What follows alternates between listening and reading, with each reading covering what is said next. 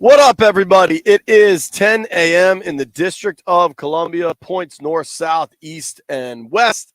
You're listening to B. Mitch Finley. He's an NFL legend, cut his teeth with the burgundy and gold. I am out in Ashburn to watch the burgundy and gold practice today. Good morning, Brian. How do you do? I'm good, brother. What's happening? When we get the stream going, I'm going to clear something up just off the top here. I am back in the field doing the show from the back of my truck. I am not, however, in the doghouse.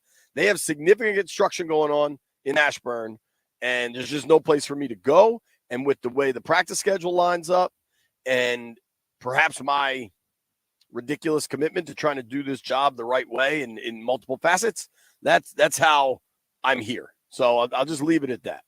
Does that sound fair? I guess. Obviously it's supposed to rain all week. You got to figure something out. It's not. Yeah, well, the only practice is today. Oh, the only practice the media gets to come to is today. So did you finally get your answers? We're just gonna knock on wood for the telephone poles, the logs as they call them. Yeah. I saw that last night. That's kind of what I figured. Yeah, I actually knew that they had some SEALs over there. And they've been teaching them this teamwork thing. Navy SEALs. Yeah. Or actual SEAls. Navy SEAls.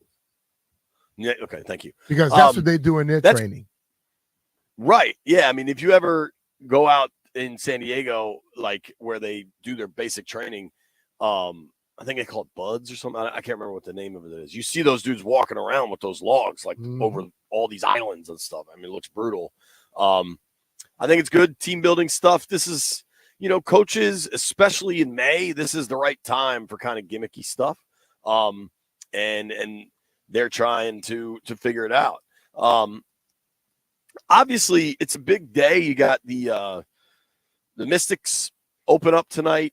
There's so much going on with the football team, like excitement, like there's a lot going on, but then Ted Leonsis goes on the Junkies this morning, and not that it was a surprise, but I was appreciative, and what has long been thought is now been said that Ted wants to buy the Nats, wants to have year-round programming for Monumental Sports Network. I mean, B, you and I have worked for the predecessor of that network for years, and the biggest problem for whatever it was called, CSN Mid-Atlantic, CSN Baltimore, whatever it was called, the biggest problem was we had nothing to air in the summer. Yep. And it was a killer. And I think, this new setup, if I just kind of feel like Ted wouldn't be talking this publicly about it if it wasn't kind of going to happen. Don't you think? Yeah, but that's the thing about it, man. They talked about other stuff that we thought kind of was going to happen. So in this sense, I wait till everything goes through. They can start talking. That's why I just wait. I wait, and when things start moving, then you'll know, and I start to get hyped up. But I don't believe in playing that yo-yo thing with these folks anymore. That's true. Coming up at 11:45, we're giving away tickets to see Nick Swardson, stand-up comedian, really funny dude. 11, we'll have Little Nate X join us. At 10:45, listen, man, you talk about a good moment for women's hoops, whatever it is. I believe this will be our first ever Mystics season preview. Our boy Kareem Copeland covers the Mystics for the Post is going to join us. That should be really cool. Kind of because the other part of this, as much as women's sports is really having this huge moment, are the Mystics supposed to be good? Like, I don't know. I'm asking that question. I don't know why you're asking me. I don't know. Right. So we're going to find out together. Yeah. Now, what is exciting is we also have the NFL schedule release kind of action coming down right now. Well, so it comes out tomorrow night, but more and more stuff is kind of leaking out right now. A lot of stuff is leaking. Right. And if I was in the office, if I was in the studio, I would have my big board going. Obviously, here in the field, I'm not going to be able to go with the big board. But we're starting to learn. Put it in the back of the truck. Just stand in the back of the truck. So you have to do. So Landfill is starting to play the game, and I'm proud of him here. He's starting to connect. All right, so if we know X, that means Y can't happen, and we're starting to know some X's and some Y's. Yeah. The Commanders play the Bengals, right? The Commanders play the Ravens. But we know now the Chiefs are opening the season at home against the Ravens. The Ravens, yep. And then the Chiefs go on the road to play Cincy the next week. And based on those two things, we know Washington ain't playing one of them the first 2 weeks. Yeah. But we know that much. Who did the Bengals play in the first week? We don't know that yet. We just know they don't play in week 2. Mm-hmm. All right. Now, Jeffrey, I'm looking at the stream. I think I'm back in business here. Why on earth would you choose that picture for the stream link? Defend yourself, Jeff. Why'd you find that? Hey, I needed a picture because you just dropped out, and I was like, "Oh, with the stash, I got to do it." He has a mustache.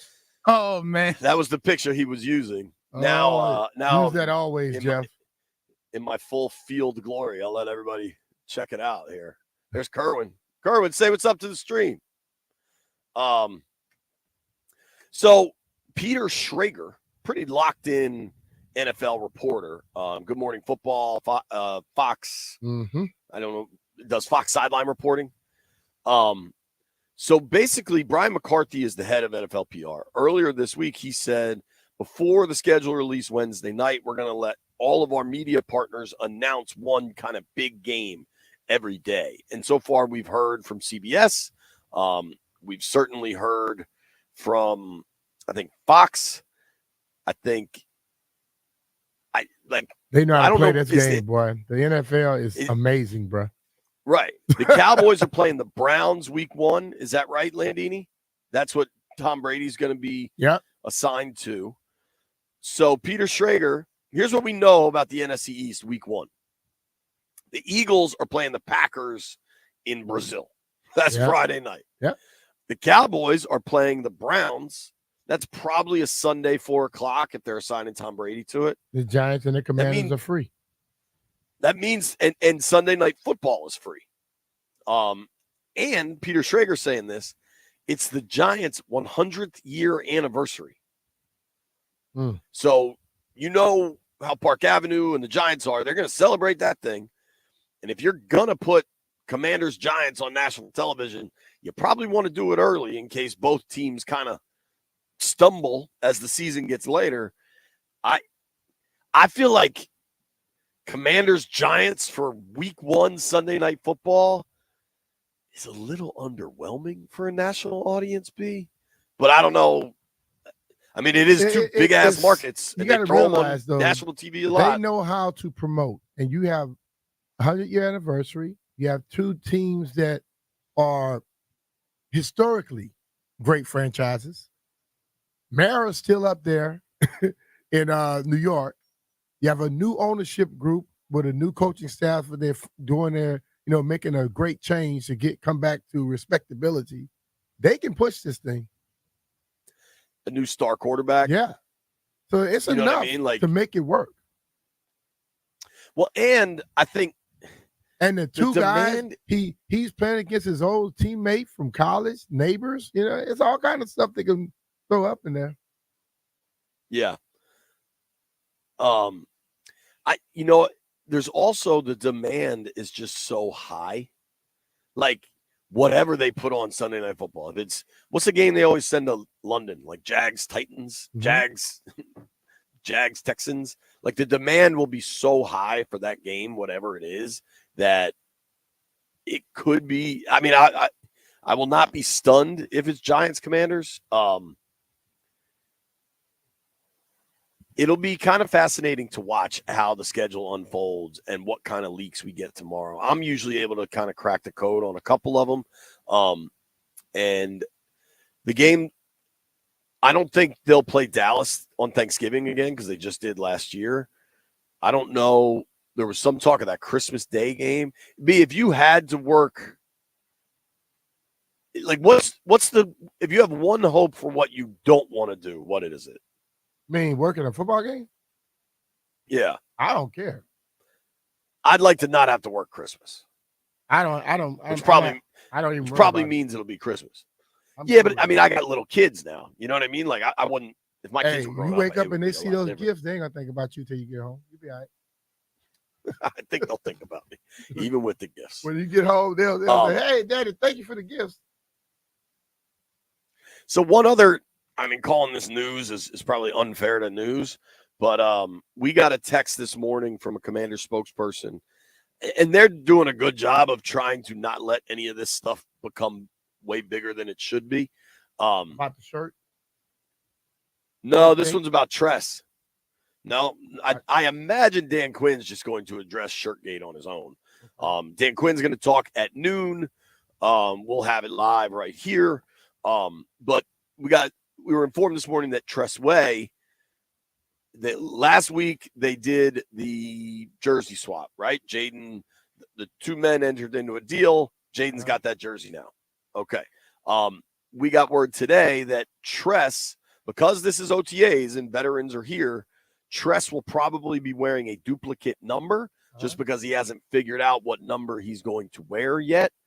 And I just think everybody should calm down. It's not a big deal. Well, you're wasting your time. You know you're not going to calm down. Just ignore them. Let's just do this. Let them do what they want to do. We don't have to talk about what they're talking about. True. Now, I have had a lot of people have made the joke. What number would you guess is the big joke everybody's making to me for Tress? Mm-hmm. People want him to be number 3, so then the back of his jersey is 3-way.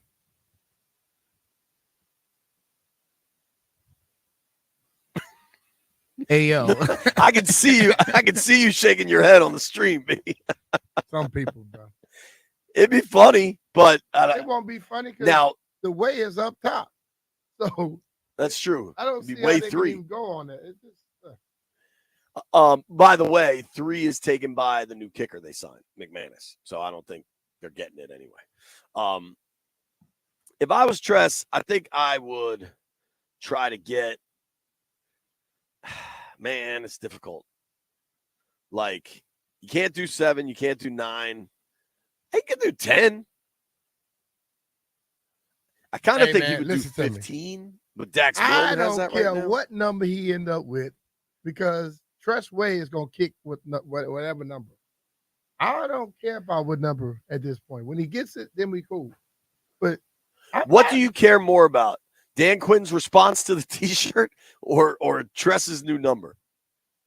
Neither one of them. Because, like, listen, I crossed that path a long time ago to where things are important in life and things are not important. Neither one of those things right there are important when it comes to what I'm trying to accomplish in my world. None of them. I tell you what, B, as we have schedule stuff coming out, we just got week 0 announced. Maybe this was already announced. Week 0, which is August 24th, dude. Florida State against Georgia Tech, and that's in Dublin. And then the next Saturday, August 31st, Notre Dame at Texas A&M. And then week 1, college football, Clemson, Georgia at noon, Miami, Florida at 3:30, Notre Dame, A&M at 7:30, and then USC, LSU Sunday night of Labor Day weekend. That's awesome. That's a slate right there, man. Anybody hear me? Yeah, I hear you. Okay, I didn't know. Yeah. I'm excited about the college football stuff. Yeah, I think that'll be great. The NFL schedule release will be fun when we get it tomorrow. Everybody will start making their predictions, and inevitably people will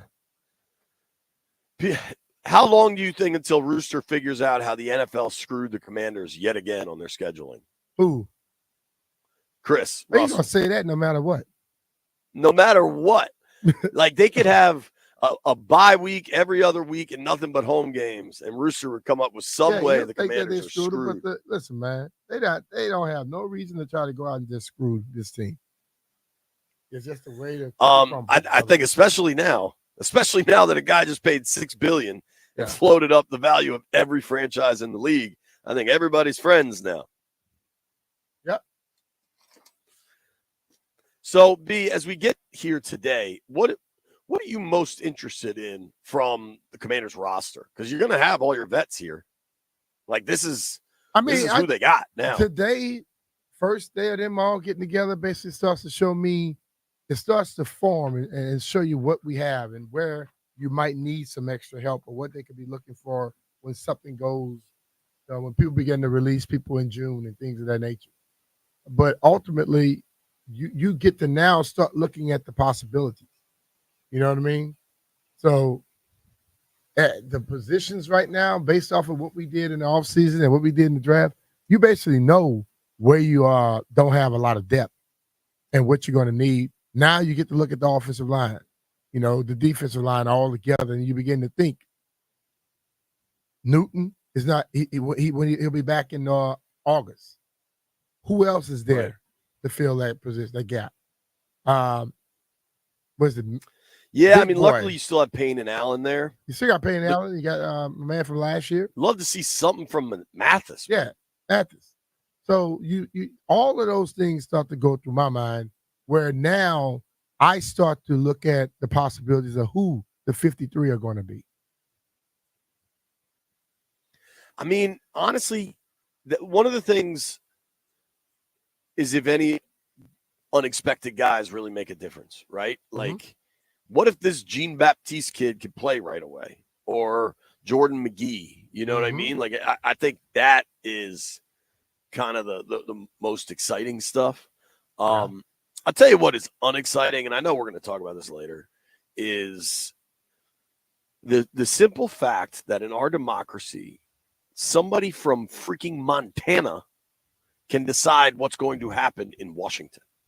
Like, I'm not getting into the politics, any of this, but just I believe that one guy is being allowed out right now, and he's going to get ran right over. We got to go through all of that, but that drives me freaking crazy, dude. Crazy. What doesn't drive me crazy, listening to football coaches talk, watching football practice. We're going to be doing that all day. Dan Quinn talks at noon. I'm going to give you live from the field at 1. Plus, we got Barstool Nate coming on, and Kareem Copeland. We're going to first ever B. Mitch and Finley Mystics season preview. Busy day. Nobody go anywhere. It's B. Mitch and Finley. Hey, it's Brian Mitchell here. Dingers, blasts, moonshots, whatever you call them, everybody loves home runs. And with FanDuel's Dinger Tuesdays, you can love them even more.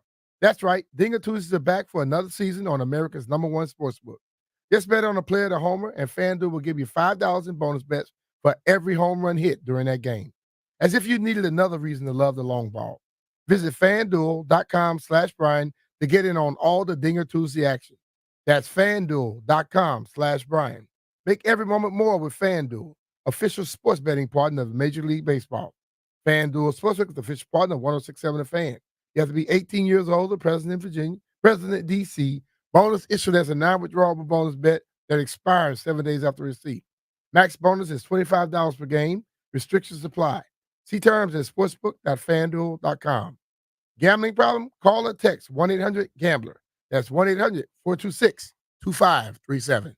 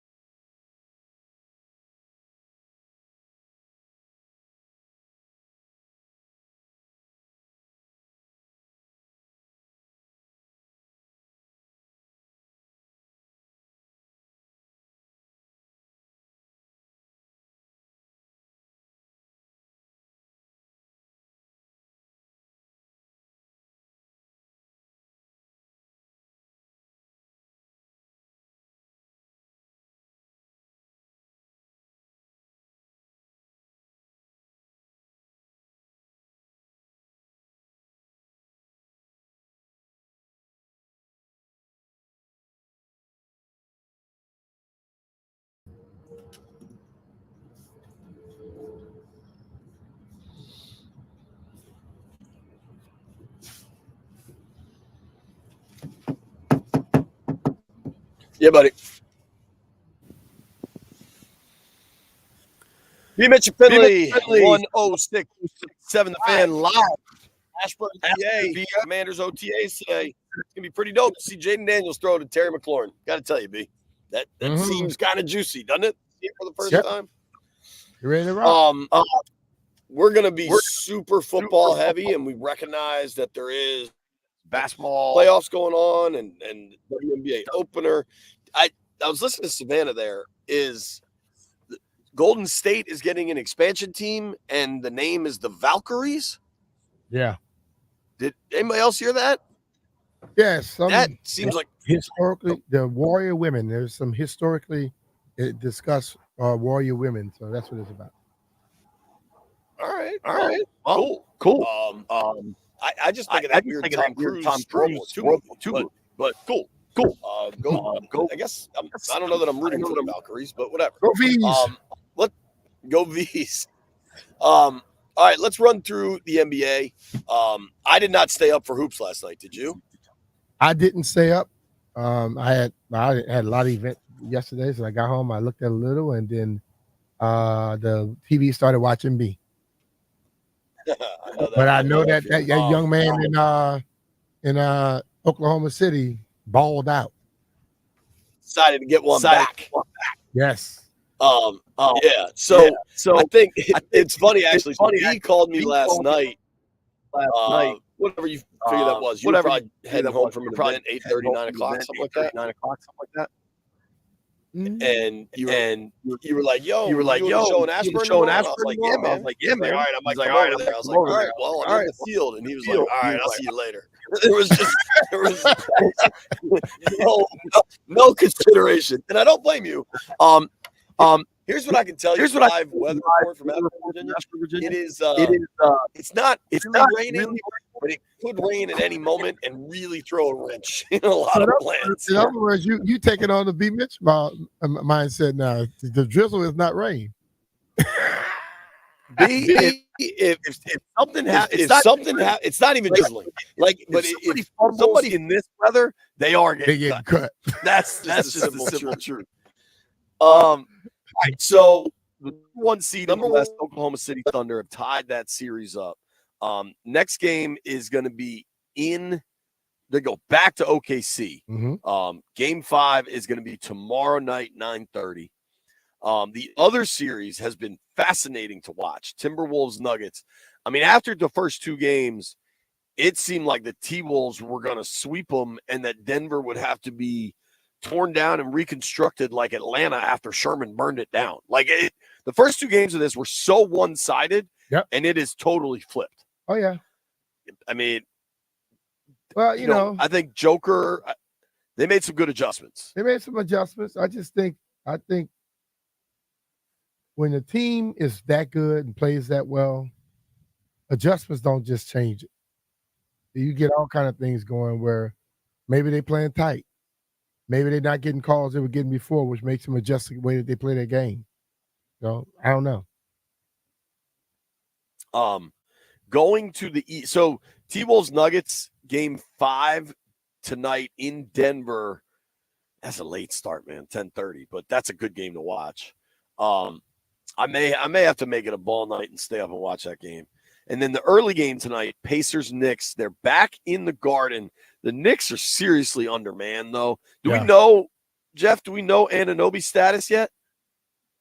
Can you look that up, please? Yeah, I can look it up. I know last broadcast when they played, they said he was in the pool, so it was highly unlikely that he'll be back tonight. But I could look it up. Like he was just chilling in a pool or like a rehab pool? What do you mean? Rehab. He was working out in the pool rather than on the court. Yeah. That means that the water is going to make him feel a little lighter, so it's not really putting that pressure on his knee or whatever. So he probably won't be playing tonight. If you're working out in a pool, seems like you're a little far away from coming back. But give me a fresh update, because I know that folks up there were hoping it was only one game. And then what I'd argue is kind of still going to be a boring series. I understand that Cleveland got hot and won, but Boston is now up 3-1. I guess that's game 5 tomorrow night back in Boston. B, I don't. Maybe Donovan Mitchell stubbed his toe or something. Are you aware of what the early line is on Boston Cleveland tomorrow night? No. This is stunning to me. What's the line? What do you think? This is Game 5 of an NBA playoff game in the NBA second playoff round. game, and Donovan Mitchell may not be playing. Minus 15. I don't know. I'm asking. It's 15.5. Hey, I'm good at Is those Mitchell numbers, out, Ken. Jeff? Well, he left the game last night. I mean, you are good at He this. didn't play last night. Okay. Yeah, so that's why it's 2 touchdowns. I mean, I kind of get that. But damn, that's a lot, bro. A lot. I think. Do you think anybody but Boston's going to win the East? I think they will. Well, let's just say you think Boston they should. They played the best all year. They mess around and lose this game. I mean, don't win the East. They're going to have a problem. Who do you think? All right, so they're all tied up. It's a best of 3 series at this point. Who do you think wins Pacers-Knicks?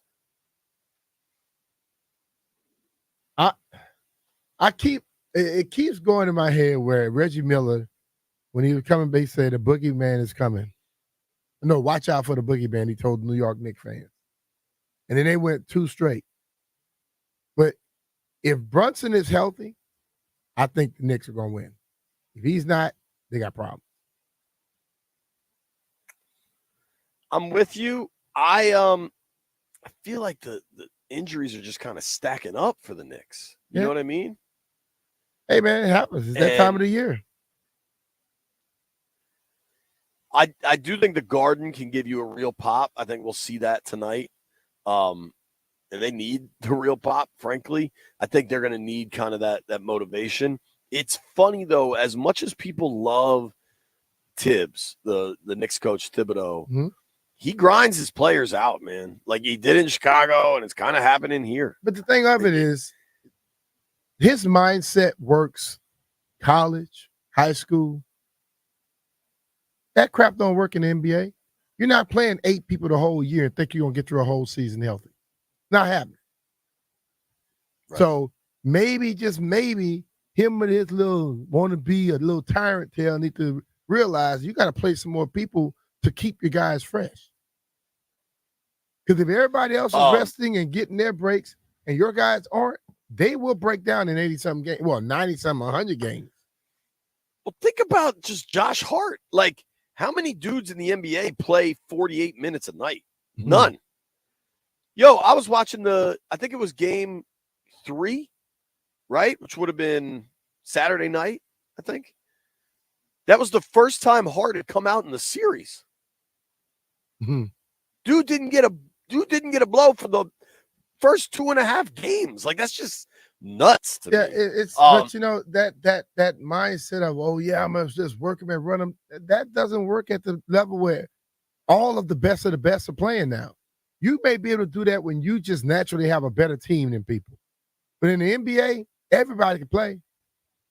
Yeah, especially at this level. I mean, the Pacers, credit to Jeff. He was early on Halliburton. That's his guy.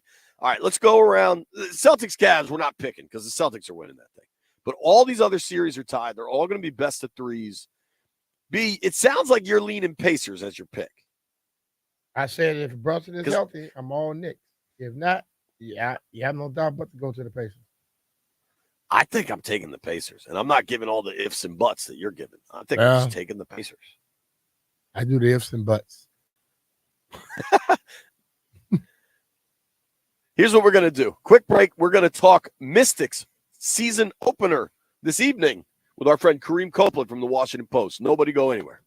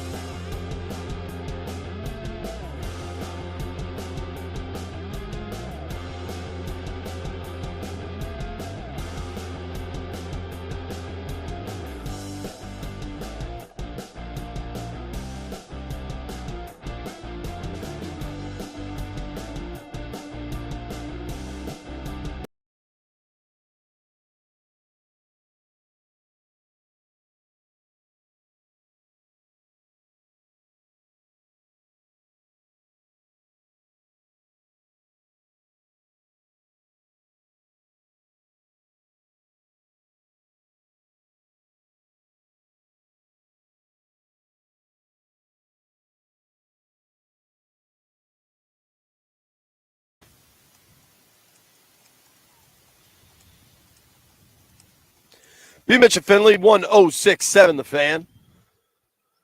Commanders OTAs today, baby. Get ready. Your Instagram, your Twitter, TikTok, going to be full of Jaden Daniels throwing the football. Terry McLaurin, Jahan Dotson is going to be exciting. But there's exciting stuff tonight for the Washington Mystics, the whole WNBA, helping us make sense of it. I believe our first ever Mystics season preview, our boy Kareem Copeland from the Washington Post. Kareem. Cope, what up, man? How are you, buddy? What up, fellas? Thanks for having me. Appreciate you. What's happening with your brother? Thank you for coming on, man. So B. Mitch, you'll appreciate this. Kareem is probably expecting a fair amount of airtime tonight. He's in the barber's chair right now, getting fresh for the evening. You know what Prime said? You know, you look good, you play good. So you know, get paid good. I had to get fresh before game one. You know how it is. What can we expect tonight, Kareem? Say that one more time. I'm sorry. What can we expect? What are we looking for? Well, you know, it's an uphill climb for the Mystics. You know, this is a bit of a transition year for them. You know, gone is Elena Deladon, gone is Natasha Cloud. Shakira Austin is now moving into a bigger feature. Her and Ariel Atkins are kind of the cornerstones of the franchise now. So it's going to be an interesting season, just in the way that, you know, nobody likes to use the word rebuild anymore, but they're retooling a little bit on the fly here. So, and this is a damn good New York team coming in that, you know, just came off of a finals appearance, and they're loaded again this year. So tonight's going to be interesting. It's season's going to be interesting. It's going to be a lot of growth from a young team. Let's put it that way. They brought a lot of people in on shorter contracts, got a little bit younger. So it's going to be a lot of, you know, there's going to be some nights where they're growing and trying to figure things out, to put it in a nice way. Kareem politely saying there's going to be some butt kickings here is the vibe I'm getting. Does that sound about right? When you've got a trio of Shakira Austin, Ariel Atkins, Brittany Sykes, I don't expect a whole lot of butt kickings per se, but it's going to be, you know, the last couple of years we've been talking about them, you know, as a surefire playoff team, and then you kind of see what happens. If they make the playoffs this year, that's probably a best case scenario, just because, you know, they're just growing. You know, they added Leah Edwards with the number 6 pick. You know, this is a team that's really kind of looking forward to 2026. They've got 2 first-round picks next year. And so this season and the next are kind of going to be, you know, growing pieces, adding pieces, watching some of this youth on this team grow. You look at the NBA, I mean WNBA right now, with all of the hype from Caitlin Clark and Angel Reese, all those girls coming from college to the WNBA now. It's a lot of hype. Do the Wizards have some of that? I know Leah Edwards was signed, but can they?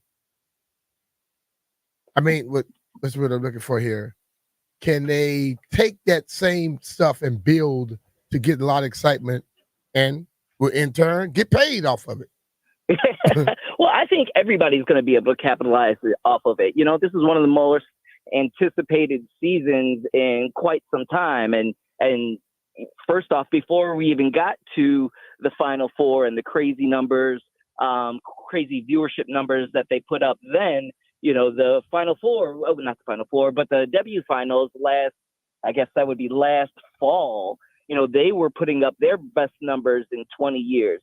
And so I think the W was already kind of starting to capitalize in that way. Then you add the craziness of the Final Four and Caitlin Clark and Angel Reese. And, you know, some of these players are coming in now with huge followings, huge social media followings, capitalizing off of NIL. So it's kind of one of those things where, you know, rising tide lifts all boats kind of thing. So even though they don't have specifically one of those people, and hey, a lot of people know Aaliyah Edwards. You know, she's coming from a UConn program that was stacked, and you know everybody knows about Gino and what they've done over the years. But I think it's everybody. I think the league wide is trying to capitalize on this. You know, they're announcing more and more business opportunities every day. Yesterday they just announced an underwear deal with Kim Kardashian's company. Yeah, so this is, everything's growing. They may not have that specific name right now here in DC, even though people shouldn't overlook Shakira Austin. It's gonna, everybody's gonna capitalize off of this, and everybody's gonna benefit off of this. Dude, so I saw that, and I think it's great. Like, I support anybody making money. Does the NBA have an underwear deal? I don't believe so. It's interesting, some of the marketing opportunities and some of the partnerships that they've gotten in the last year. And when that came out yesterday, I'm like, I don't think I've ever seen that before. But hey, get that paper any way you can. Mm-hmm. Sure. So, dude, obviously, we're talking with our friend Kareem Copeland, covers the Mystics and the WNBA for the Washington Post. You can follow him at Kareem Copeland, KareemCopeland. They've also announced that now all of the WNBA is going to be flying private. Yep. Were they just charters before, or were they flying like regular, like how you and I fly? They were fly? flying like we fly. They were flying with me. I was on their flights often because me and Annie Constable that covers the Chicago Sky. We're actually the only two in the country that do full travel with the WNBA team. And when I'd be in the airport. I mean, I'd sit next to Mike Tebow sometimes. I'd sit next to players. They are literally on the exact same flights that I was on a lot of the times. And it was so weird because I'd be sitting at the airport bar having a drink and watching players just not you, Kareem. Going, yeah, right. That's very unlike me.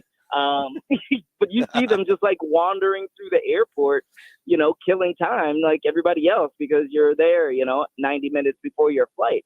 And so it was the oddest thing. And the last, honestly, the last couple years, most teams, even though that's not ultimately what you want, and it's a good change, but most of the time they'd be left alone for the most part. People would recognize them and maybe strike out casual conversations every now and then, but it really wasn't too much of a big deal.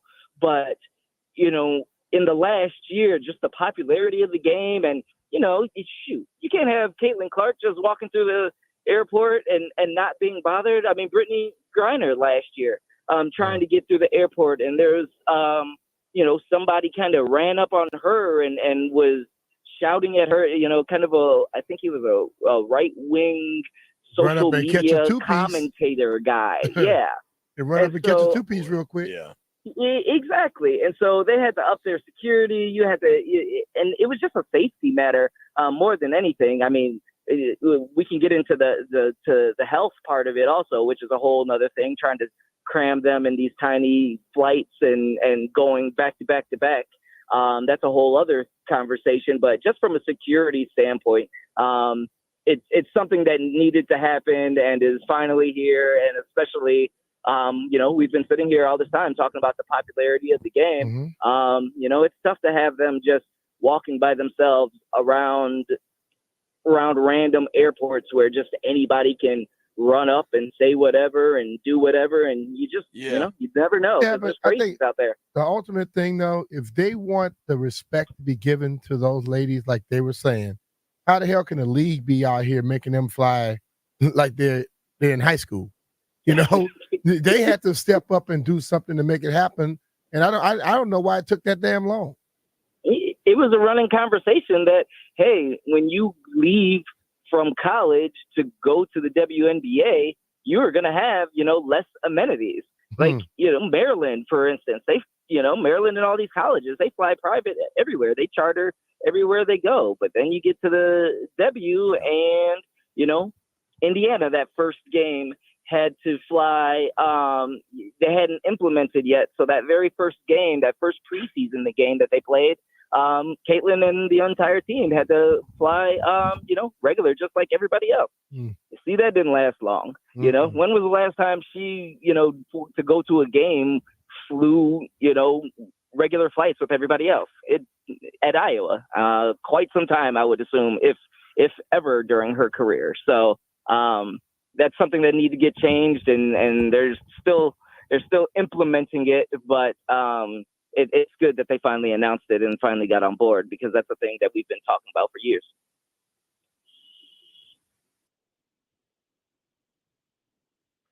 All right, well, man, Kareem, listen, thank you for joining us, man. We got to get you on a little bit more as the season goes on to find out exactly how they're faring. All right. Hey, I'm always here. I appreciate y'all having me. Just holla. All right, man. Appreciate you. That's Kareem Copeland. He covers the Washington Mystics, and hey, if they want the respect to come from everybody, hell, the people that have the league need to be showing that respect. You can't expect people to give it if you weren't doing it. Take us a quick break here. When we get back, Lil Nate X is going to be joining us. He mentioned Philly, 106.7 The Fan. We'll be right back.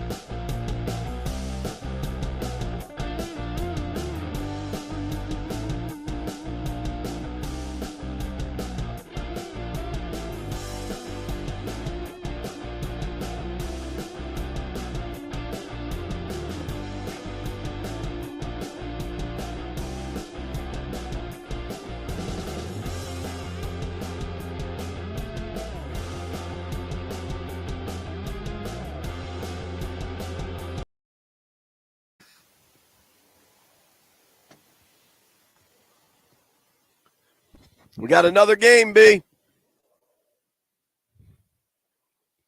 First Thursday night game of the year. Who's that? First Thursday nighter of the year. Dolphins, Bills, and you get to watch that on Amazon. All right. That should be a good one. Games keep coming out. Yeah. Yeah, I mean, that could be high scoring. Bills have kind of reshaped everything. Miami's pretty locked and loaded. We are locked and loaded to talk to our friend Little Nate X. Eric Nathan, Barstool Nate, man of many names, but only one true character. He's a solid individual. What up, Nate Dogg? What's up, my kings? How are you? What's up, brother? Oh, I'm doing good. I'm doing good. Where is Beamish, I bet you Beamish, I bet you hate that you have to log on to like Amazon and Netflix and all that to watch football, right? Nah, I just show up to a place that I don't have it. Oh, you go out to bars? Yeah. I didn't know they let old people in bars. That's cool. Nate, if you can hang out with me and keep up, then we might call you Big Nate instead of Lil Nate X. I mean, I know you do jokes, but I had dinner. I would drink you under the table. You're not going to drink me under the table. You could walk under the table. I know that. Okay. Beamish. But you don't want to go there with me. I'll put you to Stephen Carey, little tail home and tuck you in. I'll put a double move on Nate you. Score woke up and chose violence at quarterback, and then we'll go to the bar after that. I'll break your ankles on the football field, and then I'll drink you under the table. You're not athletic, and you are not good. You walk and you fall off of curbs and mess your ankle up. Beamish, you collect Social Security. No, I don't collect Social Security. Nate, shut up. Where did you come from this morning? You shot out of a cannon. Just Bruh, going at me. Nate talks a lot when he's at home in a wheelchair. It is tough to brag. It's tough to brag about your athleticism when you broke your foot getting out of a car. Listen, JP, you have to be an athlete to break a bone. We don't all just go on vacation and sit around on our fat butt like you. Nate, put the stream on right now on 106.7 The Fan YouTube, and you see me grinding in a field. I'm not catching any vacation talk today. I wanted to ask you though, seriously, what's your level of excitement for the NFL schedule release? Little bits and pieces are starting to leak out. Peter Schrager saying that maybe the Commanders open on Sunday Night Football against the Giants. Like, do you get into it? Are you intrigued? Are you trying to put all the puzzle pieces together? Yeah, like we're at the end of the day, we're all like kind of like NFL like junkies. It's just any little hit of the NFL we can get during the off season just gives us that high we need until the season starts. So, I'm not doing predictions and all of that, but it's exciting.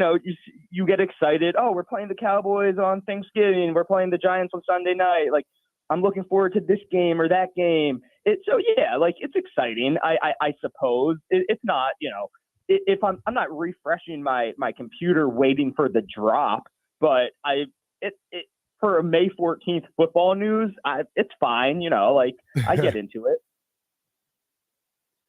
Yeah. Sure. I mean, May 14th football news. Are you way more excited? The Commanders have veteran OTAs today. It's phase 3 of OTAs. The veterans are there.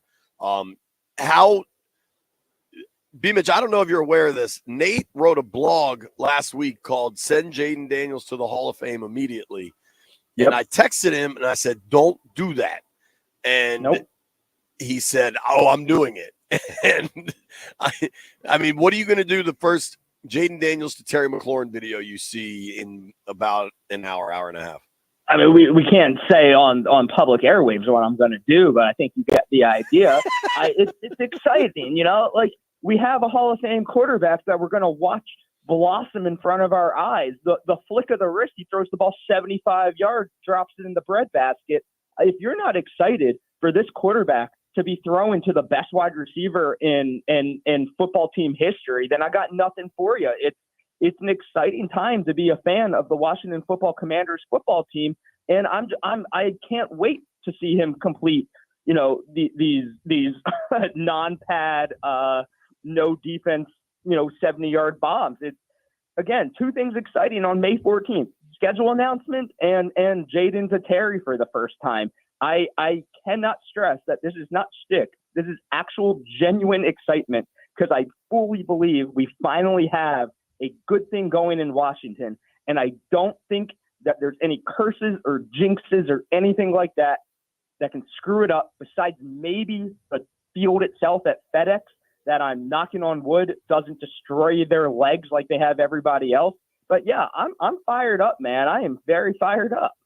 People would totally believe you if you hadn't been promoting Carson Wentz like that. Look, sometimes you just have to put on blinders, you know. You have to just blind leading the blind, as they say. If Carson Wentz is my quarterback, I'm going to support him. It's the way I was raised. We have a quarterback, that's my guy. John Beck, I put in the Hall of Fame. I'm going to help you out a little bit. How about let the people just get on the field and start doing real stuff before you do it? The head coach wouldn't even go there. He's like, look, man, anybody can win. Anybody can win this rookie minicamp. But he gets excited about a little thing, but pump the brakes a little bit. I won't pump the brakes. I will never pump the brakes. That's a promise. So I mean this seriously. We're talking with our friend Barstool Nate. You can follow him at Barstool Nate on lots of different platforms. I guess I have to stay seated for the stream, huh, Jeff? But when you were doing the Wentz stuff, like I would often text you after our weekly conversation and be like, dude, are you doing a bit? Like you can't actually believe in this dude so much. B and I would talk about it. And I still think you were trying to lock your brain into a place where you could root for Carson Wentz, right? Yeah. I don't think you're doing that here. I don't think like the organization had to try to lie to themselves. Like, all right, Carson's our guy. Like everybody kind of had to try to lie to themselves. I don't think that's what's happening here at all. Like, I think there are real reasons to be excited. And Jaden does throw a really pretty ball. Like, I think there's all that sort of stuff to be excited about. And yet my only caution is I think there's truly reasons for excitement, but I think it's a misstep if we get too far down the quarterback savior road. Like, I think we're better if we can ease our way into it. Mm-hmm. Yeah, I know what you're saying. I understand. And in reality, we leading up to the draft, we had this conversation a ton, that it's really hard in the NFL to get a guy at quarterback. It's extremely difficult, no matter how talented the guy is in college, how high you are on him, how good his stats were, you know, in the SEC, whatever. Going from college to the NFL at quarterback is the hardest thing you can do as a professional athlete, in my opinion. So while we can temper our expectations about Jaden, I refuse to. And the reason being is, as an adult, I have never seen a good quarterback in Washington. So I will never sit here and say, oh, this might not be the guy, this might not be the guy. Because you know what? What if he is the guy? I want to be leading the bandwagon when Jaden Daniels throws for 4,200 yards, runs for another 1,000, and takes us to the Super Bowl. I don't want to be the guy sitting in the back seat, scurrying out of the hole week 14 and being like, oh, can I start cheering for him now? No, I'm a day one guy, ride or die. I will fire 10,000 3-pointers and just hope to make one of them.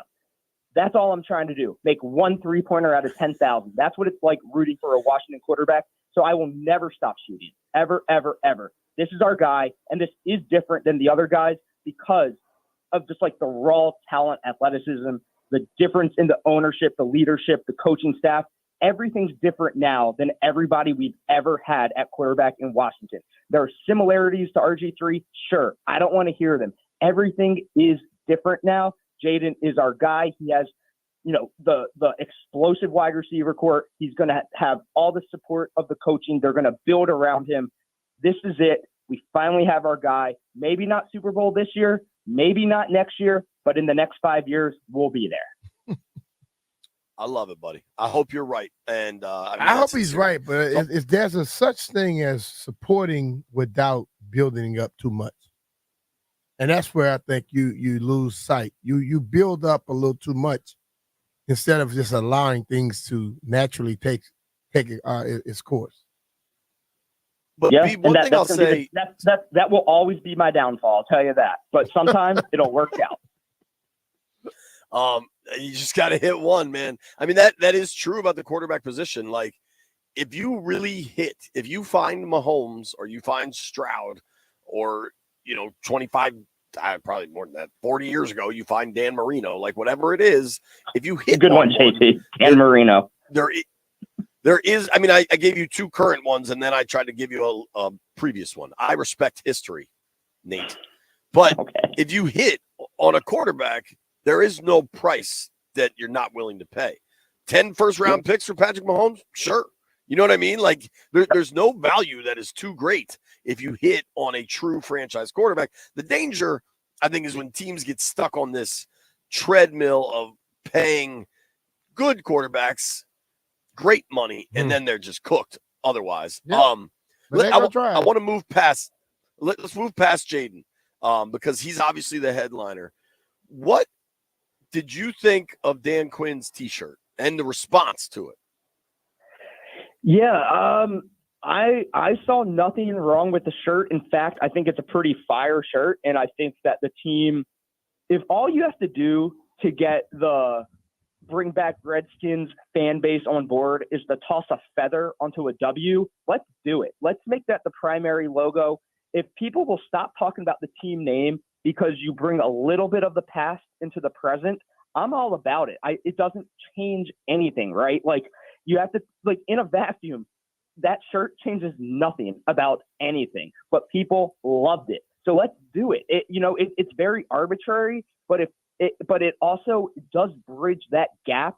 That tiny little thing bridges such a gap with the old school, new school, indifferent fan base, and it's still divided to this day. We see it every single day. People arguing to the high heavens about the team name that, as far as we know, isn't changing anytime soon. So yeah, let's embrace it. Let's put it on there. Keep the name as is, put the feather on there, build that bridge, and move on. It seems like Dan Quinn accidentally solved this inner fan crisis that we've been trying to solve for the last few years. I think it's great. I see no problem with it. B, did you hear Doc's reaction to the shirt yesterday? I know you had the golf tournament. What do you say?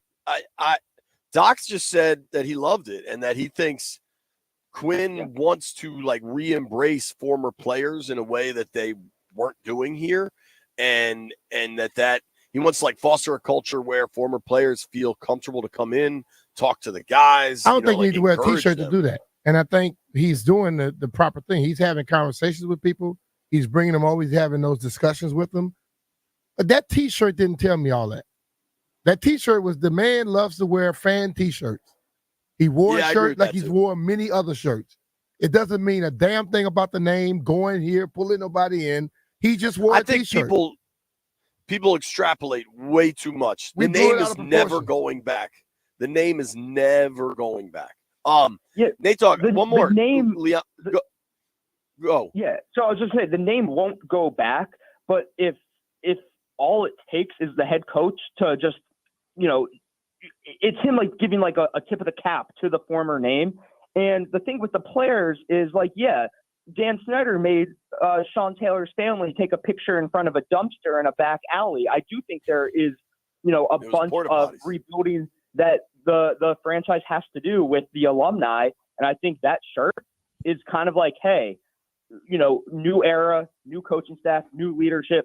Name might be different, but community is the same. And I think that one little gesture will go a long way.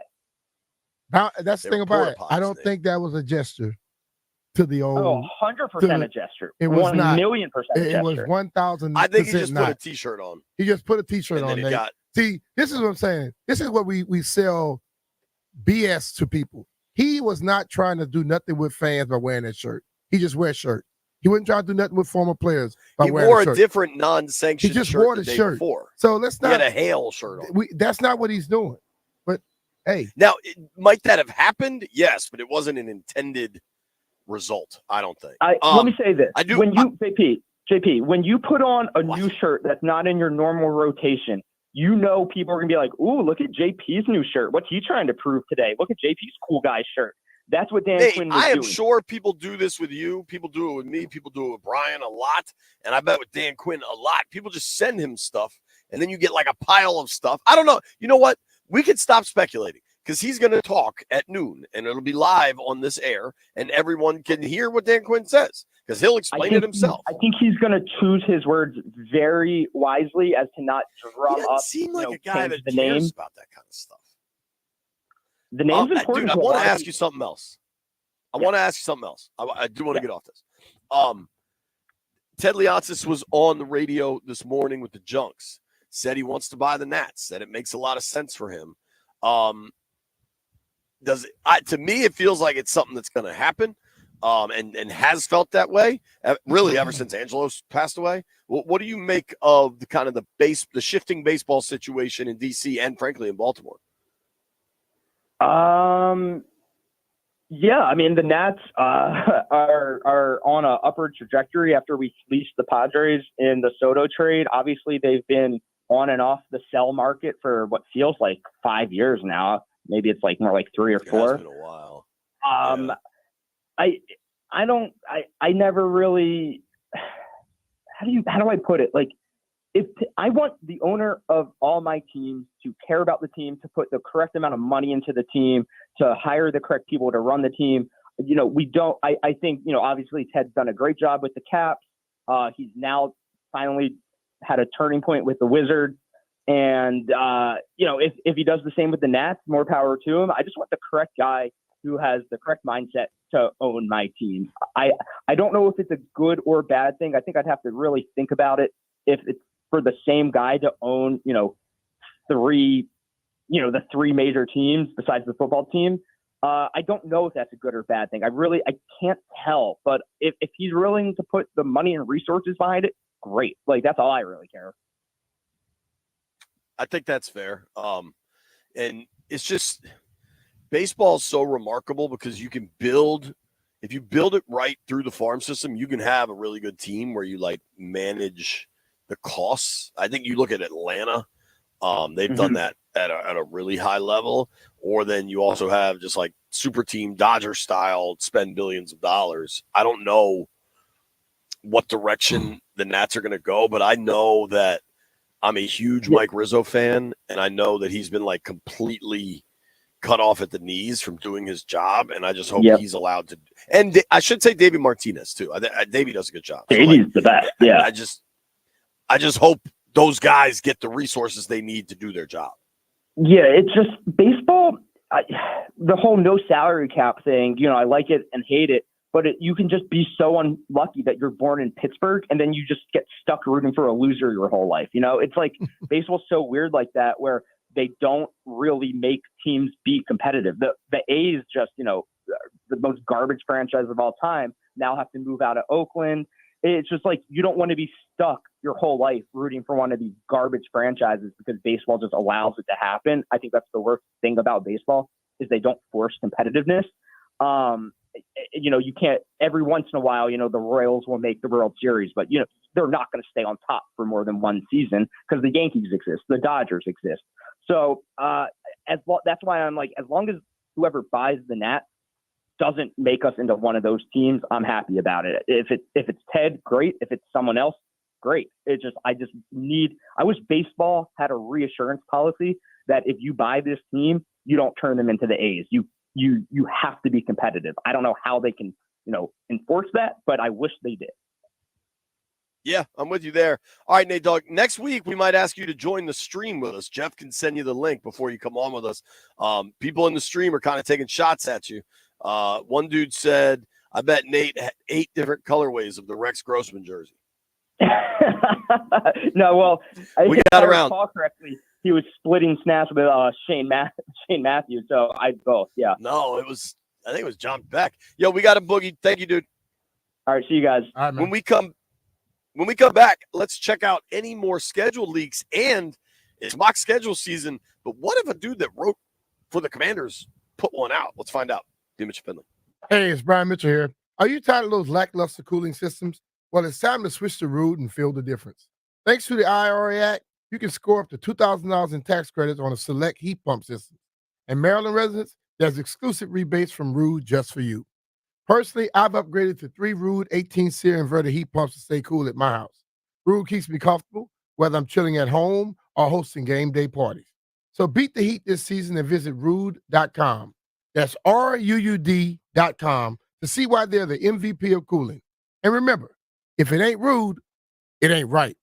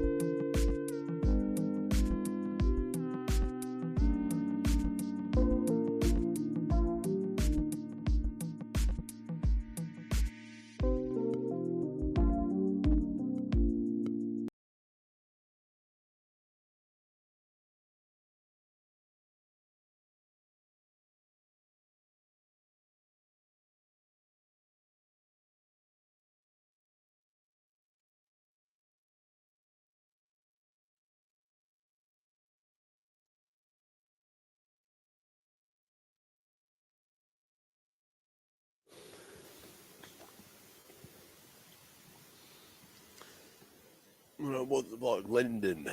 B. Mitch and Finley, 106.7 The Fan. We got NFL schedule release fever. I don't know if you can feel it. It's not indigestion. It's schedule release fever. Dan Quinn set to talk to the media in about 26 minutes. We will air that live right here on 106.7 The Fan. Later today, Cliff Kingsbury is going to talk at 2:30. Players should be talking as they come off the field, all that. Rev T just said in the chat that I look like a young white Tiger Woods. I've been called a lot of things. I've never been called that. B, did you see the Tigers rocking the goatee, trying to look like you now? I dropped it in the chat. There's a picture. You just dropped it? No, I put it in there. I don't know. I see it 30 minutes ago. Did you see it? Did you see would someone say you look like riding a bike in the chat? I couldn't get the video to open. It's probably a bandwidth thing. Yeah, you might want to open that up. I'll check it out. Zach Selby is content creator for the Commanders. He works for the team. Zach's a good dude, smart guy. You should follow him on Twitter if you want. But I find it a little interesting. Selby, senior writer for the Commanders, put out his own mock schedule. Oh, he did? Now, any mock schedule discussion requires paying homage to the godfather of mock scheduling, Kevin Sheehan. And I think the mock schedule world has gotten so nuts that Kevin doesn't even like to do it anymore. I don't know exactly. But considering Selby works for the team, we're going to run through this mock one. Okay. We've heard the speculation about Commanders Giants maybe being the Sunday Night Football opener. I can understand it. I just find it hard to believe that the Sunday Night Football opener, you got Carrie Underwood and all of NBC going with Commanders Giants. I find that hard to believe. We'll find out. Think that history, man, and then they have enough that they can promote this game by. And it's a new year. You never know. Well, and what I've heard before, hell, you remember a couple of years ago when it was the 100-year anniversary of the NFL and they played Packers-Bears to open it. And just so the game will end 3-3, I think it'll be okay. Right. Well, it's also like if you're Sunday, no matter what, because it's the opener, maybe you wait and you want your best games in November and December and October, you know? Mm-hmm. All right, but that's a common theory out there is that Commanders Giants could be the league opener on Sunday Night Football, which would be pretty wild. Zach Selby writes for the Commanders, and this is his mock schedule. Home opener, Jaden Daniels versus Caleb Williams. Caleb back in his hometown. Commanders hosting the Bears. It could be kind of juicy. The Washington, though, has started at home at least the last 2 seasons, I want to say. Mm-hmm. Maybe even 3 in a row. Is he saying that's going to be the first game or the home opener? He's saying the first game. Okay. Commanders, Bears. Yeah, the Washington's had home openers 3 straight years, maybe even 4. Dude, they've had 4 straight season openers at home. Hard to believe they go 5, right? Hard to believe it, but before that, they were always on the road. The last time Washington opened on the road, Jay Gruden was the coach, and it was Terry McLaurin's coming out party. Mm-hmm. Remember that game in Philly? Yeah. Case Keenum was dealing in the first half. It was. So it's been a while, which makes me feel like it could be on the road. Week 2, Selby has him going out to Arizona. Kind of nice to get that big travel out of the way. Week 3 at Tampa. That's a tough little 2-game roadie right there against some good opponents. All right, Week 4, Commanders at Ravens for Monday Night Football. I could see that. I could see a Washington-Baltimore game getting prime Lamar time and Jaden. Yeah. Mm-hmm. This game sounds kind of boring. Commanders, Titans, Week 5. And then this would be the first NFC East game per Selby's predictions, not till second week of October with Philly coming to town.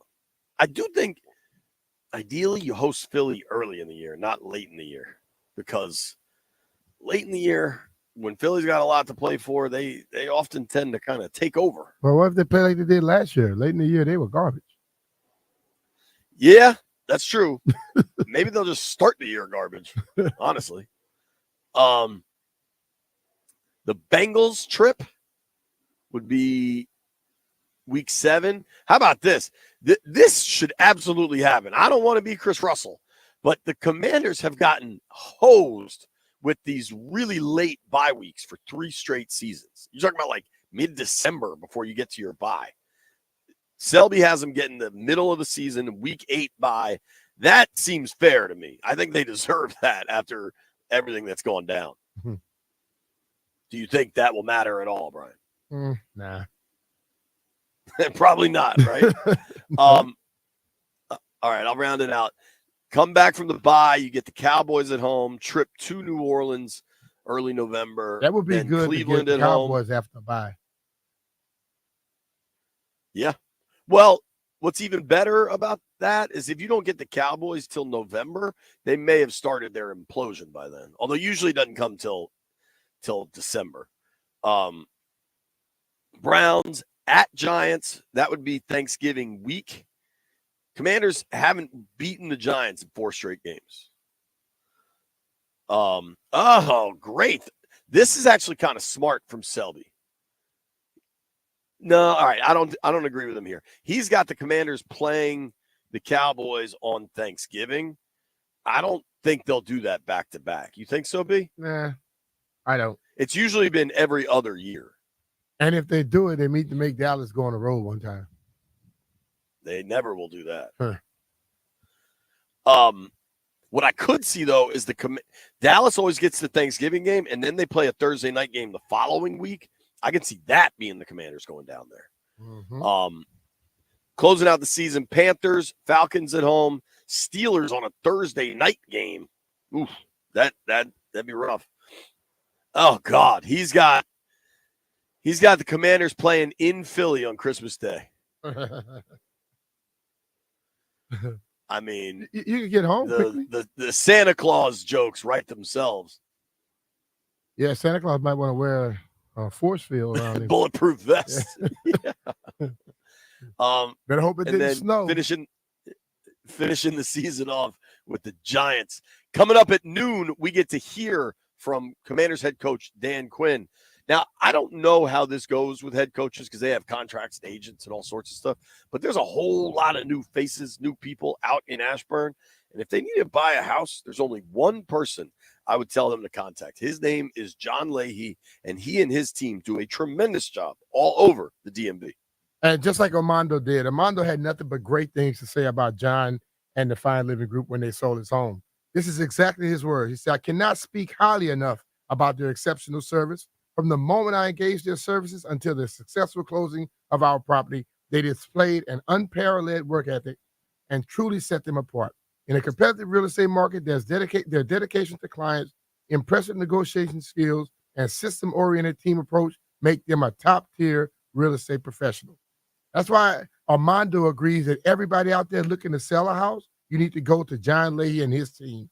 If you're looking for a similar home selling experience, Jonathan's guaranteed offer just might be that for you. John Leahy, we talk about John Leahy and the Fan Living Group of eXp Realty. Go to johnsellsdmv.com to find out your home's value in mere seconds. It only takes a few seconds to request an instant cash offer also on your home at johnsellsdmv.com. John offers you flexible fees, customized to your needs, and he knows that life happens. So if needed, he will let you out of your contract at any time. Here's the thing right now. Everybody understands that the housing market is just bananas, completely out of control. And if you want to get in on that, you want to sell your house for top dollar, but you know it needs some upgrades, call John. He and his team can help you get that money up front to paint or fix a bathroom, whatever it is you need to do. And then you can just settle up with John on the back end at closing. Stuff like that is what makes a difference when you are trying to get top dollar for your home. Call John today, 301-900-3052. Go online to johnsellsdmv.com, or what's even easier, just Google John Leahy Group and start packing.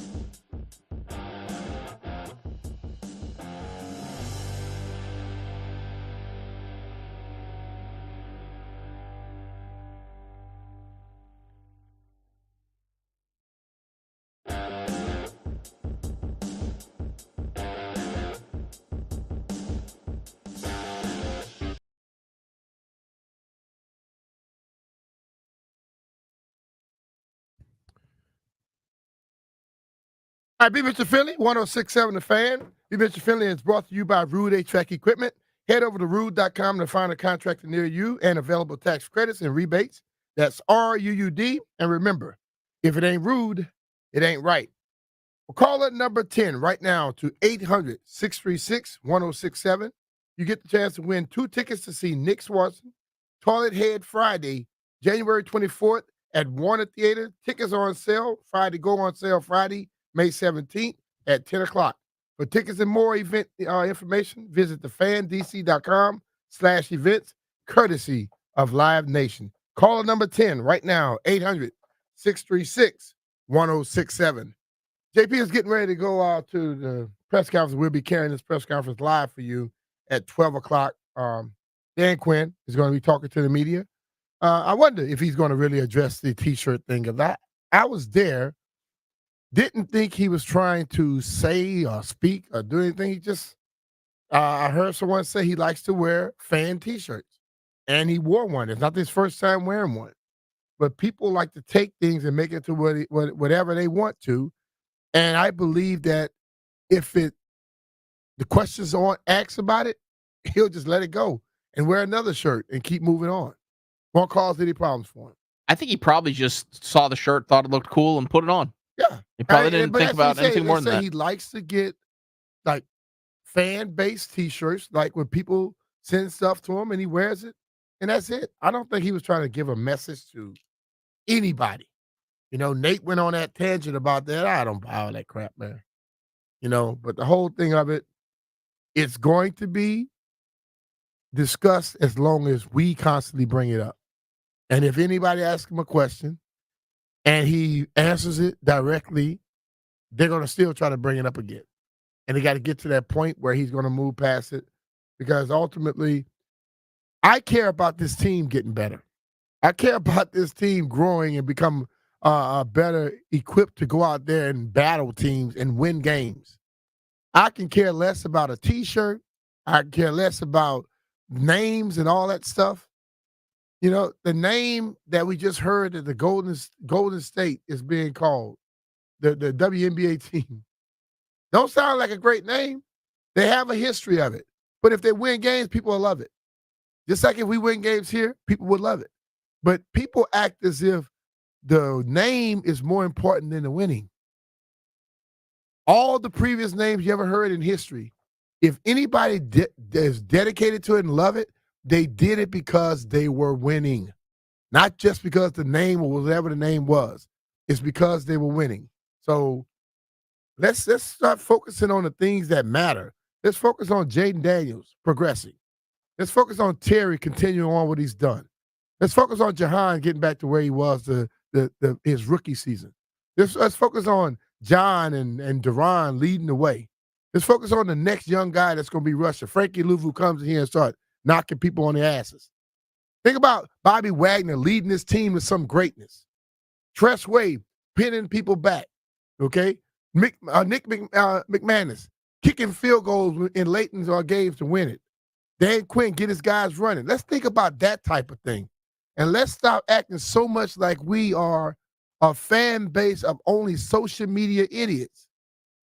Let's think about playing some damn games and worry about the things that truly, truly matter. Because I'm serious. It gets to a point like, I love Nate, but I wanted to take off the headset and stop listening to him because it sounds like a whole bit. And that crap gets on my nerves sometimes. I'm being totally honest with you. Because we can focus on things that are important without having everything to be something that's going to be a little blow up type thing.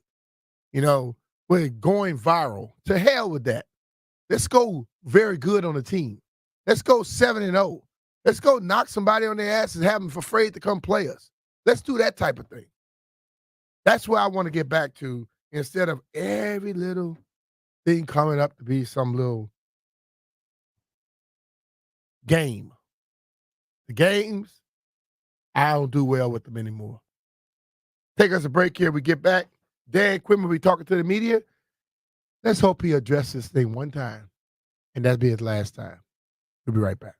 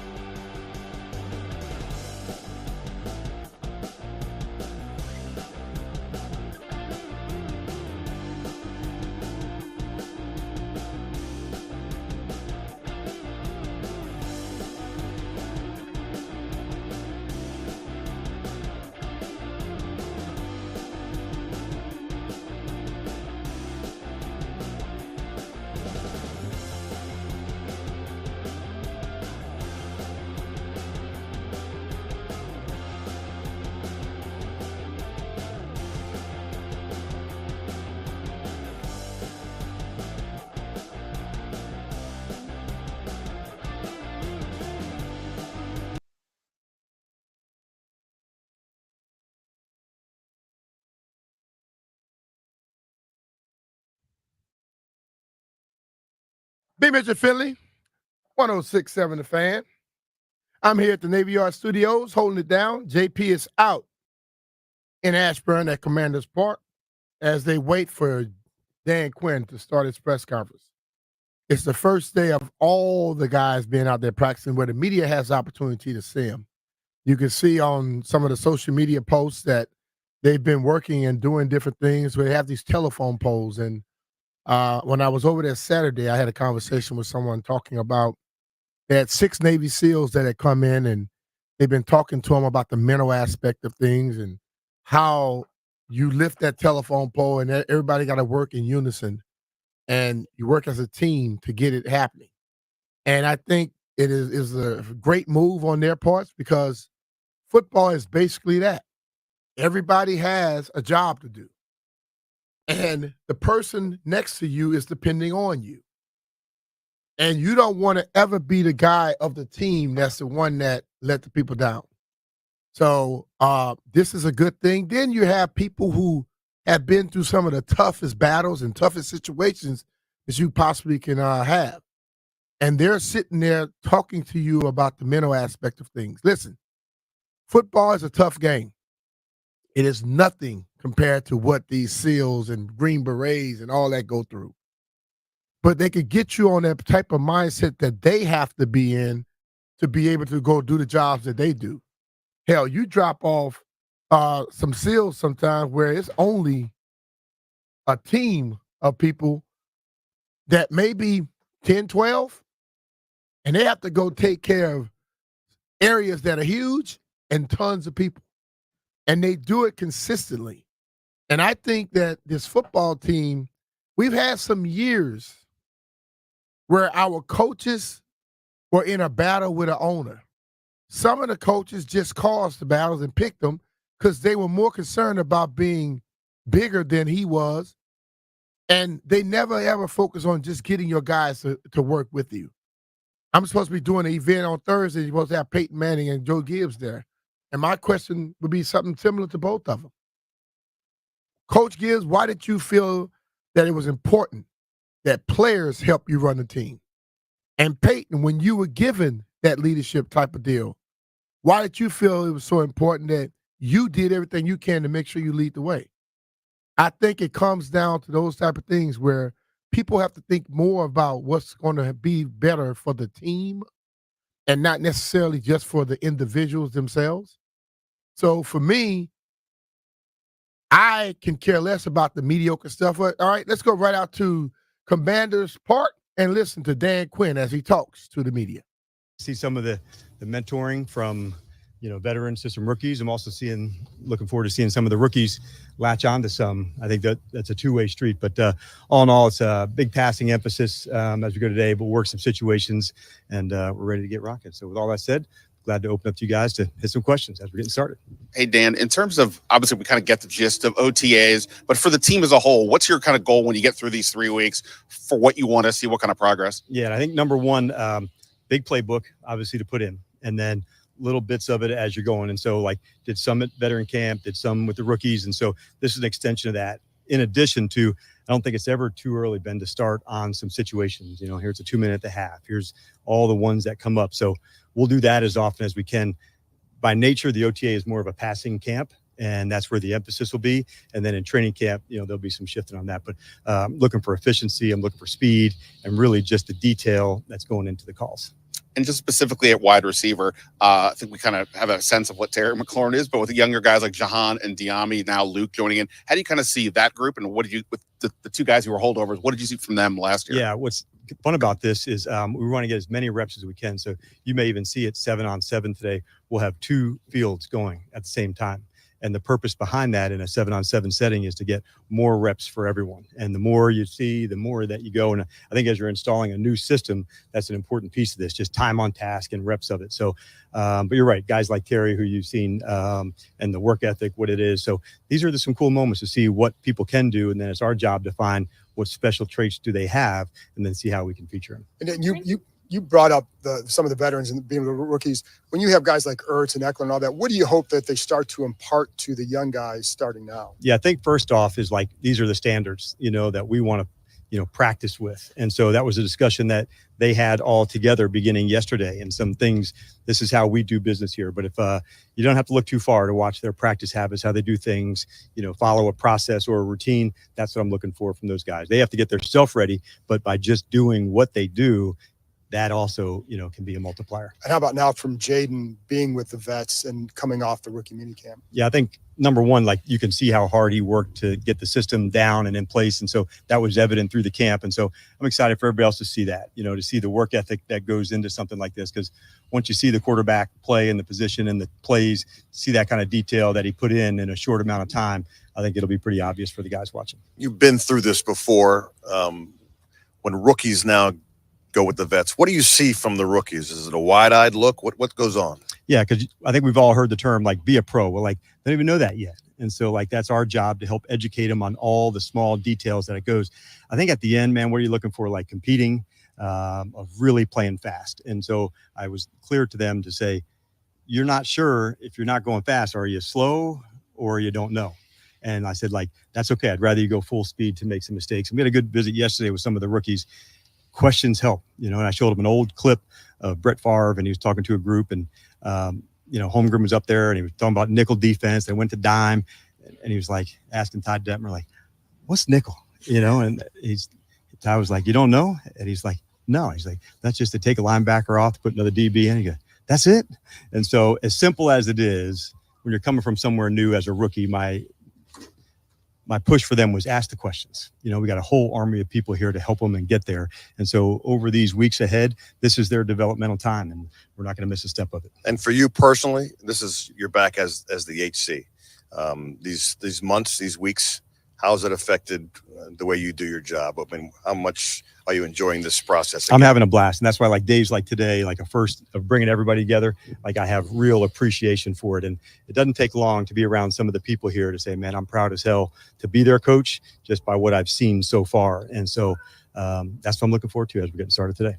What's the process of installing the offense, and how much can you accomplish, each day? I think it's a more of a passing emphasis. So what we do is we do some runs and some blitzes, at a jog through pace, so we can get as much of that as we can, knowing that a lot of the out, on the field portion is going to be pass emphasis. So we kind of split it into two ways, and then systematically put it all the way through 9 OTAs, through 3 practice at minicamp. So we just want to make sure we're hitting the right amount at the right time, but a lot of situations to cover so far.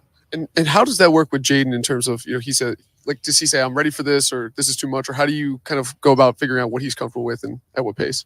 Can you repeat the last piece of it? Yeah. How do you figure out, how to get him where you guys need him to go? Right on. Well, I think reps, that's where the main thing is. How do we have reps for this? And so if we know that we need extra reps, that's what we do. And so that's part of why we have 2 spot drills where we get extra people to do that. What intrigued you about Frankie Luvu when you signed him, and how do you kind of see him fitting into the defense? The question was regarding Frankie, and I thought first things first, I saw, really aggressive play. This was a fantastic blitzer and hitter, and we really wanted to make sure our identity was a real part of that. And so Frankie represented that.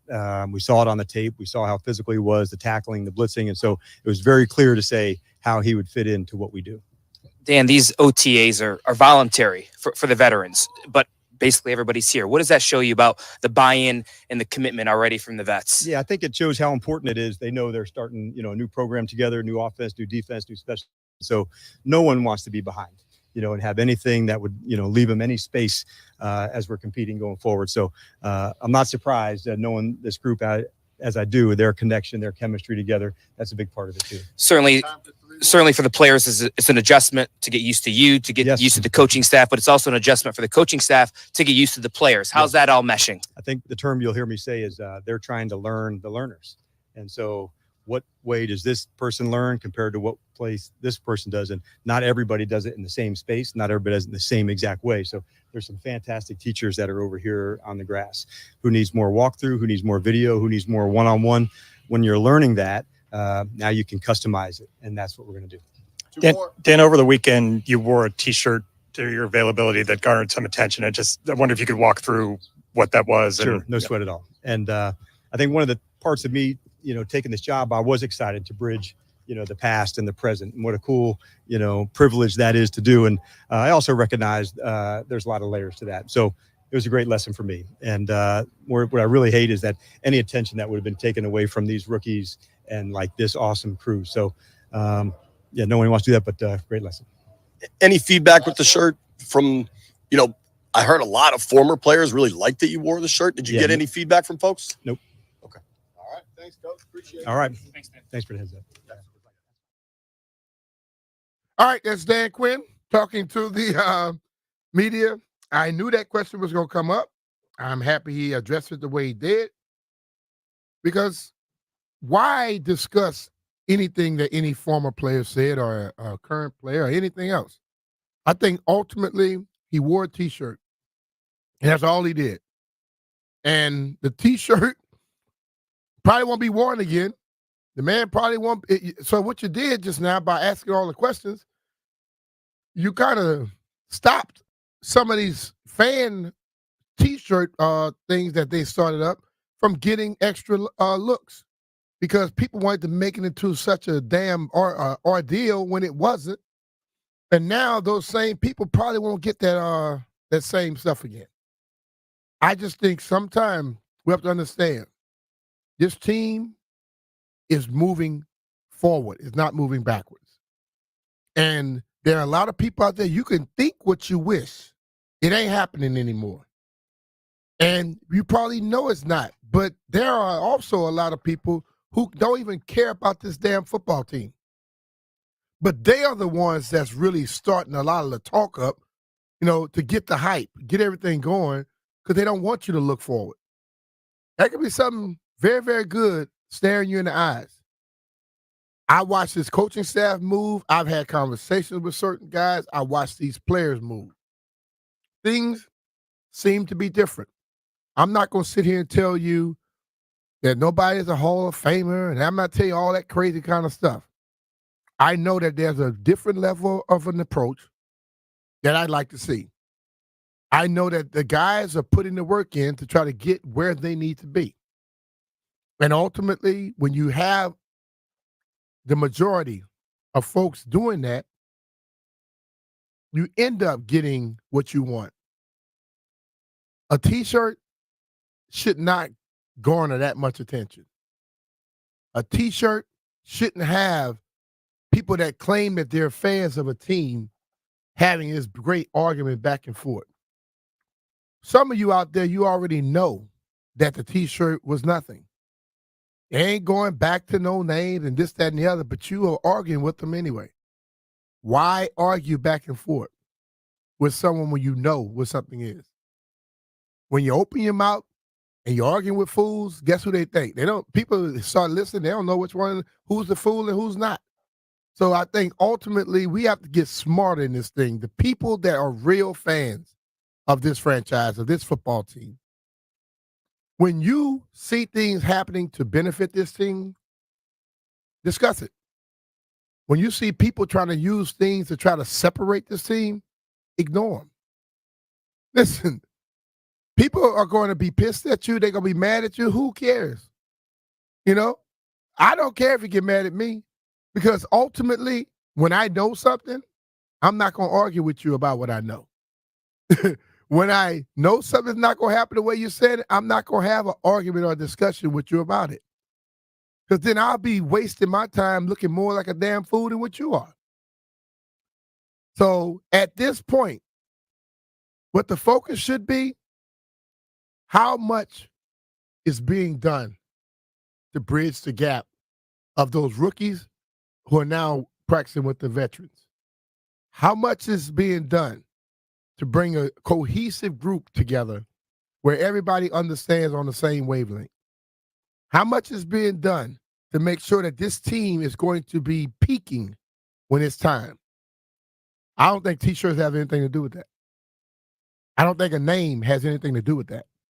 I think the effort, the leadership qualities, and those who are leaders, I don't care if you're a rookie, I don't care if you're a 12-year, 14-year guy, 5, 6-year guy. If you are a leader, be that. Because leaders don't have to be told to lead. They lead naturally. Leaders don't have to be ones out there say, hey, man, you know what? You can lead now. If someone is telling you you can lead now, guess who the real leader is? He is, not you.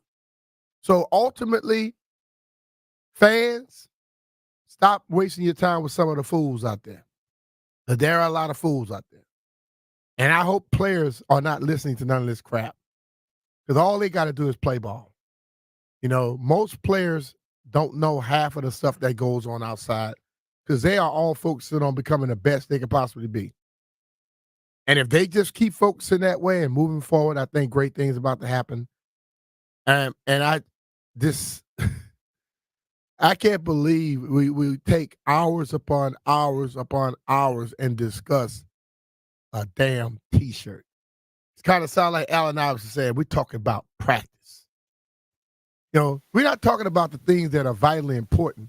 We're talking about things that have no importance whatsoever. And we're making it to big stories. And we do it too much around here. You back, Jay? Yeah, I'm back. I also think that wasn't just around here. That got co-opted into like a political thing, and Pro Football Talk goes crazy with it. But, you know, that's what I'm saying. But we got to stop worrying about what See, this is my thing.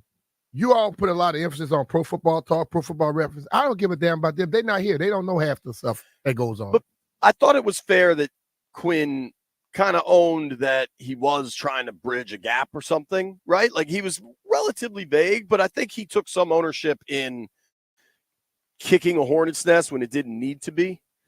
And I think, honestly, that's a lesson. He said that's a good lesson for me. I feel like in 4 years, Ron kind of still never saw that when he continuously misspoke. And it was never something like this, which becomes something else entirely. But, like, I don't know. You know, I thought his answer was honestly pretty fair. It was like, yeah, dude, I thought I was just wearing a cool T-shirt that some folks would like, but it was something else entirely, and that's a good lesson. Yep. I think ultimately the question you asked him, like, any feedback?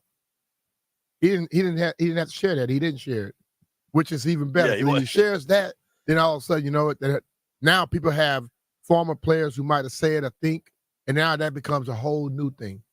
You know what I mean? So to roll this thing like a attorney-client privilege, that's all the people need to know, the people that talked about it. Brian, let me ask you, do you think there was any feedback to the T-shirt? From who? Anybody. I didn't say specific. I just said any feedback. I think it was probably not necessarily feedback, but like just in this town, if you do something like that, you're gonna probably have to deal with extra crap. Well, I've said repeatedly that I think, you know, people talk about the DC media. I don't think it's particularly critical, but I do think that it has like political leans more than any other areas. Yeah, political leans, but we also have some people in our media that's what they want to play. They want to play all of those little tidbit things like that. They rather play that than just let's ask a question about some stuff that really is important. I'll be honest, the setup right now, and I understand there's all this construction going on, it just sucks because you can't really like stand there and talk to them because all the cameras are in front of them, and then everybody's off to the periphery. And Dan Quinn's been very clear he doesn't like people to his sides, which I understand, but then there's like kind of nowhere to go, and there are people certainly angling for exposure and whatever. Like, think about this is now since the draft, probably the third time he's talked, right? Something like at least the second. And he's a defensive coordinator. Like, he's a defensive guy. We continue, like, he's getting asked about a rookie quarterback, understandably, and now this stuff. Like, I wanted to ask him about John Allen, Deron Payne are supposed to be anchors for you. How do those guys fit in? Like, there are actual football conversations you'd like to have that you just don't get the opportunity. And it's personally kind of frustrating. Yeah, I think, but he's a head coach. And he has to answer everything. He's a head coach. I understand he's a defensive guy, but he's a head coach. Then it's just going to be questions about Jaden until September. And they may be, but I'm saying, but the thing about it is this. If you want to ask about the defensive side, the moment you get your chance or anybody else, ask about the defensive side. You can take it away, but I think what people do, just like the NFL draft, when one position start being drafted, everybody start drafting that position. If I want to know about the defense, when they ask about Jaden, I'm going to the defense over and over again. Yeah. And nice to I get the opportunity. guarantee you, That's all I'm gonna he say. would be even happier about that. I know it'd be. I'm gonna unless we have an ad read. Let's go to break before I get frustrated on air. And I'm gonna walk down to practice at 1:00, and we will be able to watch what's going on. I think we'll get some 7-on-7. One thing that was interesting, B, he said he wants to run concurrent 7-on-7 to maximize reps. I guess you can do it because you have a 90-man roster. That's a lot of bodies flying around. But you got them on. You can have both of them on the same field going. They out. got multiple fields. Yeah, but they have multiple fields. They can do that. But if you get to the 50-yard line or the 40 on each 40, and you going out towards the goal line, you can do it that way too. But that does allow more people to get more reps. Yeah, and I think because like the CBA, the agreement with the union and the teams, like their time is really limited and can only be allotted certain ways. And I think that is kind of telling with, I mean, dude, their practice, I think, is only an hour and 15 minutes. Mm-hmm. And I think that's what they're allotting to specific practice time, but they get to spend like the whole day here. So they have these guys in the classroom and stuff. It's interesting. It's definitely a new day in Ashburn. I think DQ handled T-shirt Gate pretty darn well, even if it was kind of his own creation. We'll be right back. You'll listen to B. Mitchell Finley.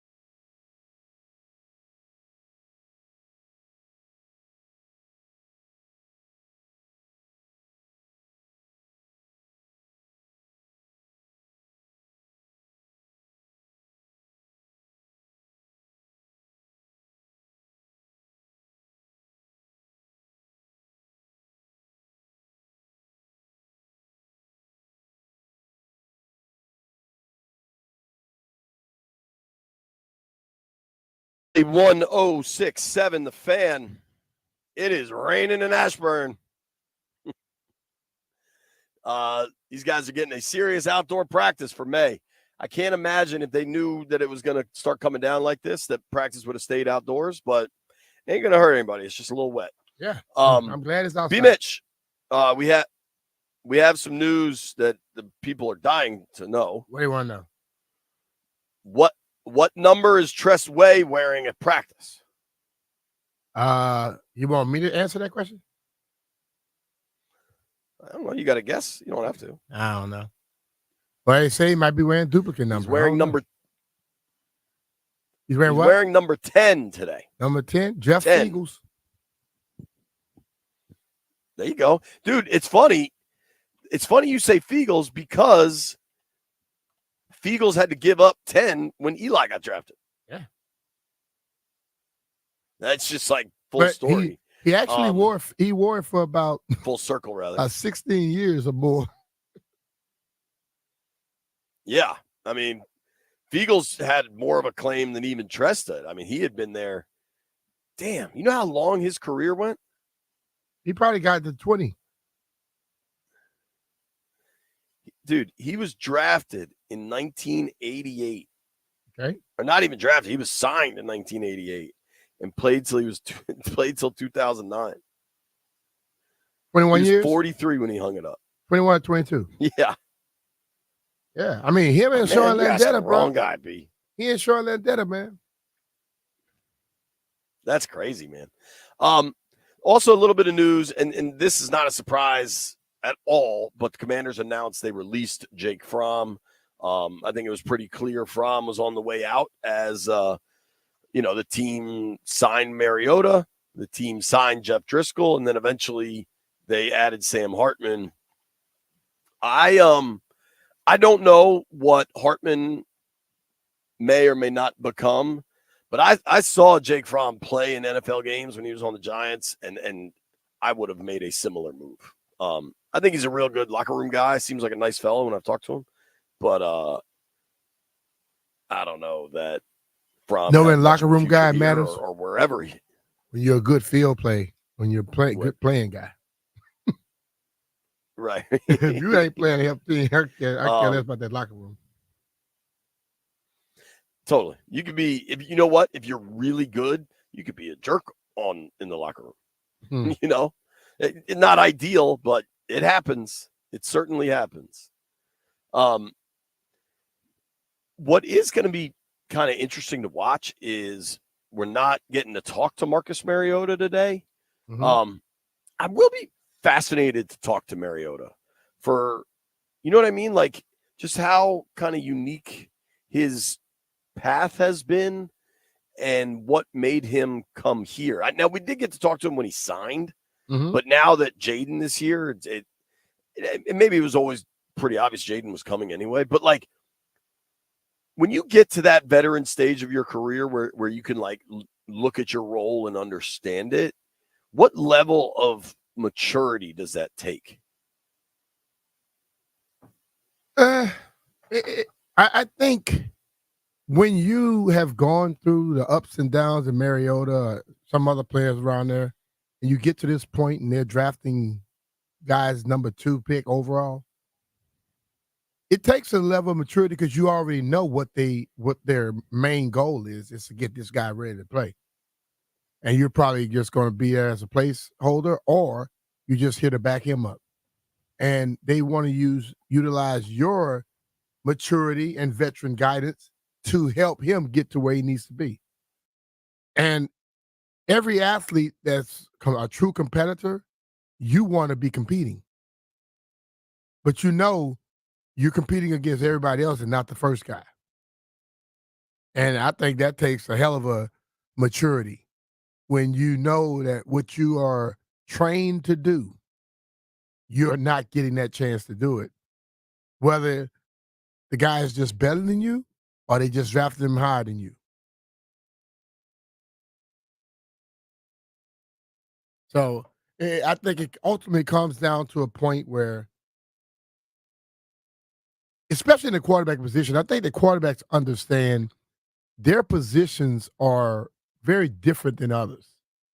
When you're any other position and the guy they draft may come in, they still want to see a level of competition.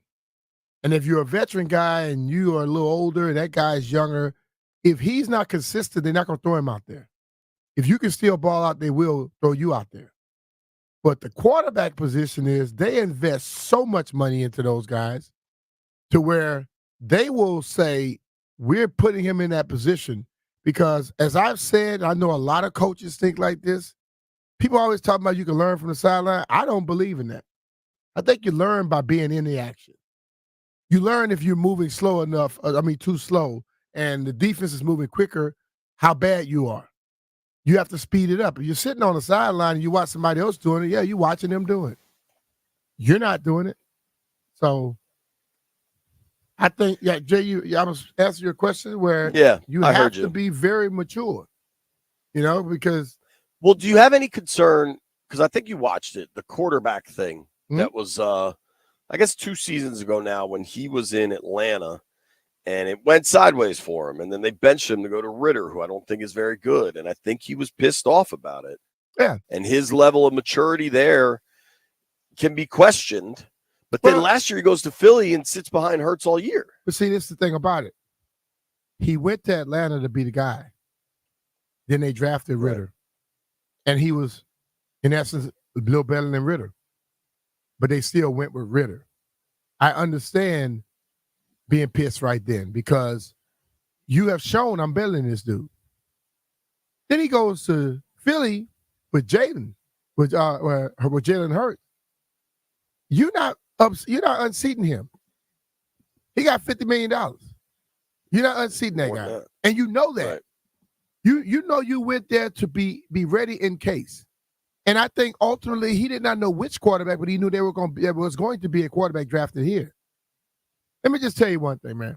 When I watched that show, the voice of reason and the calmness in that show was his wife.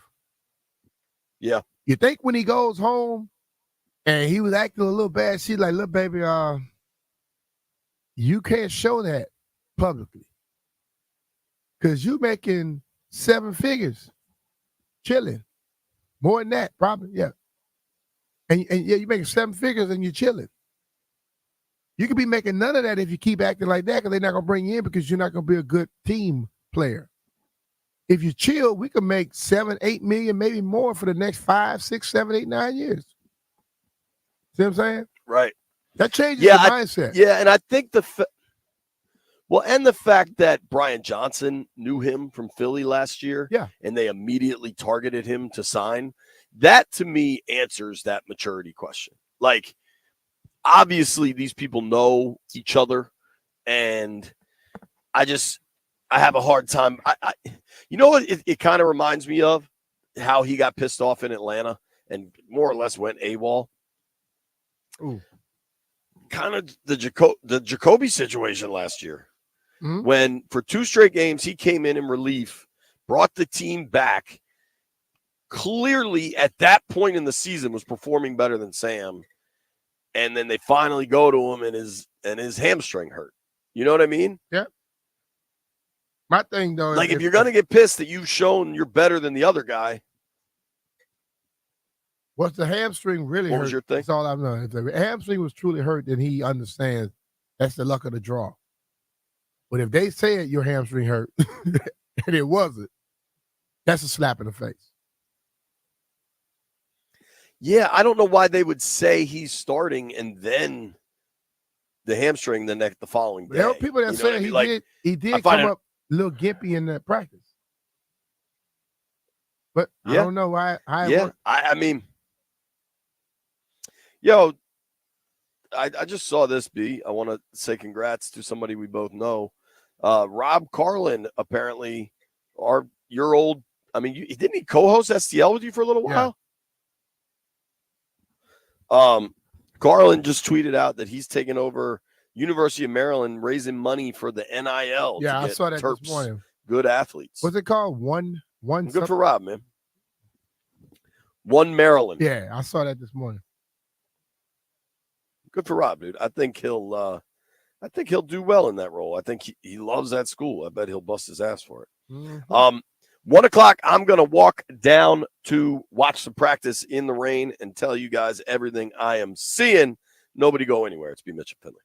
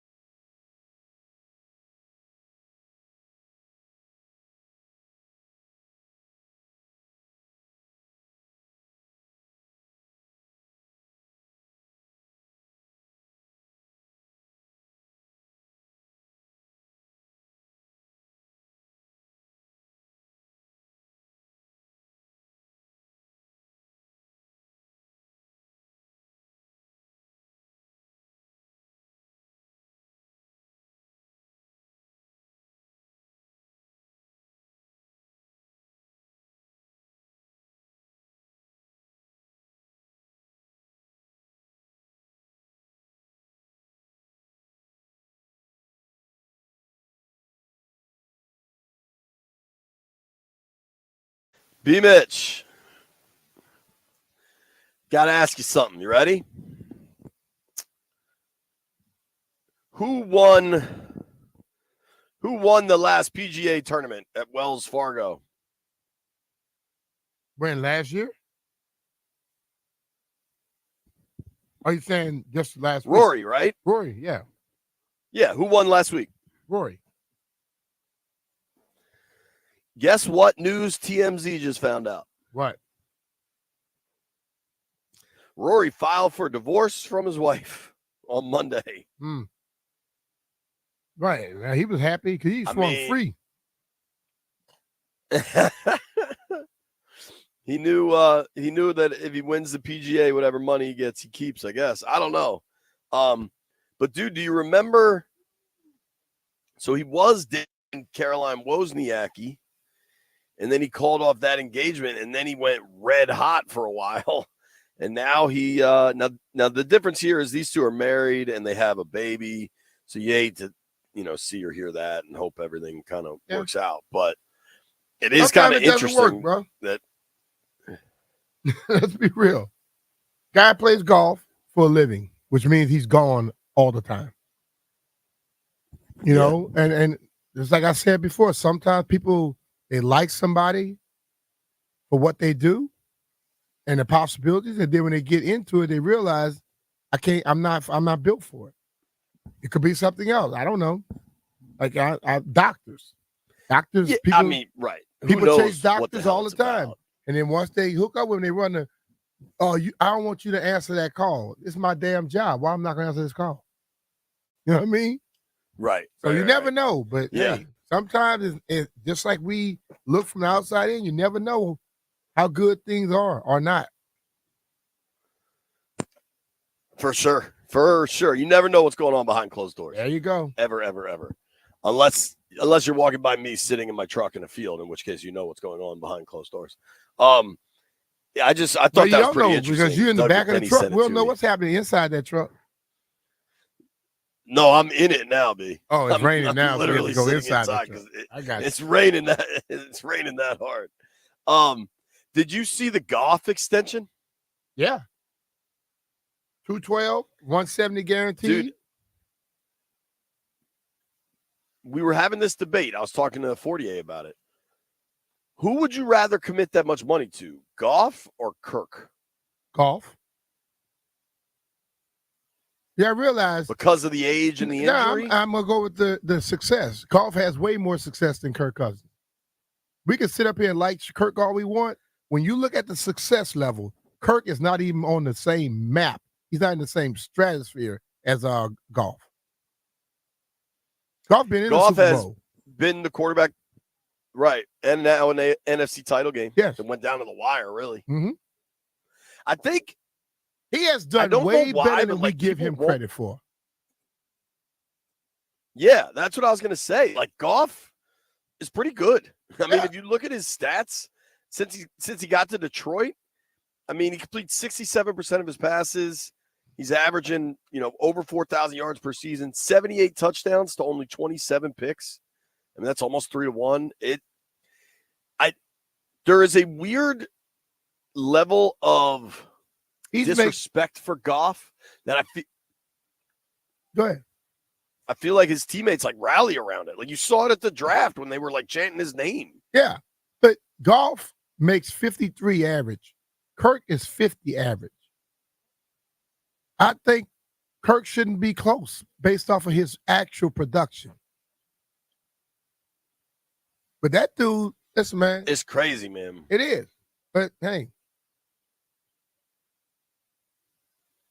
The money I saw it yesterday generated in his career. I was shocked. But then I started thinking about it, and one of the guys I talked to was from Detroit. He's like, nah, man. He deserves whatever they got to give him, he deserves all of it. So what is his AAV now? 50? 5'3". Damn. The only dude ahead of him now is Burrow. Yeah. And that one dude that could be Burrow's at 55. And one dude that could be ahead of all of them, he just said, nah, let me just chill for a bit. I'm making enough. Patrick. Yeah, I wonder how long. I wonder how long Mahomes stays kind of easy with all But this. no. Because He had a discussion with him in an interview, and he said, "Do you want to be the?" They say, being a quarterback, you can want to be the highest paid, or you can want to win rings. And he said, "I choose to win rings." So when he signed that 450, I get that. but see the thing about it, Pat is making a ton of money off the field.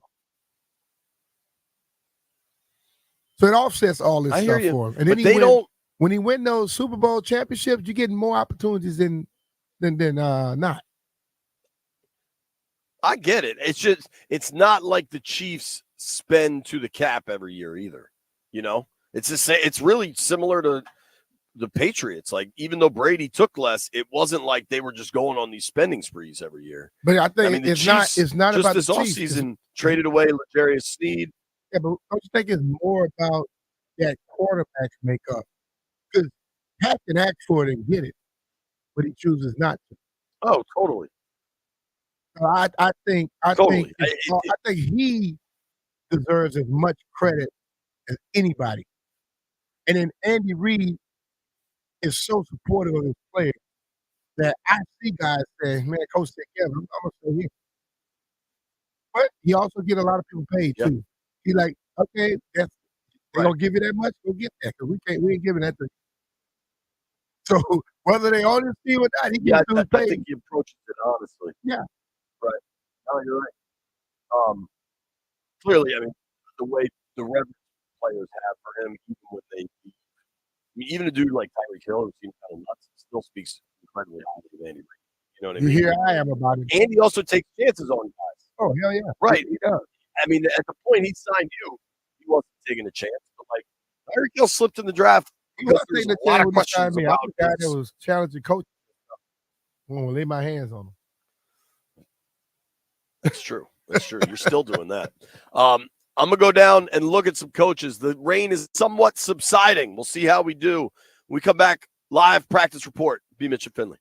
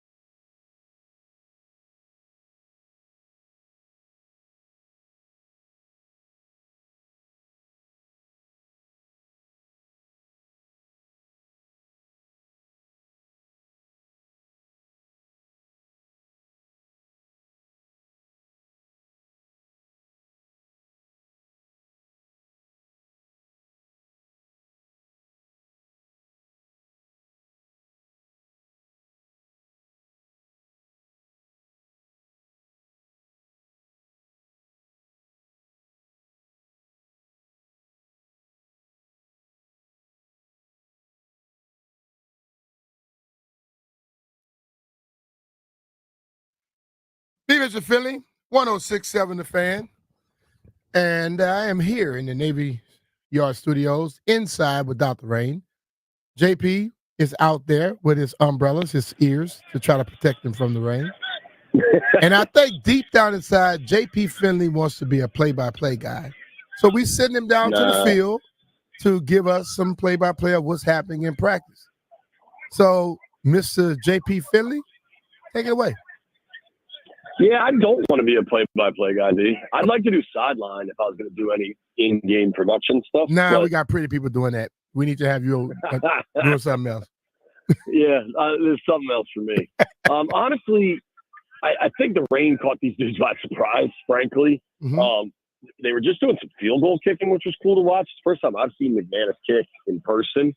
And, you know, you're doing live kicking on a wet, unexpectedly quite wet field. It was kind of interesting to watch, but here's what people care about. We got 7-on-7 just starting. I think I timed that fairly well. I'm watching Jaden Daniels in the backfield with Eckler and Chris Rodriguez goes deep. Ooh, Jaden just threw a pick on the first rep, 7-on-7. It was a deep shot down the right sideline. Now everybody gonna say, "Oh man, I told you." The defense is very fired up. Oh yeah, very fired up. I think I'm trying to figure out who that was. It might have been Sip Holmes, or it might have been a linebacker, which I find hard to believe was downfield like that.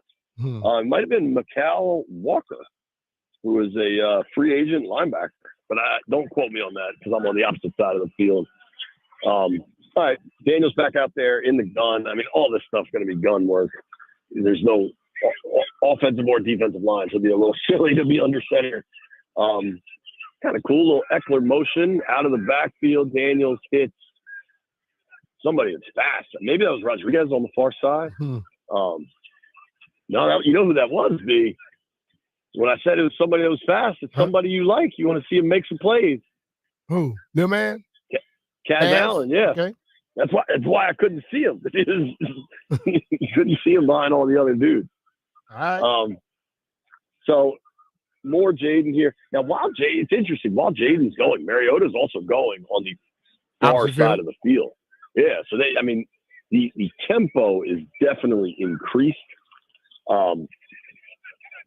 Also, Dan Quinn said this today, and I kind of appreciated him saying it, because sometimes you'll hear people like ask, "Oh, why aren't they running the ball?" Like, running the ball in no pad OTAs makes no sense. So these are primarily passing drills. Yeah. And then when they get to training camp, that's when you see them, once they get pads on, they start to go a little bit more.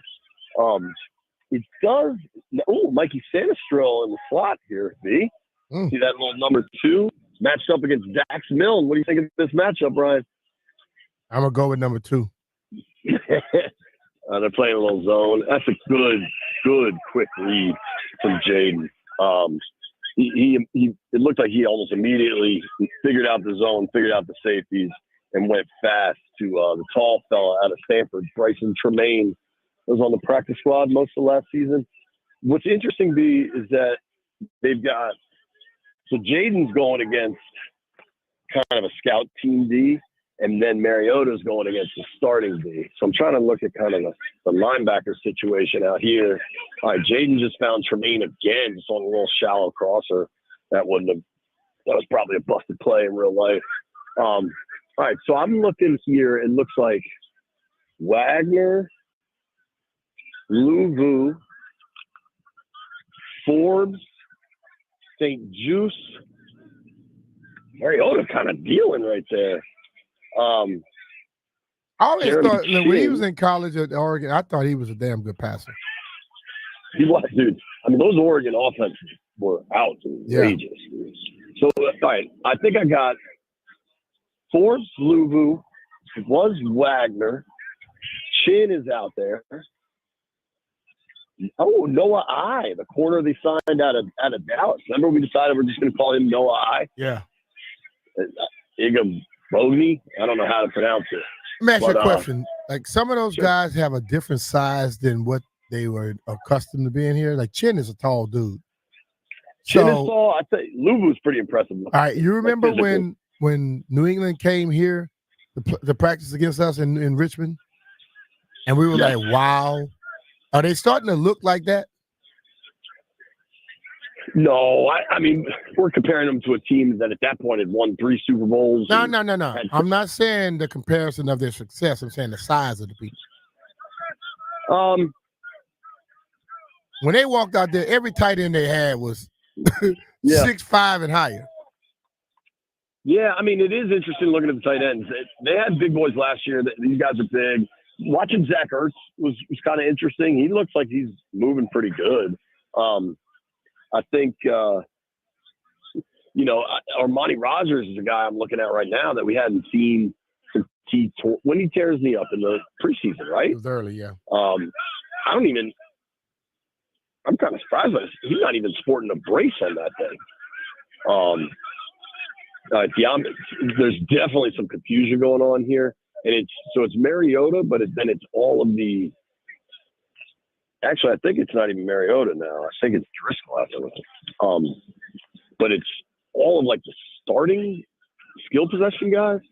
No, now it must be 13 because I'm looking at Dotson and McLaurin and everybody's on the sideline here. Brian Robinson looks like he didn't miss the weight room over the break. Driscoll's first snap, deep shot. Folks are fired up. Who the hell is that? Nice little deep shot right there. Number 12, B. Who you got? You're gonna have to learn all these.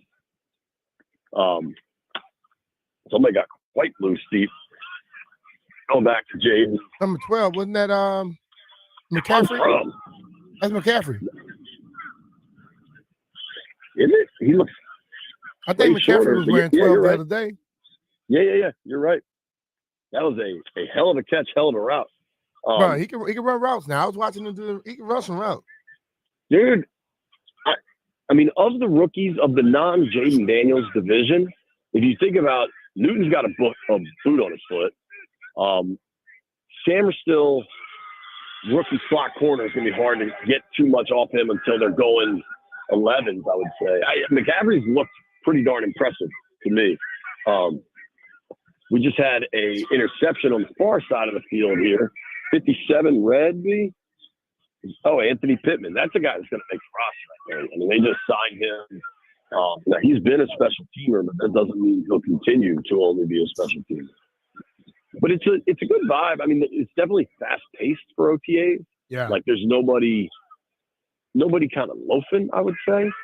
It's interesting, too, that the way they have the backs separated here, because it's clearly Eckler and Rodriguez going through everything with Jaden, and then it seems like it's more tight ends over here versus the other side, which was Mariota and then became Driscoll. That was more of the starters. You got Dotson going in for a rest here. That'll be.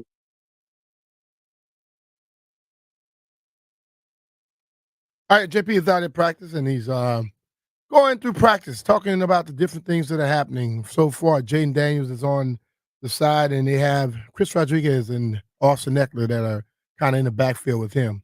Over on the other side, they had most of the starters with Mariota. And we're telling you this because this is what's going on in practice, not for people to start trying to question about who's going to be starting when. Nobody knows. We don't know. I know we suspect, but I don't think anybody knows anything at this point. So ultimately, I think we're going to let practice keep going as it is and try to figure this thing out. But it's wet. It's May 14th. They're outside. That makes me smile. And I know people may wonder why, because I've seen us in full gear in games that it's supposed to rain on the weekend. And it drizzles a little bit, and they were going inside. I want them to be in the situations that you're going to be playing in all the time. I want people to buy into whether it's a wet game, a hot game, a cold game, buy into and go out there and ball out. I saw a lot of things that were going into getting guys prepared to play. And that's why I wasn't gung-ho about a lot of stuff, because I did not see it being good. I thought the preparation was minor and minute. So if you had other people preparing at a higher level, they were not going to be able to make it. So ultimately, that kind of threw me for one. So I want to see people go out there, work through the elements, find ways to make them tie in and things of that nature. We'll see what's happening. What's up, Jay? You back? Yeah, I'm back, dude. I mean, just my day can't be going any worse. My phone just stops working for whatever reason, and it's raining again. But you guys are still going. I think they're scheduled to go to 1:30. And DQ, I'm just watching him. He works all sides of the field. Like right now, he's standing over with all the wideouts and tight ends. Like he's not. Sometimes you have offensive coaches that just stand with the quarterback. Sometimes you have defensive coaches that just stand kind of behind the line of scrimmage. And you can tell that DQ's a guy that is like going up to everybody and kind of checking in with them, challenging. Like right now, he's standing there with Kingsbury. Have you seen the kind of hat Kingsbury likes to wear? Mm-hmm. I kind of like it. Look. See, the thing of it is, Quinn has that energy about him, but he's a defensive guy. But ultimately, as a head coach, it gives him a chance to roam. And I think that he went with the people he went for the coordinators because they can run that. But that energy of your coach has to be something like a Quinn, I believe. I think when we get these coaches that are super, super laid back, and you got an offensive coordinator, defensive coordinator that's laid back, that causes problems.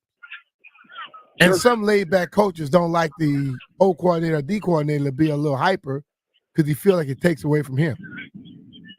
Yeah, I get that. I mean, I think especially during the Bruce Gruden years, like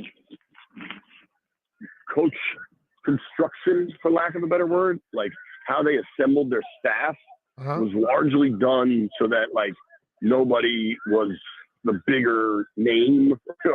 You know what I mean? Like there was so much backroom throat slitting that you didn't want to give somebody the opportunity to fire you and hire the guy behind you. So there was a lot of at least unproven coaches, I would say. And clearly this staff isn't operating. See, and that is something I've been listening to, Jay. Whenever I hear Dan Quinn talk, he talks a lot about he and Adam Peters talking. When I hear him talking about like certain offense, defense, he gives that stuff to, Kingsbury and the D coordinator. But they seem to be all on the same page. Unlike the other people seem like they were fighting each other. Like they were trying to make sure they could one-up each other. Always, 100%. I totally agree with that. Last year was a mess with EB.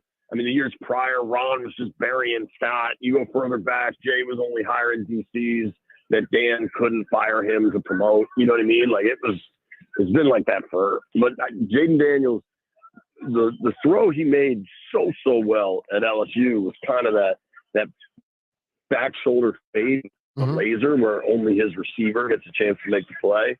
And Dax Milne didn't come down with it, but it was a beautiful throw, hell of an attempt by Dax to come down with it one-handed. He may have ended up the ball, but out of bounds. I can't really tell on the sideline, but it was I don't know. That's a big league throw for sure from the young man. And if I'm not taking a shot at Dax, but like if he's making that throw to Terry, you wonder if he brings that in. I mean, Terry's got a really proven ability to make contested catches, And I think that's what this practice is all about. He'll eventually figure out the guys that you can really take a lot of those chances with. We have seen Terry just take a ball out of the hands of people. Totally. I mean, Heineke was selling shirts. F it, Terry down there somewhere, right? There you go. All right, so I think they just started their last practice period. They got like 11 minutes of practice left. Dude, Daniels can drive the ball, man. Like, now you know how sometimes the 7-on-7 gets a little bogged down and you don't know how real of a play it simulates? Because if you get past 2-3 seconds in football, odds are it's not a real play. You know what I mean? But when he gets into that, like when he doesn't have somebody get open and then he's kind of waiting, like he just winged it inside in a 7-on-7 drill where you got backers and safeties floating around. And when he doesn't always need to do it, I think, because he can generate so much velo just from his arm and his wrist. But damn, when he needs to step it in and tight window throw, it's pretty impressive. He made one. You know, on the other side, Terry just showed bigger years. Terry caught what looked like a skinny post and just, like, granted, nobody's hitting, but that looked like a house call even if people were hitting. Cole Turner just with a tough guy catching traffic. I don't see that every day.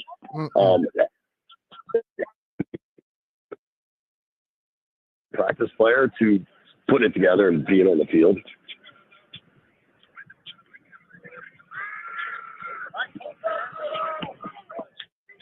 You got me, B? Yeah, got you.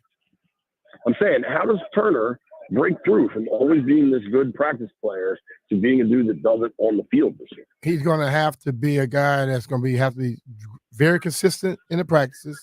And when he gets a chance in the game, he has to make every play. Because if you only do good in practice, they're going to start thinking you're a practice guy. That's it. Yeah. And once you get labeled a practice guy, you practice all the time. You don't play. He's great in practice.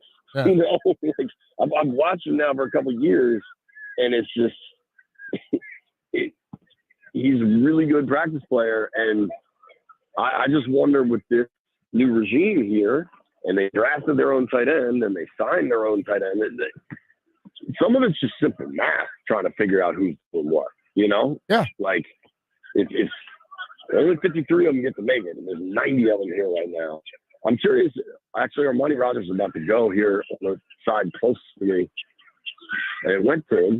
I mean, damn, you haven't seen him hit or anything, but Rogers, what people were so excited about was the level of explosiveness as an athlete, and the fact that he's not wearing a brace and is cutting around like that in the rain is fairly exciting. Again, May 13th or whatever, you don't want to get too excited about no pads in May, but it is quite interesting. I know we got to go to break. You want me to just stay here and we'll do this until the other break? Yeah, that's possible. Just look at some stuff. We'll come back. We can talk about what you saw. Cool. Sounds good. All right, we'll take a quick break here. B. Mitchell Finley, 106.7 The Fan. We'll be right back. But hey, everyone, it's Autism Awareness Acceptance Month, and we're making a difference together. So join me as I bike to the beach to support local autism organizations. Come out on Friday, August 2nd, and enjoy a 25, 50, 70, or 100-mile ride to Dewey Beach. That's the one I'm going to be doing. So if you're riding with me, we ride in the century.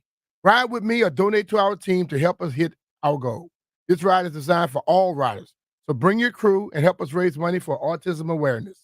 Visit biketothebeach.org/BMitch to get involved and make an impact today. That's biketothebeach.org/BMitch. Let's do this.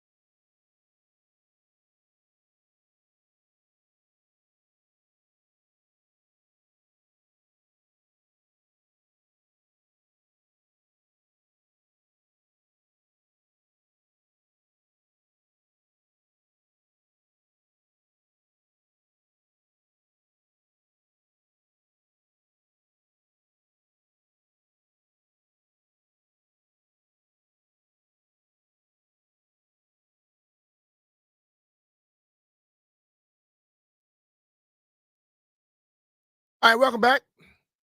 Rainy afternoon. He mentioned Philly, 106.7 The Fan. The Mitchell Philly Show is brought to you by Rude HVAC Equipment. Head over to rude.com to find a contractor near you and available tax credits and rebates. That's RUUD. And remember, if it ain't rude, it ain't right. JP Philly is out at Commanders' first practice, first OTAs. What kind of things happened as we were off the phone, Mr. Philly? Well, I'm currently following Mr. Yoakum into the bubble, if that excites you, Mitch. I think they wanted to keep everything outside, and the rain just keeps coming. And I think you tell me what you would think if you were playing, and you get done with a 2-hour May practice in the rain, to then have to do media in the rain. I would do it. Well, we're I'm now already coming into wet. the bubble. Honestly, that was kind of my thought. It's like, wouldn't you want to just do it immediately and knock it out? Yeah, you go in that damn, if go in that bubble and it's an air conditioner on, you're gonna be cold when you. Yo, honestly, I'm in the bubble now, and it is kind of cold. Yeah, people get sick that way. Yeah. So I would probably be just, let's knock this out right now. Then I could just go right into the locker room and not have to worry about all that other stuff. Yeah, for sure, man. It was an interesting day. I think clearly they didn't. No parties thought it was going to rain this much.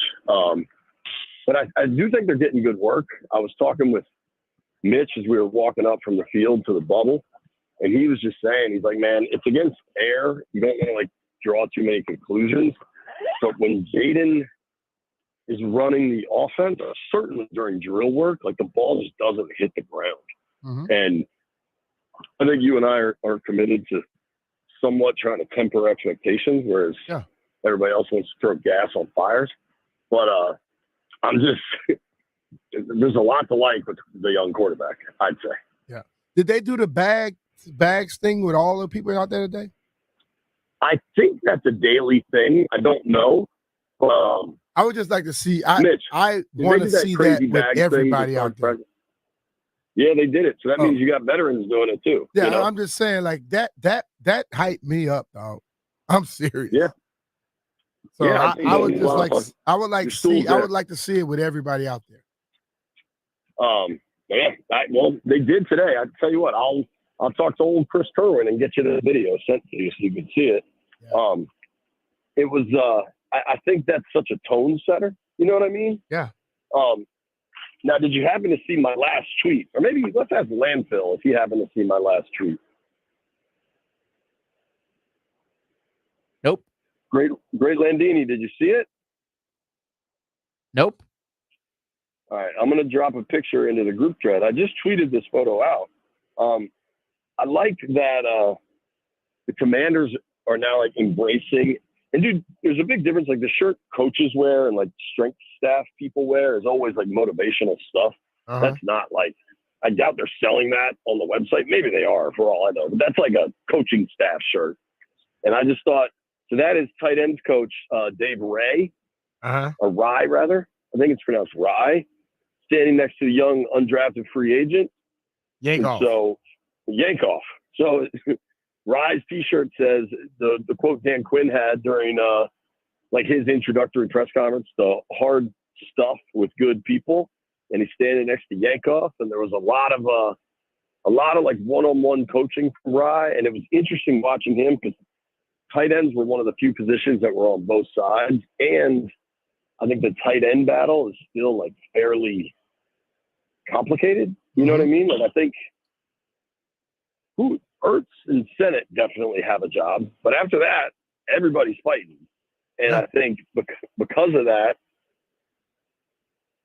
Rye kind of has to watch both sides, and he was doing a hell of a job with it, like trying to coach up his guys on both sides of the 50. I just thought that picture was kind of funny of a guy wearing a hard bleep with good people T-shirt next to a guy in a Yankoff jersey. Yeah, I like that. Landfill, who is me? What are you talking about? That guy looks just like you. Who, the tight end coach? Yeah. Yep. That's you. I don't know about all that. Landini, what did you take from my from practice today with all the live reports? I like that they're playing in the rain. Football's played in the rain. You got to practice in the rain. I mean, it really is kind of stupid and simple, but that is true. Like, I don't think they planned on it. When I reached out to some folks here this morning, they were like, yeah, the weather looks like it's going to clear up, no big deal. And it didn't, and they didn't blink. Like, they didn't end anything early. They didn't. The only change is doing the media in the bubble, and that is probably, honestly, more annoying for the players, because now they're going to go in the building and then have to get on a golf cart and come up to the bubble. I would rather just get it done walking off the field if I was already wet. That's what I said. I would probably go straight and want to talk, and go in and I'm done. Because last thing you want to do is go in there and then have to walk back outside. Well, dude, I can't imagine they will, but if they go in and get to shower and then have to come out here, man, nobody's going to want to do that. Yep, but they got to realize, though, that's the other part of it. That's part of your job, Jay, talking to the media. That's why all the people that get to see you and promote you and you get paid that nice money, because you talk to the media. It's got to see it as a part of the job. Yep, the media is not the problem. I know that as soon as they realize that part, they don't have many more problems. What games do we have tonight? Hockey. Have you looked at all? In hockey? Yeah, dude. The Rangers have lost 2 in a row now. I'm kind of enjoying, like, it's got to start getting a little puckerish for New York fans right now. We have the Bruins and the Panthers tonight. Panthers are up 3-1. And then you have Edmonton and the Canucks playing. And the Canucks lead the series 2-1. Dude, I never got to ask you, how was your golf tournament yesterday? We kind of just had to get into it this morning because there was so much news. Where were you, at Bellhaven? Yeah, I hit it well. I putt very, very well. There I think I hit about 5 putts over 25 feet. In? Yes. Holy nice. I made some putts, Jay. That's crazy, dude. How did you guys win it? Nah, we didn't. We had the same score as the people that won it, though. I don't understand how that happened. Was it a best ball thing? Yeah, it was best ball, but it's like the 17 under 1, and then there was something behind it, and we were 17, I think, and we didn't win nothing. So, but I was just there for the support. You know, it was breast cancer awareness, and you know, I really support that. So. I didn't even think about this. I guess it's primary day. Is it primary day in Virginia? It's definitely primary day in Maryland. I think it's in Maryland, D.C. or Maryland for sure. So I'm a registered independent, so primary day is quite irrelevant to me. Jeff, have you voted today? I've been at work, JP. I mean, you can go early. Whenever I vote, I vote at 7 in the morning. Oh, nah. Well, they also have early voting. Jeff say, oh, nah, I ain't doing that, bro. Get up early? No, it's not even that. It's a hassle to go vote and then make it to work on time. And then if I do that, the world will hear about, oh, Jeff late. And I'll go vote I go at 6:30. That's fine. Get it done. Yes, come to work. They have early voting, bro. You could have voted if it works for the y'all, if it works for y'all, it works for y'all. I didn't vote today. I'll probably go do it after I get off work. Probably. It's all right. All right. What are the chances Jeff votes? Today? No, I ain't having it. Landfill, what are the chances? Would he put that probably in front of it? Nah, he's not voting. J-Dog forever, but I still don't see you voting, pal. I'm sorry. That's fine. If you don't see it, I don't care. I know what I do. Hey, JP just used being an independent to stop him from voting, Jeff. He's doing the same thing. It's nice. Be an independent, then you don't have to vote. one less day. Fool. No, but let's be real. People should vote. We encourage everyone to vote. Especially Jeff, who may or may not. I don't think he will. Jeff, where do you vote? Do you know? Yes, I vote at a community center around my neighborhood. I'm not going to give you the community center because, as I found out working on radio, when you let people know where you be, they will pop up. So, yes, I know where I voted. You gave out your phone number. That's on you. That's fine, but I can block numbers. I can't block somebody from coming to a spot, a open poll. And I will vote before 8 o'clock today, JP. Okay. All right. If putting beer in the grocery store in Montgomery County is on the ballot, will you support that for a friend? No. For real? That is some serious hater stuff right there, dude. He won't get asked to vote on that. I was about to say, because I live in Prince George's County, JP. Yeah, but what if it's both? Fine. Just sell beer in grocery stores. I don't think it should be that complicated. Is it not primary day in Virginia? Move on over to Virginia, brother. Move on over to Virginia. I know. Who are you telling? Is it not primary day for you guys? Virginia? Yeah.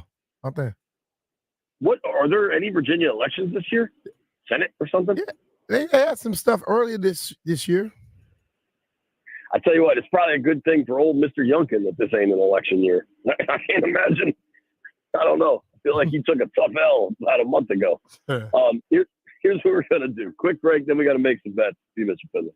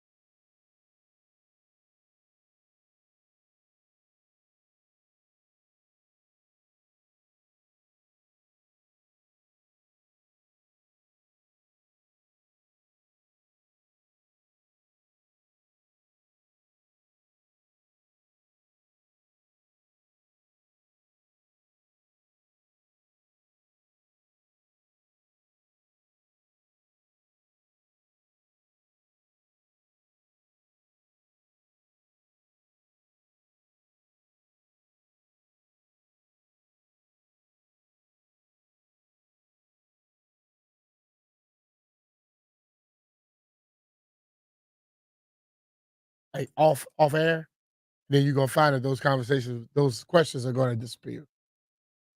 I think that's gonna happen. And since he's talking to former players, I can't wait to have a conversation with him. I'll go over and talk with him. What would your advice for him be?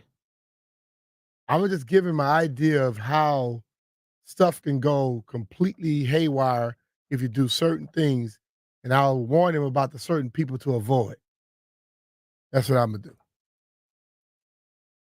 I believe in helping the team, and focusing on BS is not gonna help this team.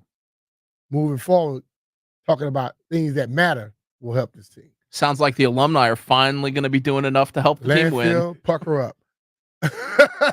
You owe me $5. I'm gonna spend your money. Caitlin Clark, 2025. Be rich in Philly, all right?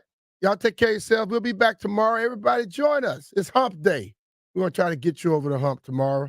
We'll be back tomorrow, 10 to 2. Wendy, why you staring at me? 10 to 2. Peace out.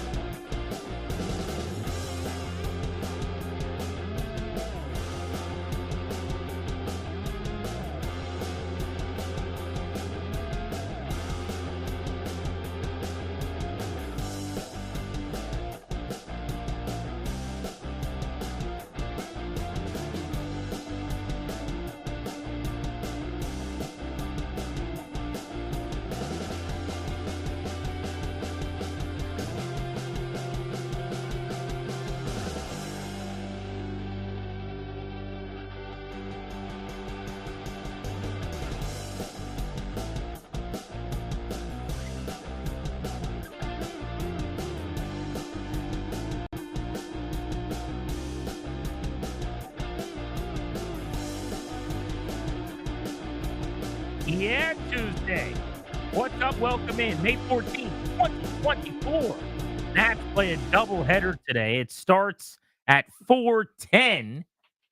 So we're going to be taking you up to about an hour before that at 3:10 right here on Grant and Danny. We'll say goodbye.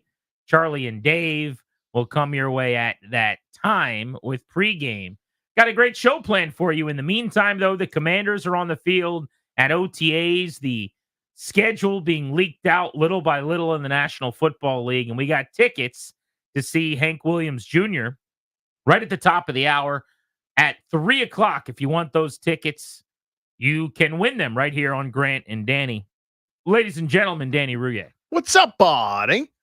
Did we know it was going to rain? I didn't know that. I feel like that's happened a bunch lately where I'm just going about my business and all of a sudden it's like raining and then it rains a lot. And I thought it was just supposed to do nothing and it's a lot of rain. I don't like that. I want to know at least. What effort do you put in to figure out the weather? I look every morning. You do? I write it the little application that's right there on your cellular phone. It's one of the first things I do. Again, I over scroll in the morning. You're a night scroller. I'm a morning scroller. I want to delete 50, 60 emails that came into my inbox overnight. I want to know what I'm supposed to put on my body during that morning. Like, do I need long pants? Do I need shorts? Do I need a t-shirt? Do I need something longer? Anything in between? And I've been raining on a lot today. I didn't think it was coming. So that makes sense then, because I don't pay any attention to the weather, but you seem bothered and annoyed when things happen that you're not anticipating. That's what it is. So I can't be upset when it rains and I didn't know it was going to rain when I didn't spend any time trying to figure out if it was going to rain. But it sounds like you do check the weather. Yep. And so when it's wrong and or you're caught by surprise, It's the wrongness. You get angry. Yeah, like ambush cold, ambush hot, ambush rain. Like, I don't want to be ambushed. I want to be appropriately prepared. I like That's all. that. That's all I got. Speaking of appropriately prepared, I would have liked to have seen Dan Quinn picking out his outfit today to do his first press conference of OTAs.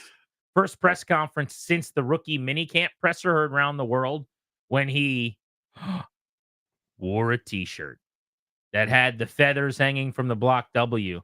I got to imagine as he put on his clothes today, maybe he hired someone to help him.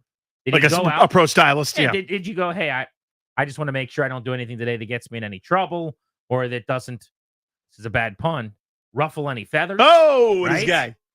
But Dan Quinn at the OTA presser today wearing, for those of you keeping score at home, a traditional black Commanders long sleeve, dry fit undershirt with the burgundy block W on the left chest right above the left nipple.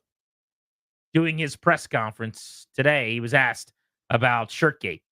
Dan, over the weekend, you wore a T-shirt to your availability that garnered some attention. I wonder if you could walk through what that was. Sure, no sweat at all. And I think one of the parts of me, taking this job, I was excited to bridge, the past and the present, and what a cool, privilege that is to do. And I also recognized there's a lot of layers to that. So it was a great lesson for me. And what I really hate is that any attention that would have been taken away from these rookies and like this awesome crew. So no one wants to do that, but great lesson. So I always just feel like, and it sounds always like everyone's just talking past me because I never really understand what's going on. What do you think he's suggesting was the lesson? The lesson is that you kicked over a hornet's nest and you brought up the name change conversation because some people have moved on, but others haven't. And by wearing the feathers, you made everyone think they're going to be the Redskins again. Like, is that the lesson? What was the lesson that he learned? So I'll try to give an example, but I think that's it, by the way. Because I acknowledge this was a self-inflicted wound. I don't think it was a big deal, but there's no reason for somebody with the team to wear something that leads to any kind of controversy or any kind of major story while we're just all trying to talk about Jaden Daniels. So it was self-inflicted, but I don't get the lesson, really. Yeah, I actually think you summarized it pretty well. I'll try to offer another example. A few weeks ago, my son had a game, and then we had some free time. I was hungry. He was hungry. I go, oh, I know how to solve that. I'm a person who could solve those sorts of things. Let's go have some food. My son and I went and got something to eat after his game. And when I got home, my wife was like, well, I had all this stuff that I was making, and now he doesn't want dinner. You don't want dinner.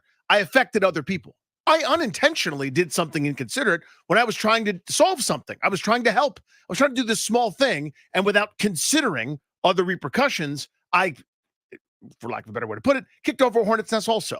right? Where I go, you're right, I'm totally wrong here. I probably should have checked in with you. So whatever. Is he apologizing for or saying that Yes. the lesson was that he was a distraction Yes. from football? I think that's exactly what it was. Okay. Meaning, like, I put a T-shirt on thinking, oh, this is nice.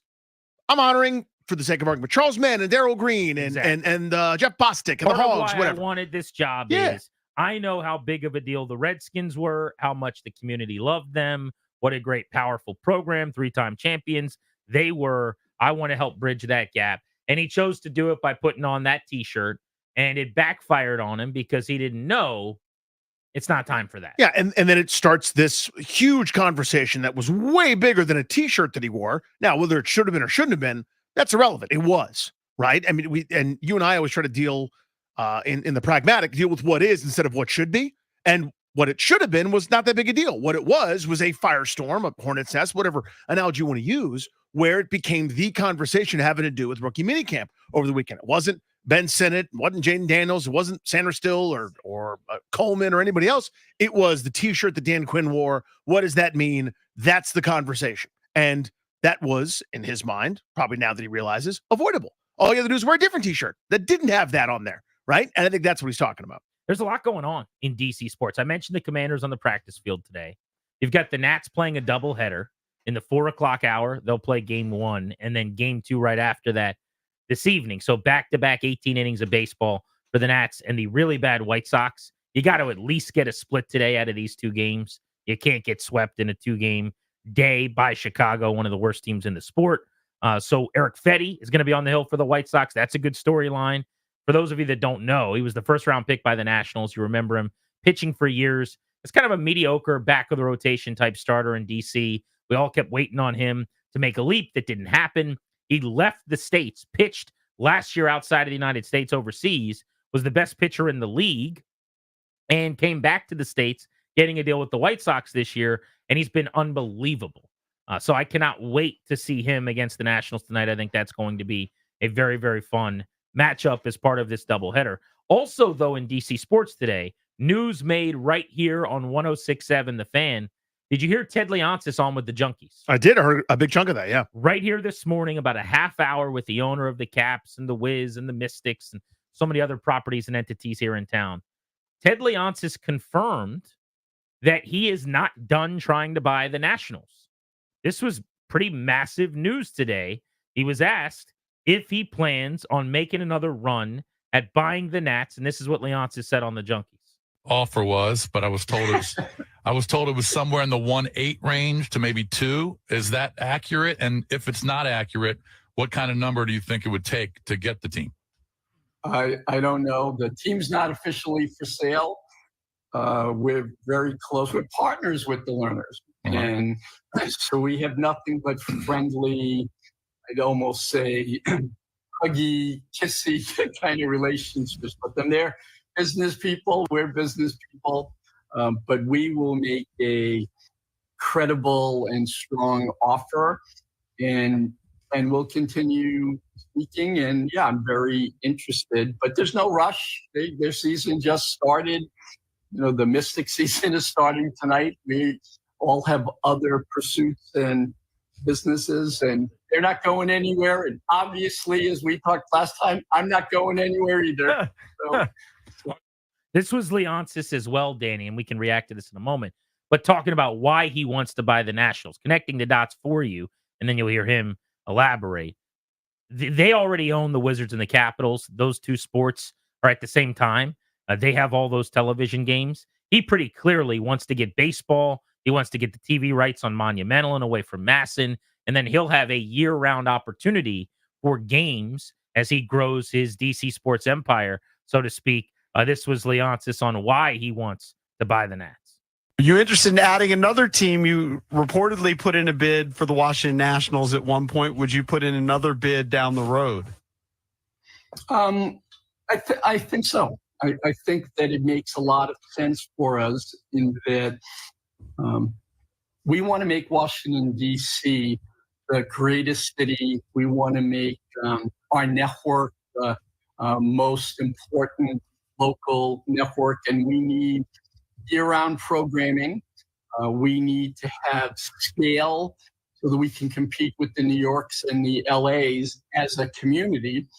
And so having winter programming, Caps and Wizards, and then summer programming, baseball team and a women's basketball team, owning the venues, I think we can compete from a business standpoint, from a revenue standpoint with those really big markets.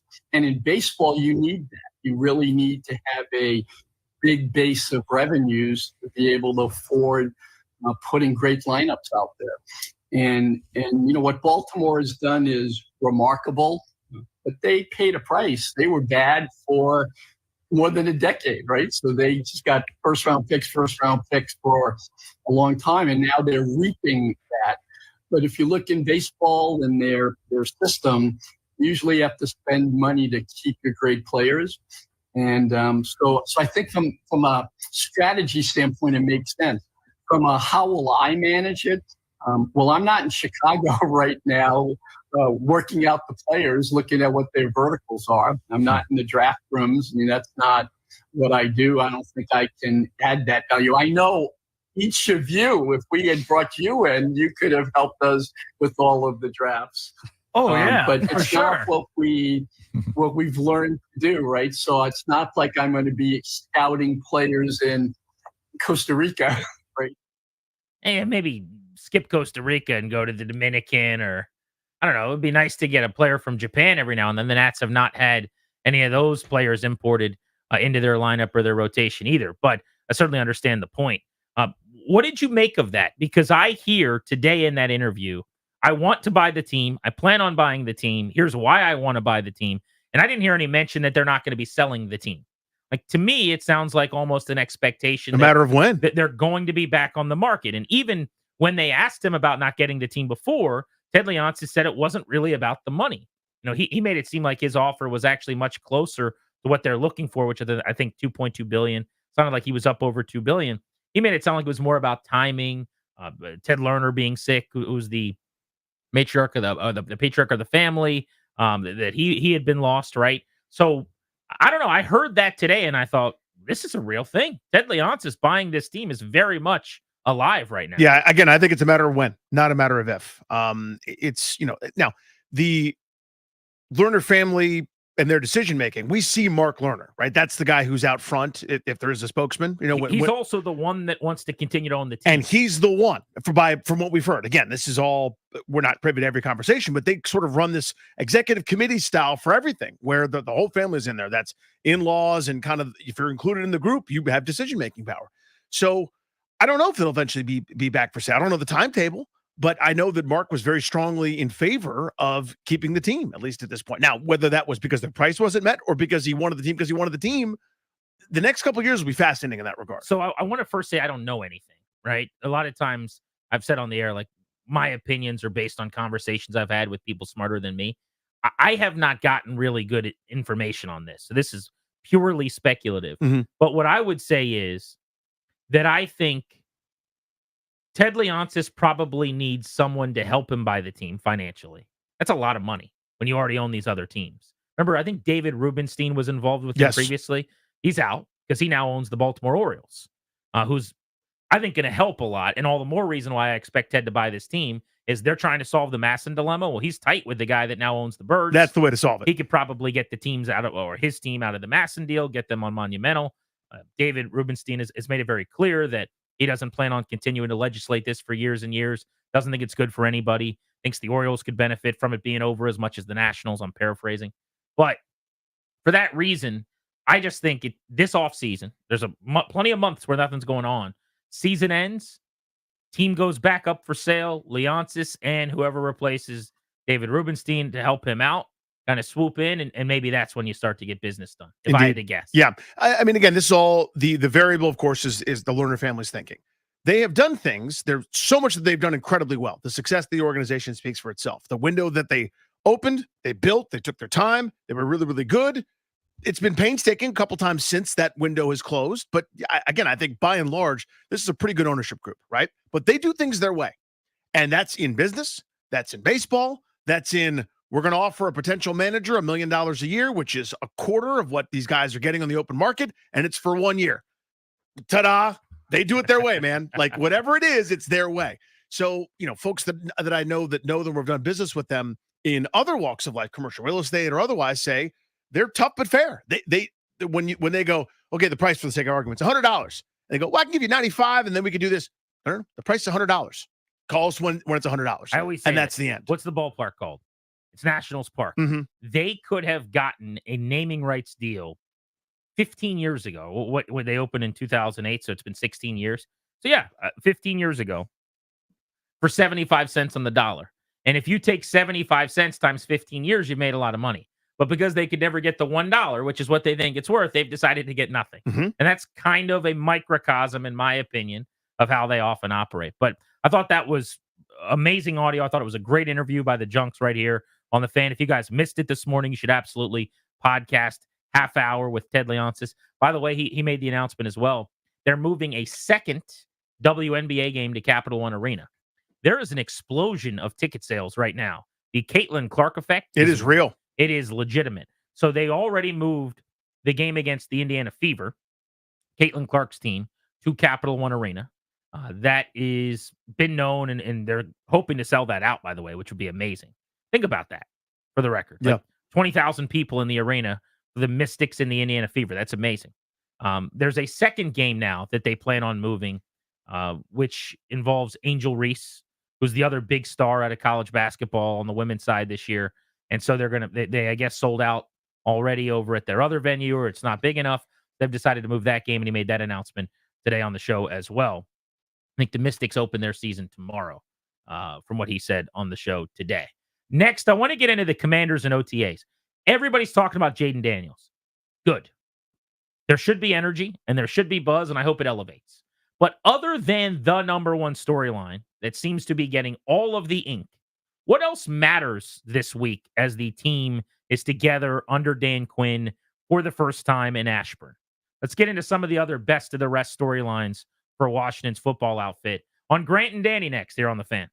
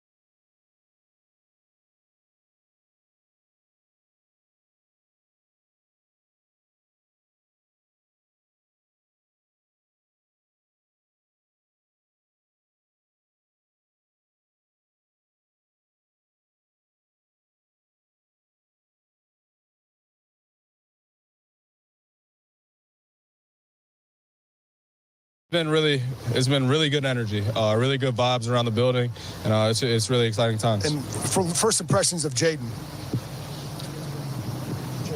Oh yeah, he's great. I don't know if I can say this, but that's the quarterback that I wanted. But yeah, I was happy when we drafted him. I'm really looking forward to building a relationship with him, furthering our relationship as I've known him in the past. But he's been good so far. He's only been here a couple of days now, but yeah, he has big things coming for him. Jahan Dotson excited that Jaden Daniels is the quarterback of the Commanders. Welcome back in, Grant and Danny, with you on the Fan. So outside of the Daniels offseason debut this week, getting to work with veterans for the first time, every step he takes, every move he makes, we're going to be watching, noting, we're going to be opining and breaking down and predicting. Let's separate him for a second, okay? Non-Jaden Daniels storylines. What do you care about at OTAs? We can open up the phones at 800-636-1067. It's mid-May. This is not going to make or break the season, obviously, but there's interest, clearly. This is the team in town that dominates the attention, that has the biggest fan base.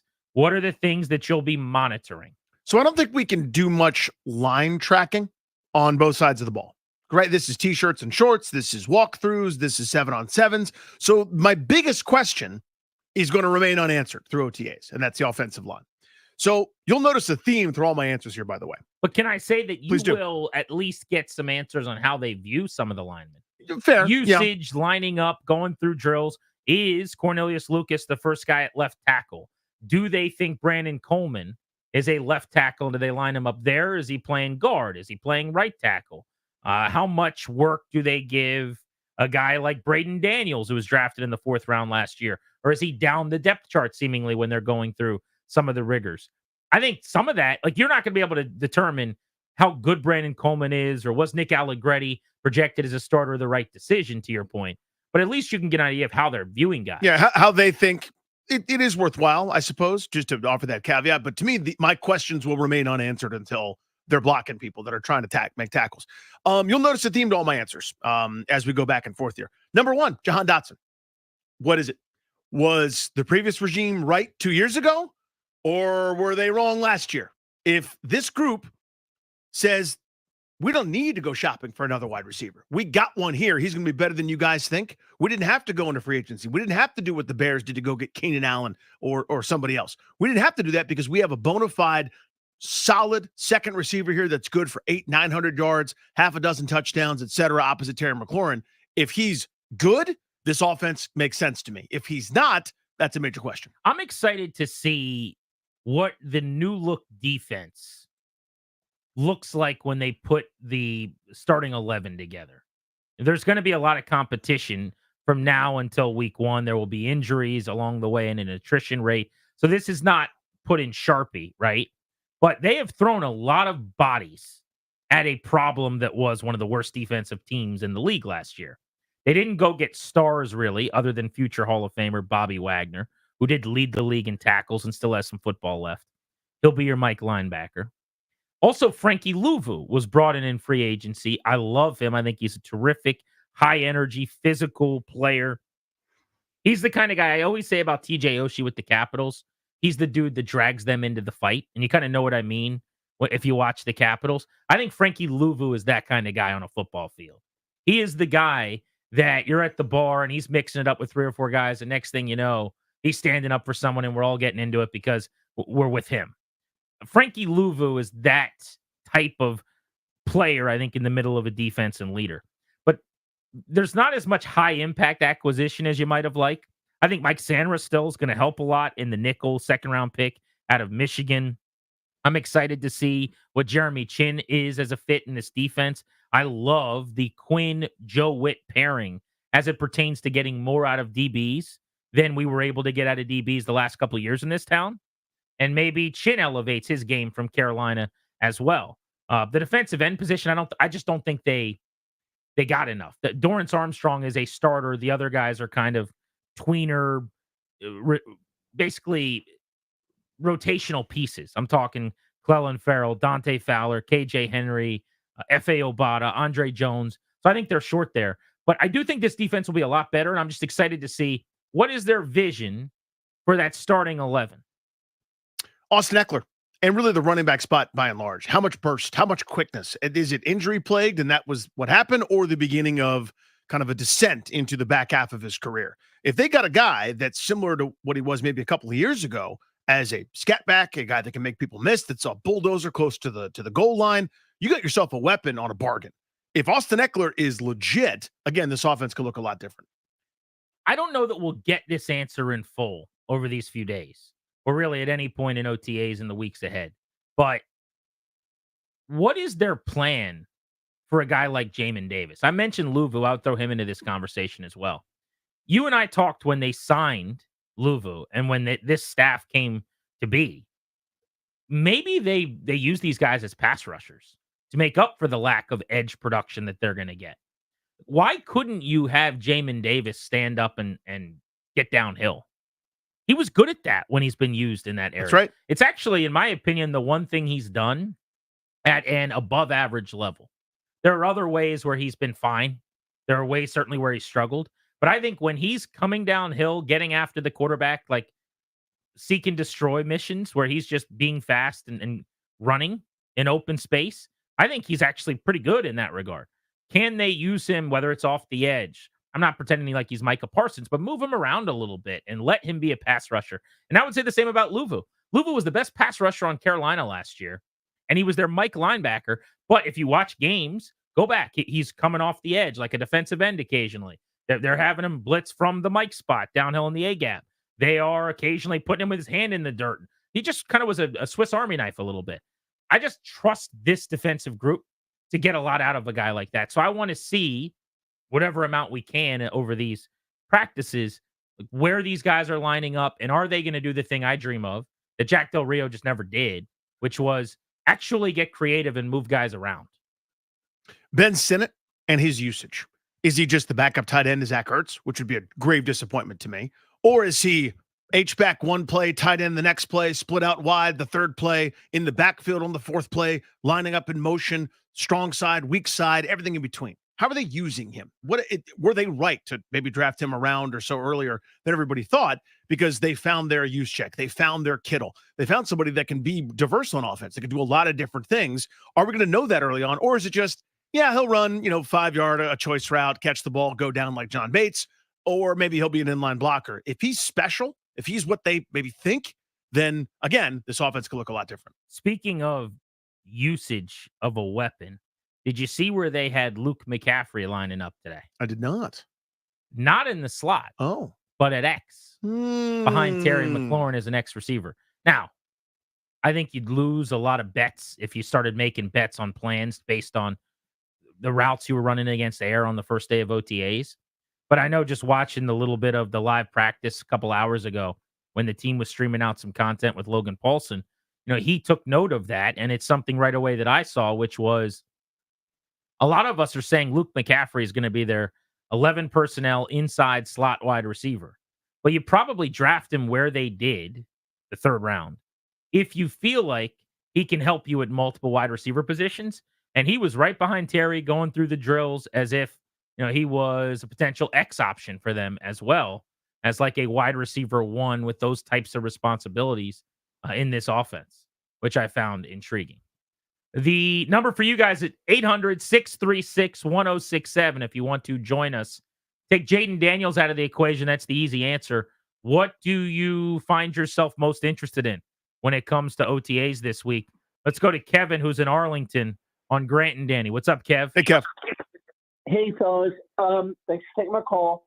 Yeah, I'm super interested in the edge players on both lines, meaning the athleticism and burst of our young tackle Coleman, our young tight end H-back Sinnott, our young tight end Rogers, and then on the other side, because I want to see more of Lawrence Armstrong. Honestly, I didn't focus in on him at Dallas. I want to see, what kind of athleticism and burst he has. KJ Henry, has he evolved? Louvu, as you mentioned, Grant, he's, he has pass rush ability. I would imagine they will position him out on the edge at times. And lastly, does Fowler have anything left? At one time, Fowler was a heck of a situational edge rusher. So I guess I'm just interested in that aspect of the team. Are we going to be improved there athletically, burst, explosivity wise, in both offensive and defensive circles? It's a good phone call. Thanks, Kev. Thanks, buddy. To his point, if you were going to bet on one of these edges, not Armstrong, who's going to play the most by far. He seems more like an 8 to 10 sack guy, but I guess it's possible he could break out. But if you were going to bet on one of the other guys to have a breakthrough season where they get you like 7.5 sacks, which would help a ton. I know it's not all about sacks, but someone's got to get It's a byproduct of the good stuff, yeah. Clelin Ferrell, Dante Fowler, where I would throw in the other guys, KJ Henry, Andre Jones, F.A. Obata, Javante Jean-Baptiste, who they just drafted out of Notre Dame. If somebody else gives them legit pass rushing statistical production, who do you think it would be? Fowler's my answer. Just because you've seen him do it. Because I've seen him do it, and I think he'll be used in a, we're not here to have you take on left tackles on first and second down. We're not here to play you on rush downs. When we know they're passing, they know they're passing, you're going to line up next to a space seater or maybe someone dynamic like John Allen or maybe, some stunts and games and different things. I think that guy could be used correctly and get you 6-7 sacks. He had 4 last year. He's got 10 in the last 2 years and 14.5 in the last 3 years. One of the other things I like about Fowler, who would be my answer maybe as well, Dan Quinn sought him out, right? He went and found and said, look, he talked to the agent and the player, presumably, and he said, I want you. I was with you for 2 years. I saw what you can do. So he knows all the strengths and all the weaknesses, and he wanted him on his roster. And that went around all off season long, right? I mean, Dorrance Armstrong came from Dallas, clearly. Tyler Biotish came from the Cowboys. So we saw there was Rivera-esque interest in like keeping his band together. But you'd have to imagine there's just less of a process of feeling him out, figuring out what Dante Fowler can do. I already got my plan for him. I show up with that manual ready to go because I did it for 2 years. Mm-hmm. Yeah, and I'm not a big Farrell guy. I just don't think he's a decent player, but I think he is a compliment to Fowler. And like what he does well and what Fowler does well are a little different. Do you think Farrell's a pass rusher? Like I think of him more. I don't really as that playing the run. Not that he did that great, but I think in the perfect world, you play him opposite Armstrong on first and second, and Fowler comes in on the pass. That's kind of my idea. And I don't have a better way to say it than this. He's like the boring defensive end. He's like the stay-at-home, do your job, nothing special, so that the other guys can, maybe you make contact with the guard so that John Allen can loop around, or Deron Payne. You're sort of the blocker. It's the guy that's in the way, space eater type stuff. I just don't see him as dynamic. He's not who Oakland drafted him to be years ago. I'm excited to see if KJ Henry can take a step forward. He was so highly recruited out of high school, was a beloved college prospect early on, fell in the draft after, frankly, just not producing the numbers and the counting stats at that position you need to. And he flashed a few times, I thought, in the second half of last year. Maybe he ends up being a nice find and a win for the previous regime eventually. Grant and Danny with you on the Fan. If you guys want to tell us what your number one storyline to track in OTAs is, we want to hear from you at 800-636-1067. Also, I think I found the worst bride and groom tandem in America. I think I've done it. That's next on G&D.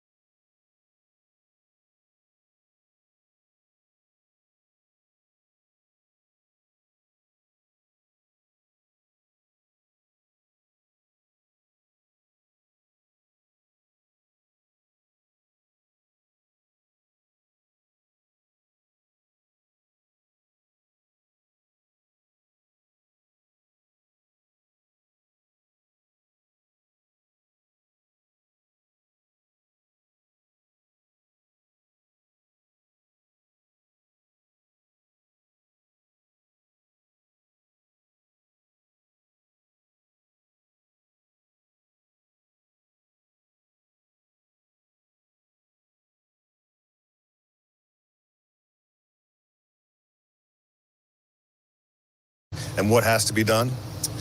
Yeah, I mean, it's a new world, there's no doubt, but they're here for a reason. They have worked their entire life to be here, and that's what I talk about. It's like you worked your entire life to be here, but you get one time to make a first impression. So put in the work, make sure you have no regrets when you leave here, whether it's training camp or after training camp, or you make the team, play 12 years, have no regrets through this process. And I've been really pleased with how the rookie class so far has approached it.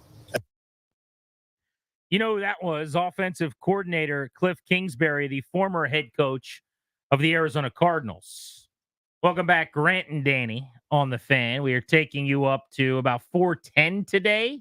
That is when the Nats pregame show begins. They are at the Chicago White Sox, taking on an American League Central foe as they continue what is multi-week stretch, only playing American League teams. Doubleheader today because of the rain yesterday, so a couple of short shows in a row for us, unfortunately. But they will be throwing Mitchell Parker in game 2 of these series today and Trevor Williams in the first game of the series. So their oldest and least experienced starters going in the same afternoon for the Nationals. We'll get you ready for Nats baseball coming up in just a little bit. Danny, I saw this letter that a bride and groom sent to their soon-to-be attendees for their wedding. Okay, so their guests had RSVP, and they sent this list of wedding rules to the people that would be coming to their wedding. Okay. And I just think it's unbelievable, and I wanted to get your thoughts on it, okay?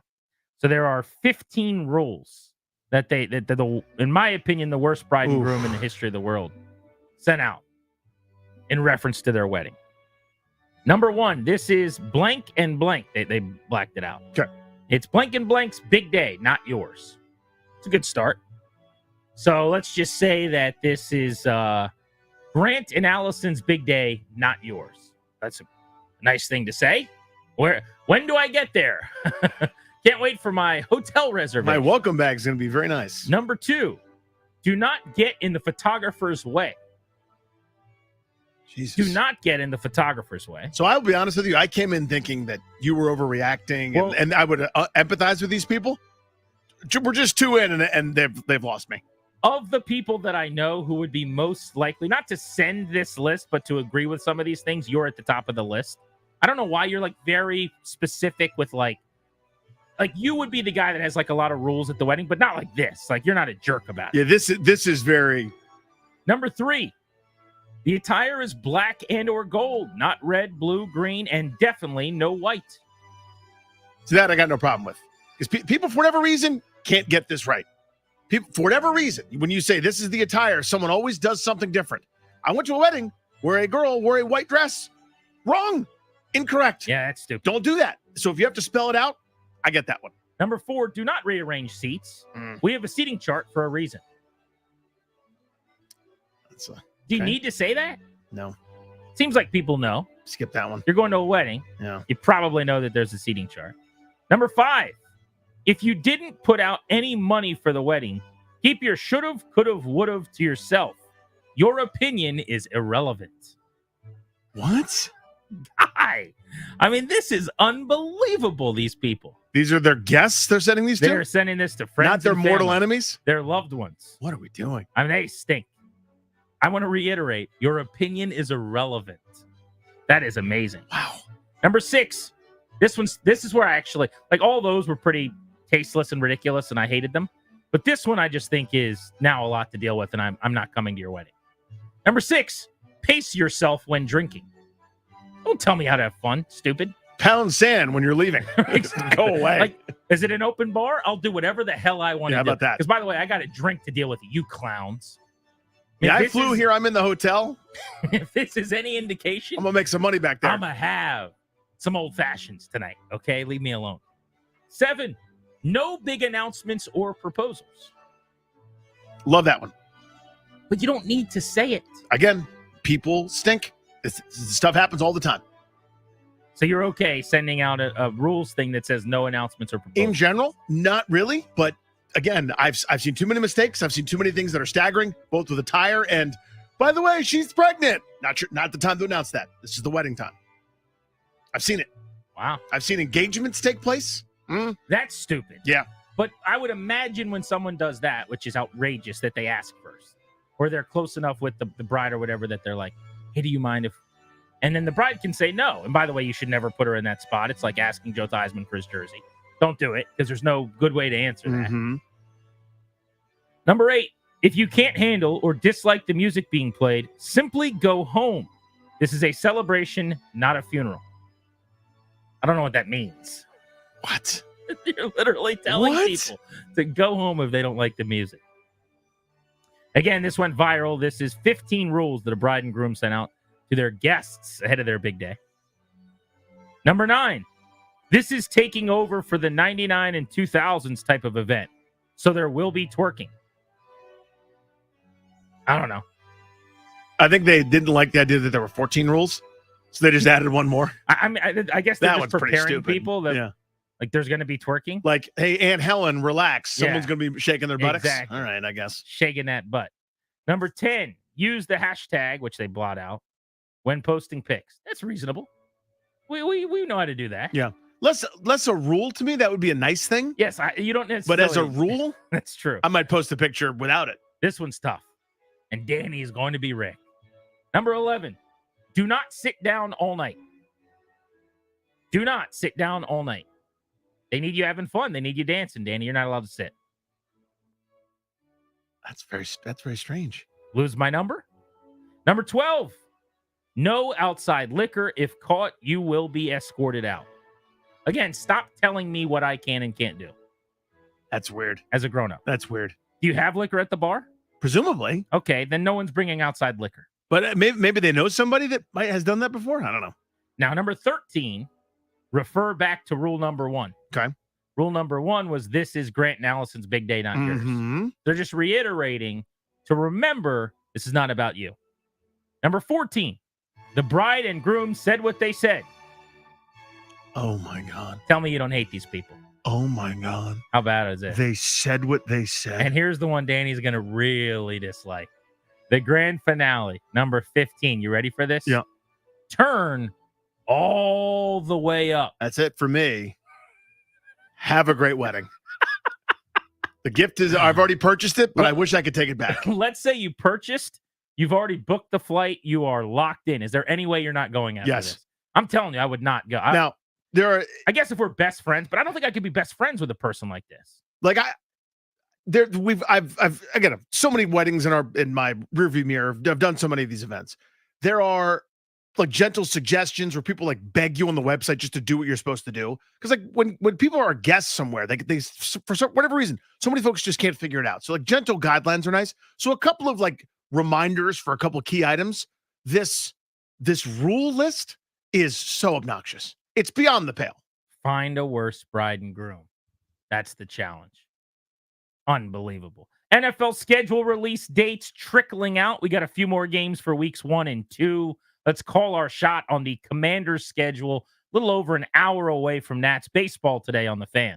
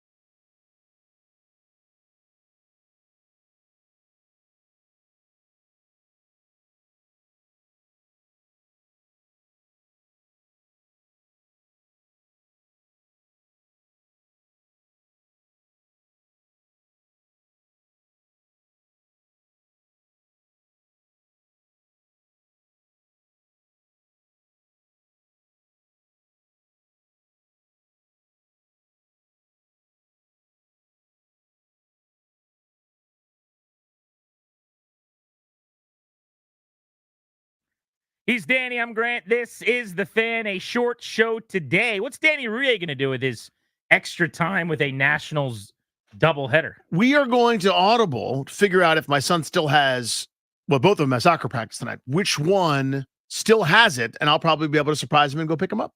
We all want our teams to make the best decisions for their future. Don't forget to do the same for yourself. The exclusive sponsor of our show, the law firm of Kandori and Murad, can help. They'll guide you and your family. Draft a will, set up a trust, create a medical power of attorney. Schedule a free consultation with their estate planning attorneys at kmlawyers.com. And be sure to tell them that Grant and Danny sent you. You'll get a discount. That's kmlawyers.com. You can watch the show on YouTube. We are streaming live right now. Hello to everybody checking us out that way. Of course, you can listen to us on 106.7 The Fan. And for the next hour and change, we're live in Richmond on AM 910 and FM 105.1 as well. Remember to take us with you wherever you go on the Odyssey app. NFL schedule trickling out little by little as we speak. We're finding out an item here, an item there. So here's what we're looking at in week 1 right now. We knew yesterday the season opening game on Thursday Night Football is the Chiefs and the Ravens. By the way, it's probably just my lack of football in my life right now. I think Chiefs-Ravens, just hearing that that's going to be what opens the season, that's incredible. That's perfect. Get me there. Fast forward through this meaningless, mediocre summer of sand and sunscreen. It's so overrated. Get me to the fall and get me to that football game. Please and thank you. Isn't that as good as it gets? Pretty damn good. AFC AFC title rematch, two of the 5 best teams in the NFL pretty much annually at this stage. With right? all due respect to Jared Goff and Ryan's Lions, the opener last year, if you remember, and the Lions won the game. Detroit, Kansas City, yeah. It was a very good game. But Lions, Chiefs, just on paper, it didn't do the same for me. When I hear Lamar, Baltimore, Kansas City, Mahomes, 2 of the best in the conference, I don't know why. It's just more of a needle mover. Well, the Lions remember, they were the sexy team. They were the upstart. They were look what they did to end the season last year. Everybody was talking about them with the offseason buzz. So that's why they got the honor. This is different. This is royalty. This is, if everything goes well, if both quarterbacks are healthy, they're probably going to meet in the postseason at some point, right? With a major thing on the line. Is my take hot if I say I expect the Ravens to fall off this year? They lost a lot on defense. They lost a ton of coaches as well. I haven't run this by any Ravens people that are smart Baltimore followers. Like, I got to bounce this off Valdez and see what he thinks. But I just think when you lose that much on your coaching staff, they lost a lot of assistants and plenty of talent on defense as well, that it's hard to just replicate, duplicate, and be right back where they were. I think their offense will be fine again. I think Lamar will run around and make plays. You got to keep him healthy, clearly. But to me, in the end, the Chiefs are going to be in the AFC title game probably. They've got Mahomes. It's like having LeBron. You got him. You're in a conference title game. I don't know if the Ravens will be back there this year. I could see them being good, but not on the same level, especially with the Bengals, a healthy Burrow kind of ascending. The Jets with Rodgers healthy, maybe climb in the AFC. There are some teams with the arrow trending up that could close the gap. When the answer to my answer to you is a question. How many games does Lamar Jackson play? I'll say 16. Then they're back in the playoffs. They'll be just fine. I think they'll be in the playoffs. I know what you're saying. But are they a true Super Bowl contender for you? I don't think they are. Last year, I would have said yes. Fair enough. I don't think they are right now. I would still say yes, just because the program is so good. And that's what it feels like to me, more so than an NFL team that's subject to whatever the rest of us are. They just sort of churn it out. When Lamar Jackson plays, they win at least 11 games. If he gets through 16 weeks, they win 11 games. Dude, to that point, their winning percentage in games Lamar starts 58-19, 3/4 of their games. Because I don't really do QB wins and losses. But with a guy like that where everything goes through him, when he's on the field, 13-2, 11-4, 7-5, 8-4, 21-22, they weren't as good kind of around him. And then last year, 13-3. It's just the one game. I think they're good. I don't think they're at the same level. I don't know if I'm making my point clear. No, I'd agree. Here's the thing. You're right. I think they've regressed. On paper, they have absolutely gotten worse. So speaking of teams that have a chance to make a run, how about the Eagles and the Packers? Friday night football. This is from Brazil. So you've got your great AFC matchup on Thursday. Now the big NFC matchup on Friday. Eagles expected to win the NFC East. Packers, I wouldn't say they're the favorites to win the North because the Lions probably are, but I do think it's very close between them and Detroit. Minnesota loses Cousins. They're probably going to play some variation of Darnold and McCarthy. So my guess is they probably take a step back a little bit. Chicago's pretty sneaky, but not on the level yet of those other two. But I could see 3 teams in that division making the playoffs. I think the Vikings are solid. They probably aren't one of them. The Bears, I think, could go 10-7 and make the playoffs if Caleb Williams plays well. That's a top 10 defense, in my opinion, and they have a great supporting cast around them. They could even win 11 games. I wouldn't be shocked. I think the same about Green Bay and about Detroit. So there might be 3 playoff teams out of the NFC North. Very well could be. It also depends on what happens out west with Rams, Seahawks. Are they hanging on? How good are they? But I guess the NFC East as well. Do they get two teams again? Does the math work for the Central? I keep calling it the Central. It's not the Central. It's the North. Do they get 3 teams? That, to me, is a variable based on what some of the other teams are doing out west or in the NFC East. Like if they're beating each other up and then you lose a tiebreaker here and there. But Chicago looks to me to be ahead of Minnesota right now. What were the old divisions called? You just piqued my interest because now I'm trying to have a hard time remembering. We have now because there are only South, 3 east, west. Yeah, because it used to be 3, and now there's East, Central, West. I don't remember if it was Central or not. I really don't. Might have still been North. I think it was North. Was it? Yeah. Central's just a baseball. Because it was so dumb. Yeah, because it was so dumb. Like the Cardinals, who were clearly in Arizona, were in the NFC East. Stupid. It was like, just because they ran out of numbers. The one game we know about week 1 Sunday, season opening game, is Cowboys-Browns. The intrigue in that game to me is just more about what is Dallas going to do from a running game standpoint. Do you know that right now Ezekiel Elliott might be their starting running back? Yeah. That's a joke. I mean, I don't know what they're thinking, but that will not work. They're thinking that we need a cheap option, and it was great one time. Let's try to run it back. They've gone the opposite way of what they've always done. They've overspent, overvalued, put too much into running back, and now everyone's upset because they've gone the completely other way where it's like, really? You think Ezekiel Elliott's good enough? But I guess that the first way didn't work, so they're trying it the other way. But I'd like to think there's some middle ground where you could get someone who's better than Ezekiel Elliott to run the football. And then from the Browns standpoint, there's nothing they can do to get out of the Deshaun Watson contract. But we are on a bullet train right now at a few hundred miles an hour toward that being one of the worst contracts in the history of sports if they can't get him to play better football. And I keep beating this drum. They were 11-6 with one of the worst quarterback situations in the sport last year. 11-6. Games that weren't started by either Joe Flacco or Deshaun Watson. I think they were either 1-3 or 1-0-4 or something like that. They were terrible. That was an 11-6 team. Like, they're good at everything except that pesky little QB that's spot. What's so comical and amazing about the Watson contract is they felt like they needed the quarterback when, in fact, they've built an exceptional team otherwise. If they didn't pay Watson, can you imagine what they could do? They could trade for a QB. They could have been in the mix to trade up and go get Caleb Williams or Jaden Daniels or something and plug and play them.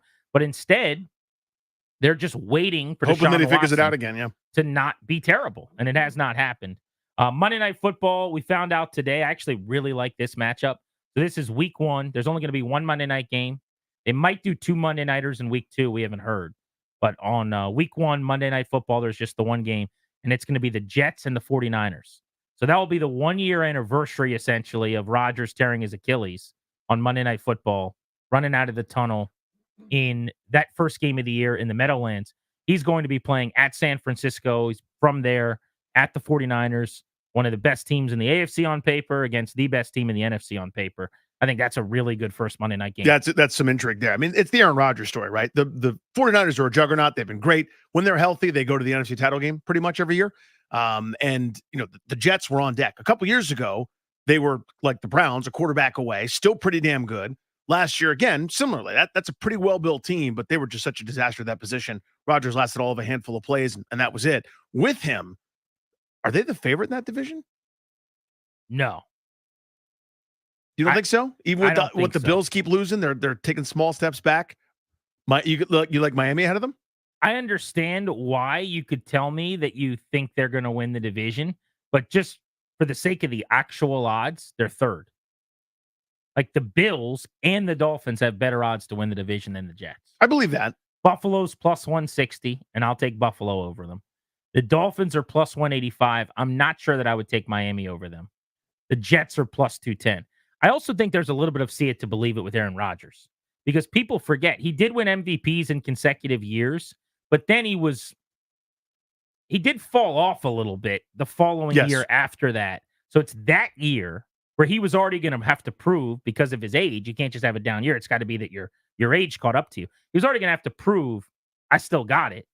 And then you lose an entire season to the Achilles and whatever lack of burst, twitch, whatever you're not going to have pushing off the back foot maybe as you're 40 plus years old. So I just think people need to see it from Rodgers. Maybe that's what the reflection of the odds is. To me, they didn't do it last year, and we're just so used to Buffalo being at the top that people forget that there's turnover in this league like no one's business. Like we just assume the Bills are going to win it, even when Miami looked like they were the better team for half the season last year. Of course, Buffalo ended up catching them, but the Bills have kind of slowly but surely stepped back from the pack when they were the prohibitive Super Bowl favorite a couple of seasons ago. You lose Stephon Diggs, and you're getting a little tiny bit worse on defense as you age. I don't know. To me, they're ripe for the taking. I think someone besides Buffalo wins that division. I like Buffalo a lot. Kind of more now than I did a couple years ago, weirdly. Stephon Diggs, big loss, but huge diva, giant pain in the butt. Gabe Davis also being lost, I worry about. It's the volume of your number one and your number two. But they drafted Keon Coleman out of Florida State in the second round.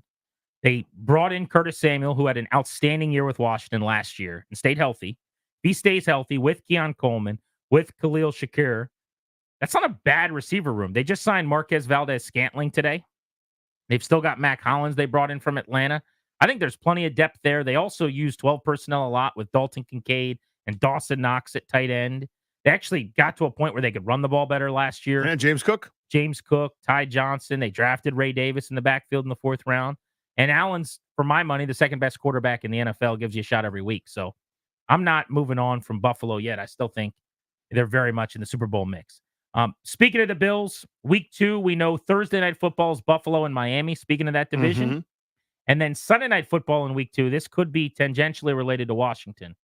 The Bengals at the Chiefs. Now, here's why that's interesting. Your schedule investigators online are starting to connect the dots and put on their tinfoil hats. So Darius and I were talking about this. The Bengals cannot be home in week 3.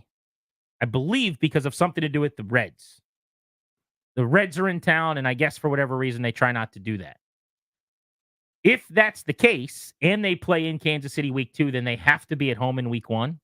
Well, they only have 8 opponents at home all season, a couple of which are unavailable based on what we know about week 1.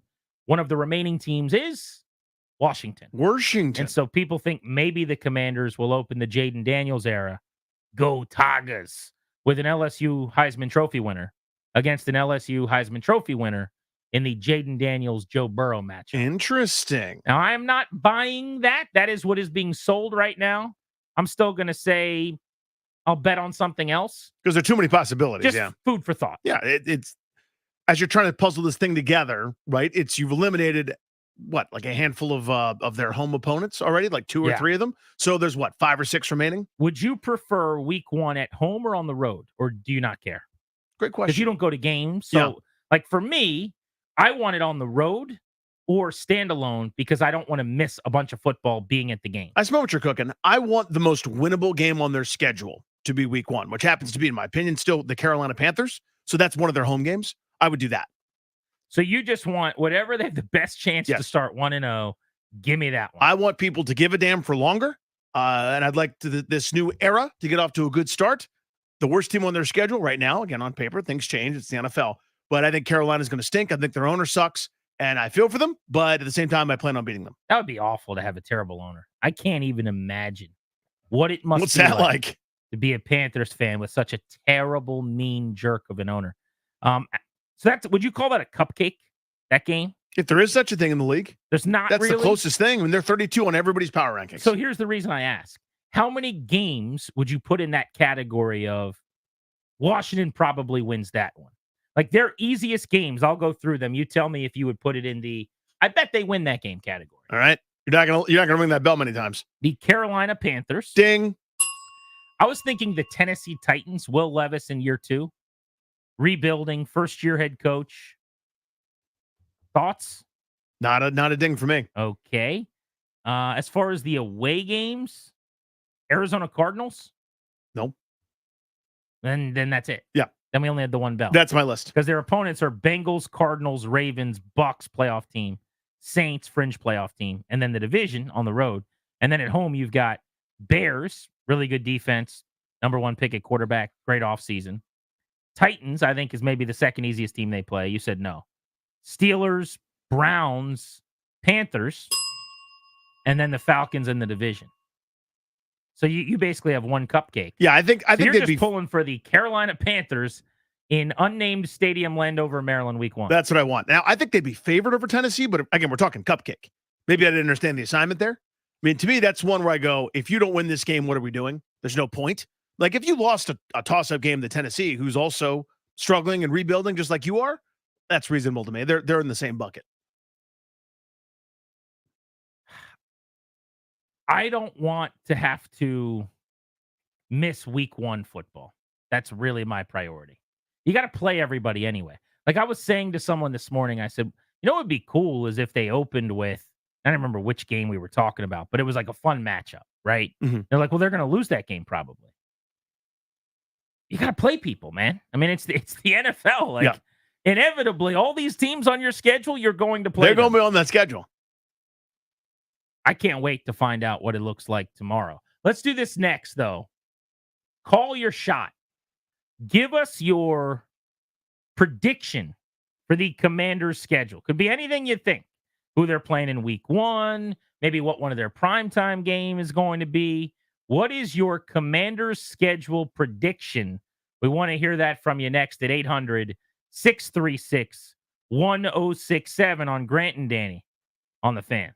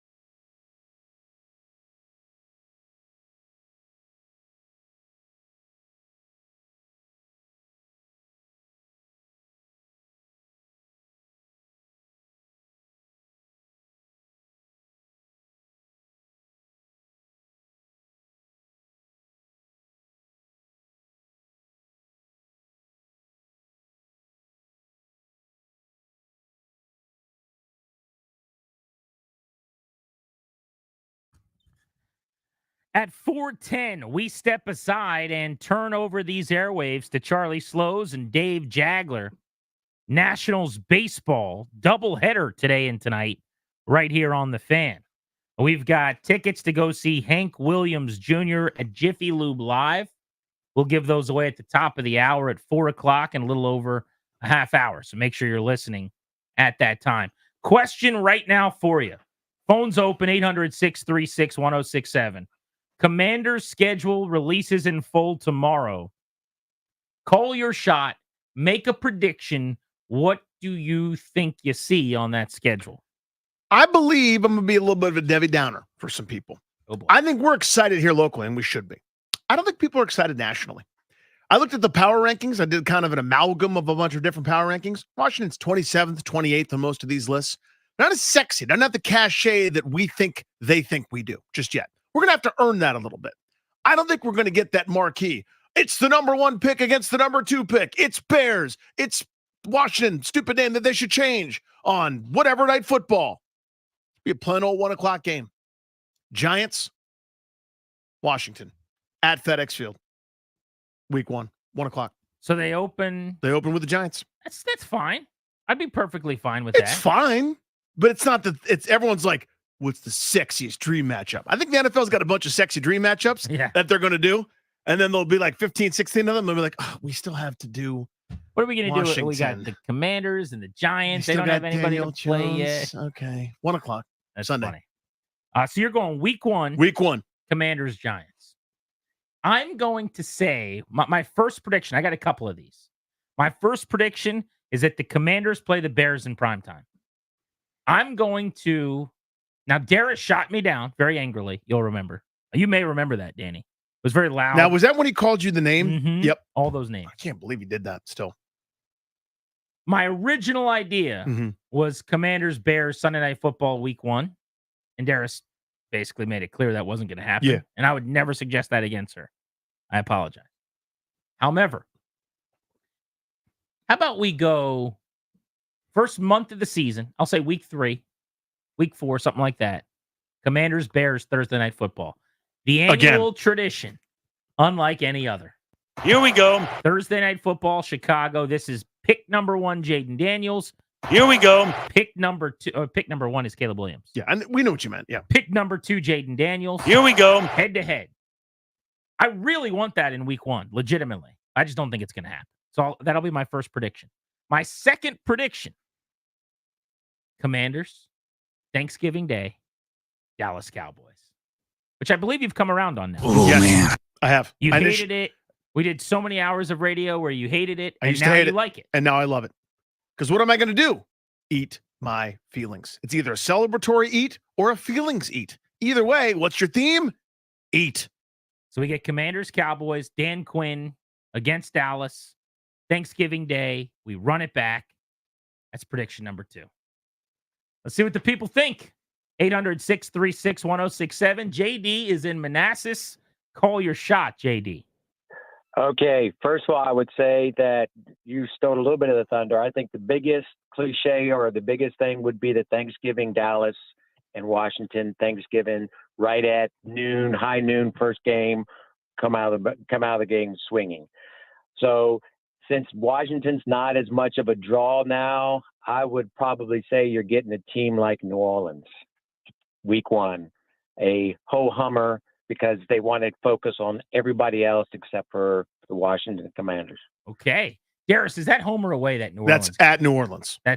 Oh, wait. I already knew that, right? Yeah, that's an away opponent. I'm going to that game. I will be in New Orleans. So he's saying they play the Saints week 1. That would be the Robert Griffin III reincarnation. 12 years later. Oh, man, weird. 12 years later, your number 2 overall pick, Heisman Trophy winner, Washington playing New Orleans. If I had to bet, I'd say that Saints game's much later in the year. That feels like a December-y kind of situation to me. Let's go to Yared in Arlington on Grant and Danny. What's up, Yared? What's up, buddy? Good afternoon. Hey, man. Let me say this. The season opener, I think, is going to be Carolina. Last year, first overall pick versus this year, second overall pick. And they're going to have 2 primetime games. I was going to say Thanksgiving Dallas, but I don't think they're going to do that back-to-back.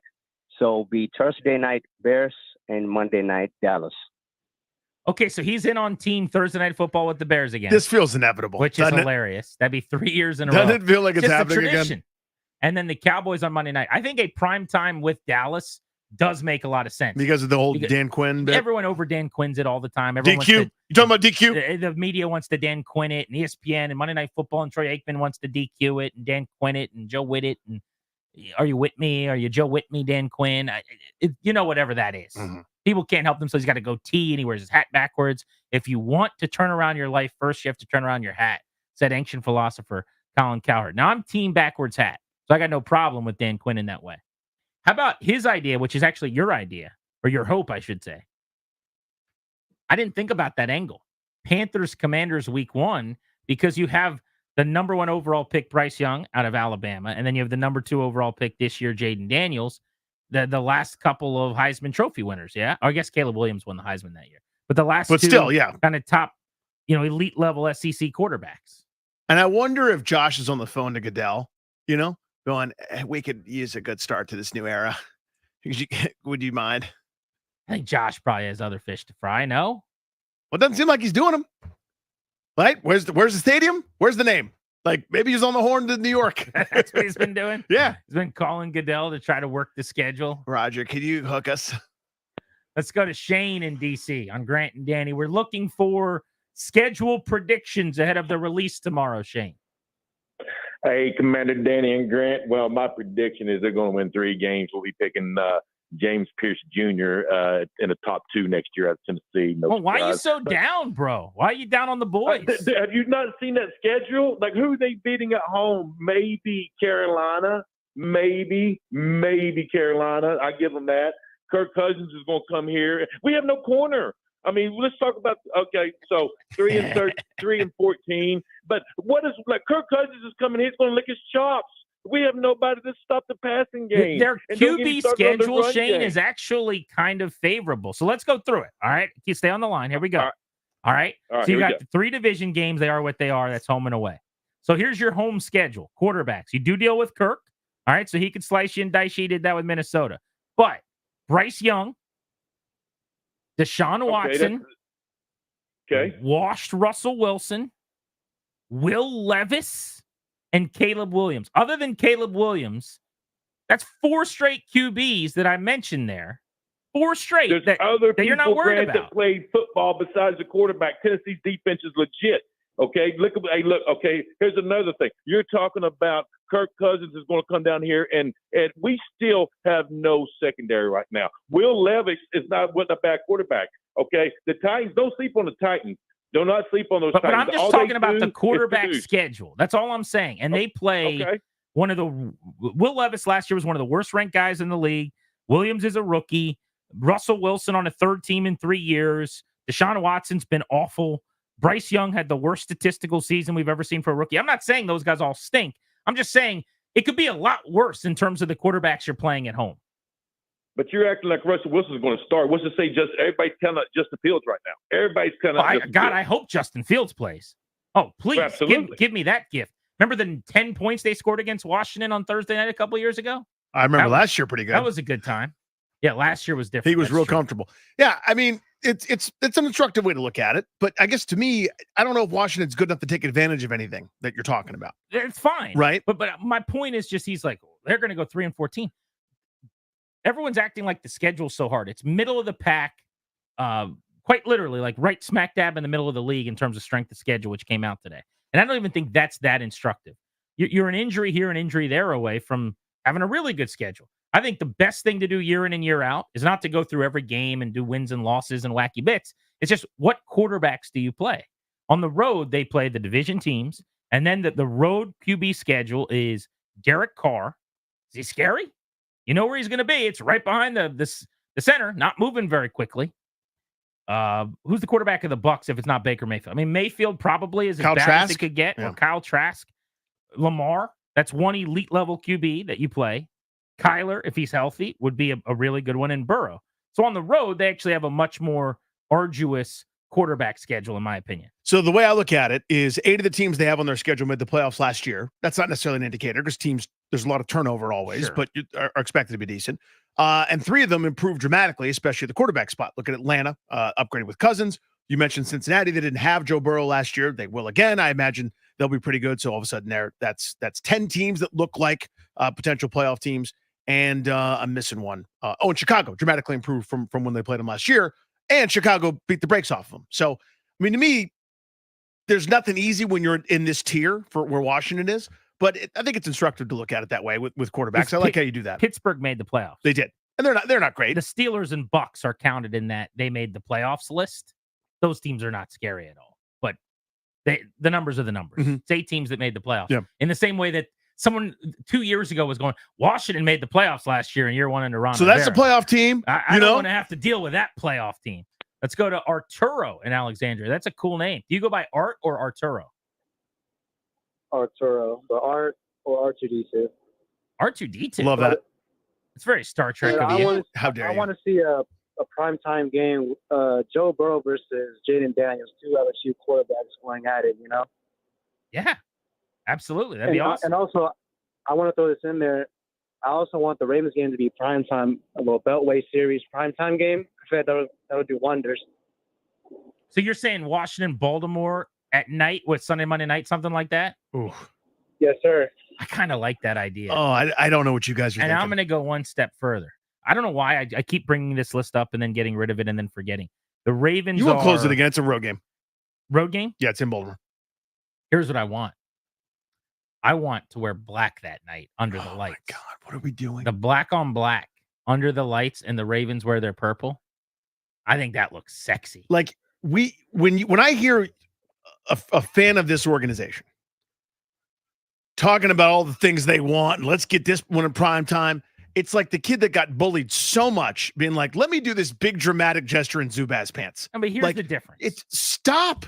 Hide. I don't be care. ashamed. No, there's nothing to be ashamed of. Oh, the records. They're going to lose by a bunch? Yes.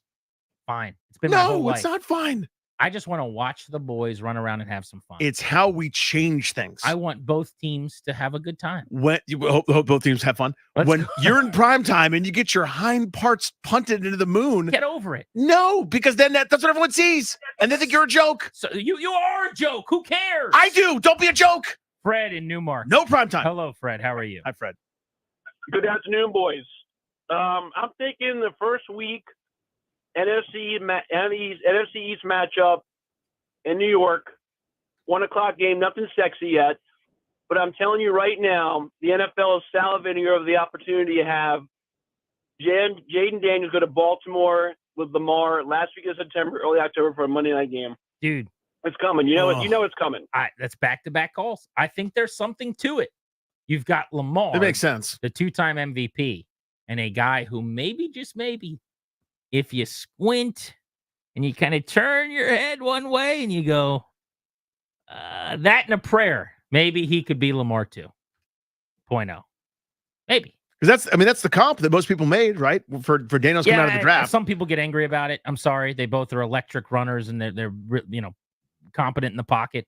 All they are the best athletes in the You league. mean that what an insult to say that the best athlete on the field, a multiple time MVP. Yeah. I don't know. I don't get people.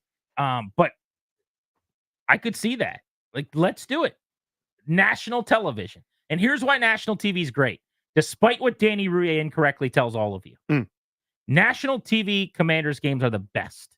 Worst. We should always want them to play on national TV in standalone windows. Never. And the reason for that is that you get to watch so much football on your couch all weekend long. It's the best. There's nothing like it. Hide. I rest my case. Hide with all the other teams, and maybe Scott Hansen mentions you 2 or 3 times. That's the best case scenario. Then you start getting good. Then let's puff our chest out and do some prime time. Let's get 4 years of consistent winning under our belts before we start demanding Sundays and Mondays. Let's do that. How addicted to technology are you? How long could you go without it? Want to get into that next on Grant and Danny.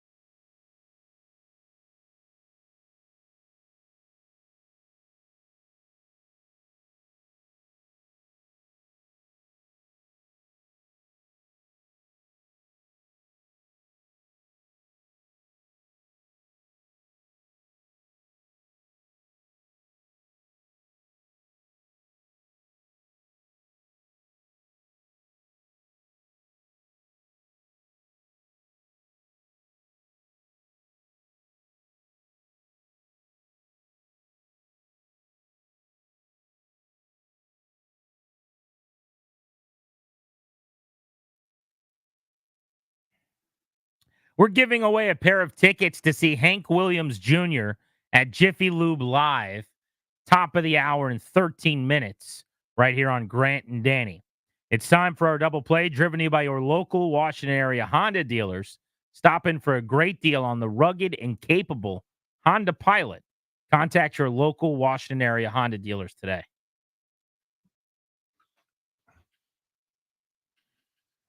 Danny, I saw this online. I wanted to bring this hypothetical to you. Beautiful picture. Nondescript location. I mean, I have no idea where this is. I'm going to assume we're going to say like Wyoming. Maybe we're in Montana. We had a Montana senator on yesterday, right? It looks gorgeous, though. We're big into Montana politics. It is gorgeous. It's just a bunch of trees, middle of nowhere, log cabin, big deck, right? And it's this house.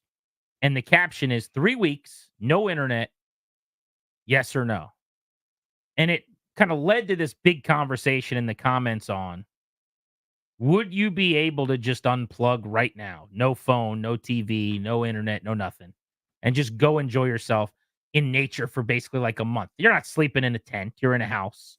You're just kind of vacationing with all, whatever food, drinks you need, whatever. So I ask you, what would be your level of interest in actually doing this? Not saying that would be cool, but just you touch a button right now, you keep getting paid, the family comes with you, whatever, and you go do this. 10 out of 10. I mean, I do that for as many days as I'm at the beach during the summertime. I don't turn the TV on. I don't look at my phone. Only to keep in touch and hey, can you bring me a water? So in this from the house, hypothetical, whatever, we're going no phone at all. Right. Not a problem for you? Not a problem. Not a problem. So you don't think are you addicted to your phone or no? Because I readily admit, my wife laughed today. I was literally getting out of the shower and my phone was on. She's like, "Are you on your phone right now?" And I was like, "No." But I was trying to basically like pull up the stream so I could hear what Ted Leonsis was about to say on the Junkies, essentially. But it was just this moment of hilarity where she goes, "You're not really showering on the phone, talking on your, like you can't leave your phone for that long." What? So it's a weird answer I'm about to give you.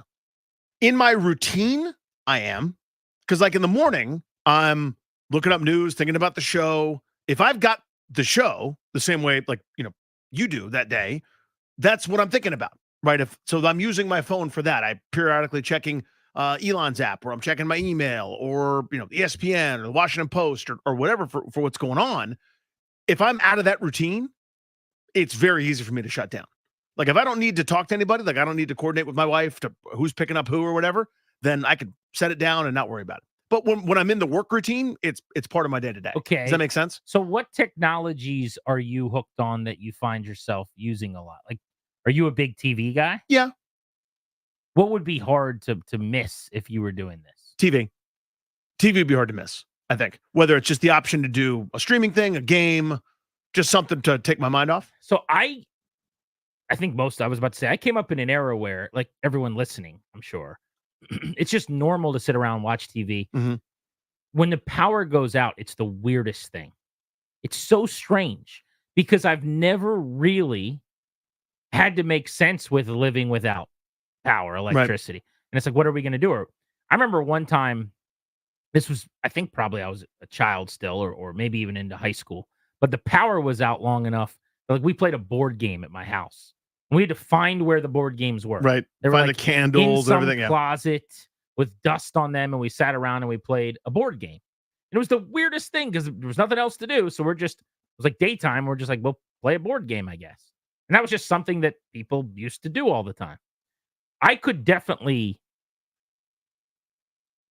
enjoy this. I just wonder how long before I go, I got to know what's going on in the world. Because I think that's the idea of what they're getting at, hypothetically, is you're completely unplugged for a month. Yeah, when I'm unplugged, I don't care. Like, and that's something that I'm actually really proud of. That when I'm unplugged, I'm unplugged, dude. I'm MTV doing a special in the late 90s. Like, I'm not interested. Because the day-to-day noise, it's the same crap to me. That's all it is noise. And everyone likes to shout about how right they are and how wrong someone else is, how this is evil. That, to me, it's all background constant distraction from what's important to me, which is, my family and trying to eat well and be there for my kids and stuff like that. I don't want to be yelled at. So that putting it aside is bliss for me. That's what the beach is. I am too curious, I think. You are very curious. I have to know, like, the idea of being away from everything for a month to the point where I don't care that much if the Nuggets win Game 5 or not. Mm-hmm. But how do I not know? How do you not know? That would be tough, and I wonder if it's just because I've always had it at my fingertips. Well, you have. You are, and also by your nature, you are a curious dude. Yes. Like for example, let's say Darius get the haircut. I'll go, nice haircut. And that's the last time I'll think about it. You'll go, why did you use that side length on that part? Why did you have him taper right there? Why did you have it on the top? What did you say to him? And then what did you say? Where did you get it? Yeah. How long have you been using Were that you waiting barber? for a little while? Did you have to go somewhere else to a secondary place that's not the normal place? Like, to me, that I have no curiosity about that stuff. Like, I notice, I try to be empathetic and see what's going on with other people's lives. You're like genuinely a curious person. I am not in my nature. Well, one thing that has changed for me, I think, is, I'm not saying this is good or bad. I have always perceived being plugged in as a knowledge, or even not even a knowledge. I don't want to say this. Like, I now think that sitting there and watching cable news constantly, or local news, or whatever it is actually more harmful than good. Mm-hmm. Legitimately, I believe that. Yeah. I think it's an echo chamber of mostly nonsense. And essentially, it's just playing on fears and insecurities. And whereas I used to think, like, you gotta know, and now read, find good publications and outlets and learn that way. But I think, like, during COVID, the people that just sat there and at home and just watched and were fed, like, the fear and what they, wasn't instructive or healthy. And I'm not saying one way or the other. There's crazy no, I know. outlets in all directions. Of course. But I don't know. I think that not having to hear the noise is actually super healthy. And if that's the case, then being in a log cabin for months on end or weeks on end with nothing would actually be so refreshing. I'll also tell you, this is, growing up with this, my grandparents ultimately had to get rid of it because they couldn't sort of physically do it anymore. But they had a cabin in West Virginia, in Romney, West Virginia. And Mitt. Right in the middle of Mitt. Is that Mittstown? Their closest neighbor was, 3 miles away, who would sometimes like walk up to the house and like, say, hey, how you guys doing? Good. Okay, see you later. Then like walk back. I mean, this was no satellite, no internet before that was even a thing for people. And we would go and it was the greatest. Like, I look forward to that so much. I didn't have to do any homework. Now, later on, like as a teenager, I became a little snot and was like, can I bring my Nintendo? Or like, I want to bring my Genesis, And that broke everyone's heart. But, going on hikes with my grandpa and stuff like that was just the best. So I kind of have a little bit of experience with that. You are also, and you've said this already in this conversation, you're so silly at not engaging in any way on vacation. Yep. Not that I like hit you up or try to do show stuff, but if I ever like, even if it's just a random thing that pops up and I hit you up, like 4 days later, you'll respond. Like, you are amazing in the best way that I admire of like, nah, man, this is. Yeah, when I'm unplugged, I'm unplugged. So like the best days, even when I go to the beach, we do the same thing every year, are when the key people, and I don't have to even bring my phone to the beach. Like if my wife's accounted for, and maybe either one of my brother or sister-in-law or my mother-in-law, if they're accounted for, meaning I don't need anything from anybody and I can sort of plan this out, that phone stays right next to my bed and I see it when I go to bed. You know what I mean? Like, I don't even look at it, but it's like that's the best. When I don't even need to text anybody. That's the perfect day to me. Toes in the water, ass in the sand, baby. Nats preview comes your way next. We'll get you ready for first pitch. Doubleheader today at 4:10. Charlie and Dave come your way with pregame. We're Grant and Danny.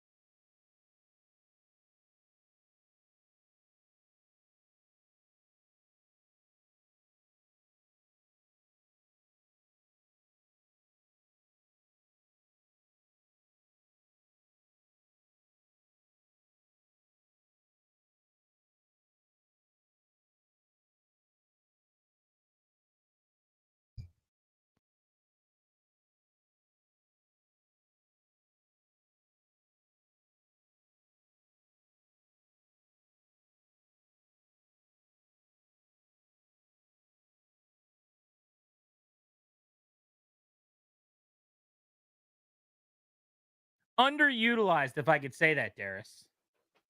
That rejoin. It's Fetty Wap Tuesday. Jeez. We thought they were in the rear view. Chicago White Sox right-handed pitcher Eric Fetty taking on the Nats tonight. Give it a little juice for me, Darius. That's a tough one for me here.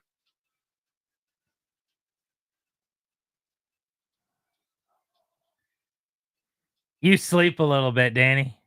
I think I've got the appropriate amount of rest on this. Coming in with Vobadu commands the funny. And then this right away. Oh, I thought we were out of the woods. It's tough. Drag me right back down. Did you add that to the list to make sure that lives on, by the way, Darius? Some of those Danny Absolutely. Rouillet rejoins? Oh, 100%. Yes. Little fresh coat of paint coming, Danny. Don't want these to die on the vine. No, do you we? can't. No. Gotta keep Can I hear another one before we move on? Thank you, by the way, Fetty Wap. Eric Fetty taking on the Nats today. I used to love Fetty Wap days on Grant and Danny. Did you? Speaking of which, here we go. See what we got here.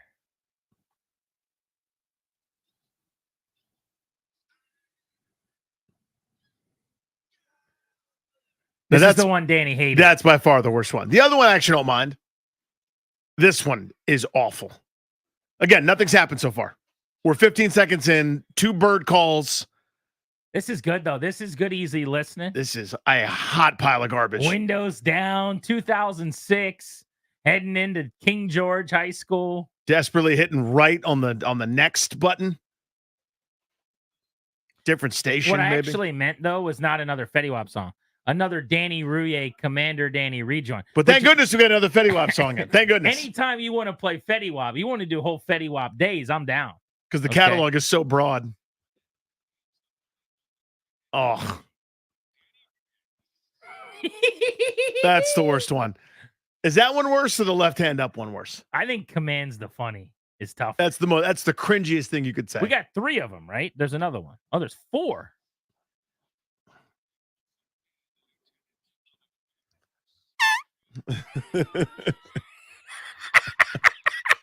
I forgot. Why don't you play these? These are so good. Are they? I just kind of forgot about them, but we're gonna refresh them. Believe me, Yes. we'll put some use on This them. should be the every segment rejoin. Yeah, I got By one the more. way, that one was the worst. Can we agree? No. The lieutenant on the command force? That's terrible. That one now everybody knows is like that. How do I say this? I actually know where you're Do you know what I'm going. trying to say? Like, Like, tag me in. yeah. You're saying that one when you hear it, you know it's a joke. Yeah. When someone says, and the man who commands the funny, people think that's just a guy. Oh, saying, that's branding. That's what he's trying to do. He's trying to establish himself and let people know who he is. That one they know.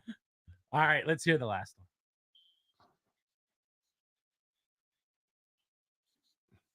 That's just Shane calling. I like that one for its subtlety because, as you said, Yeah. if you listen to that one, you have no idea it's a bit. Mhm. Some guy just landed. Albert Breer's coming in to cover practice at the bubble, and he gets out of the airport. He turns on the radio. Let's see what the boys are doing. And he just like, oh my God, Danny goes by. Oh, he's Commander all in. Danny. Yeah, that's great. He's a fan. It is time for your Nationals lineup and your pitching matchups ahead of their big game with the White Sox, presented by the Window Man. Since 1989, the Window Man has been the educational window company. Get your free no pressure and home estimate at thewindowman.com or at their Fairfax showroom. They got 2 games today. It's a doubleheader. Game 1. If you want to win this game, you got to beat Chris Flexen of the Chicago White Sox. Behind right-handed pitcher Trevor Williams, leading off the playing shortstop seat. Jake Abrams batting second in center field. Jacob Young batting third in left field. Eddie Rosario cleanup spot at first base. Joey Meneses batting fifth and playing second base. Luis Garcia, your designated hitter, and hitting sixth is Nick Senzel. Riley Adams behind the dish hitting seventh. Trey Lipscomb at third base batting eighth, and Victor Robles back in right field batting ninth. Thank God for that. Trevor Williams, the 32-year-old who wears number 32, 1.96 ERA on the season. He's given up 1 earned run in 15 innings over his last 3 starts against Baltimore, Texas, and Miami. He'll look to get a win for the Nats in game 1 of this 2-game series. I should say 2-game day. Well, this double dip. doubleheader in this 3 games in 2 days. And a lot of day baseball. Tomorrow, we're going to be out and about, by the way. People should come hang with us and eat some barbecue. DC City Smokehouse in Washington, D.C. As soon as the Nats are done playing, we're breaking down the schedule, which will be released by that point, I believe. Yeah. Also, we got tickets to give away. Hank Williams Jr., he is at Jiffy Lube Live. Caller 10 at 800-636-1067. Congrats. You're winning a pair of tickets to see Hank Williams Jr. It's Saturday, May 18th. Coming up this weekend over at Jiffy Lube Live. Tickets are on sale now. For tickets and more event information, go to thefandc.com/events, courtesy of Live Nation. Enjoy Nationals baseball deep into the evening. Hopefully, we're talking about a couple of wins come tomorrow when we're breaking down Commanders OTAs as well. What's Danny Huey going to do with his extra time So tonight? we're figuring out right now, looks like both soccer practices are canceled. Let's go. I might take the boys to a movie tonight. Movie? We might do it. Popcorn and a cola? Might do it. Spend a couple $100 to watch a mediocre film in May. Charlie and Dave come your way next. Thank you for coming.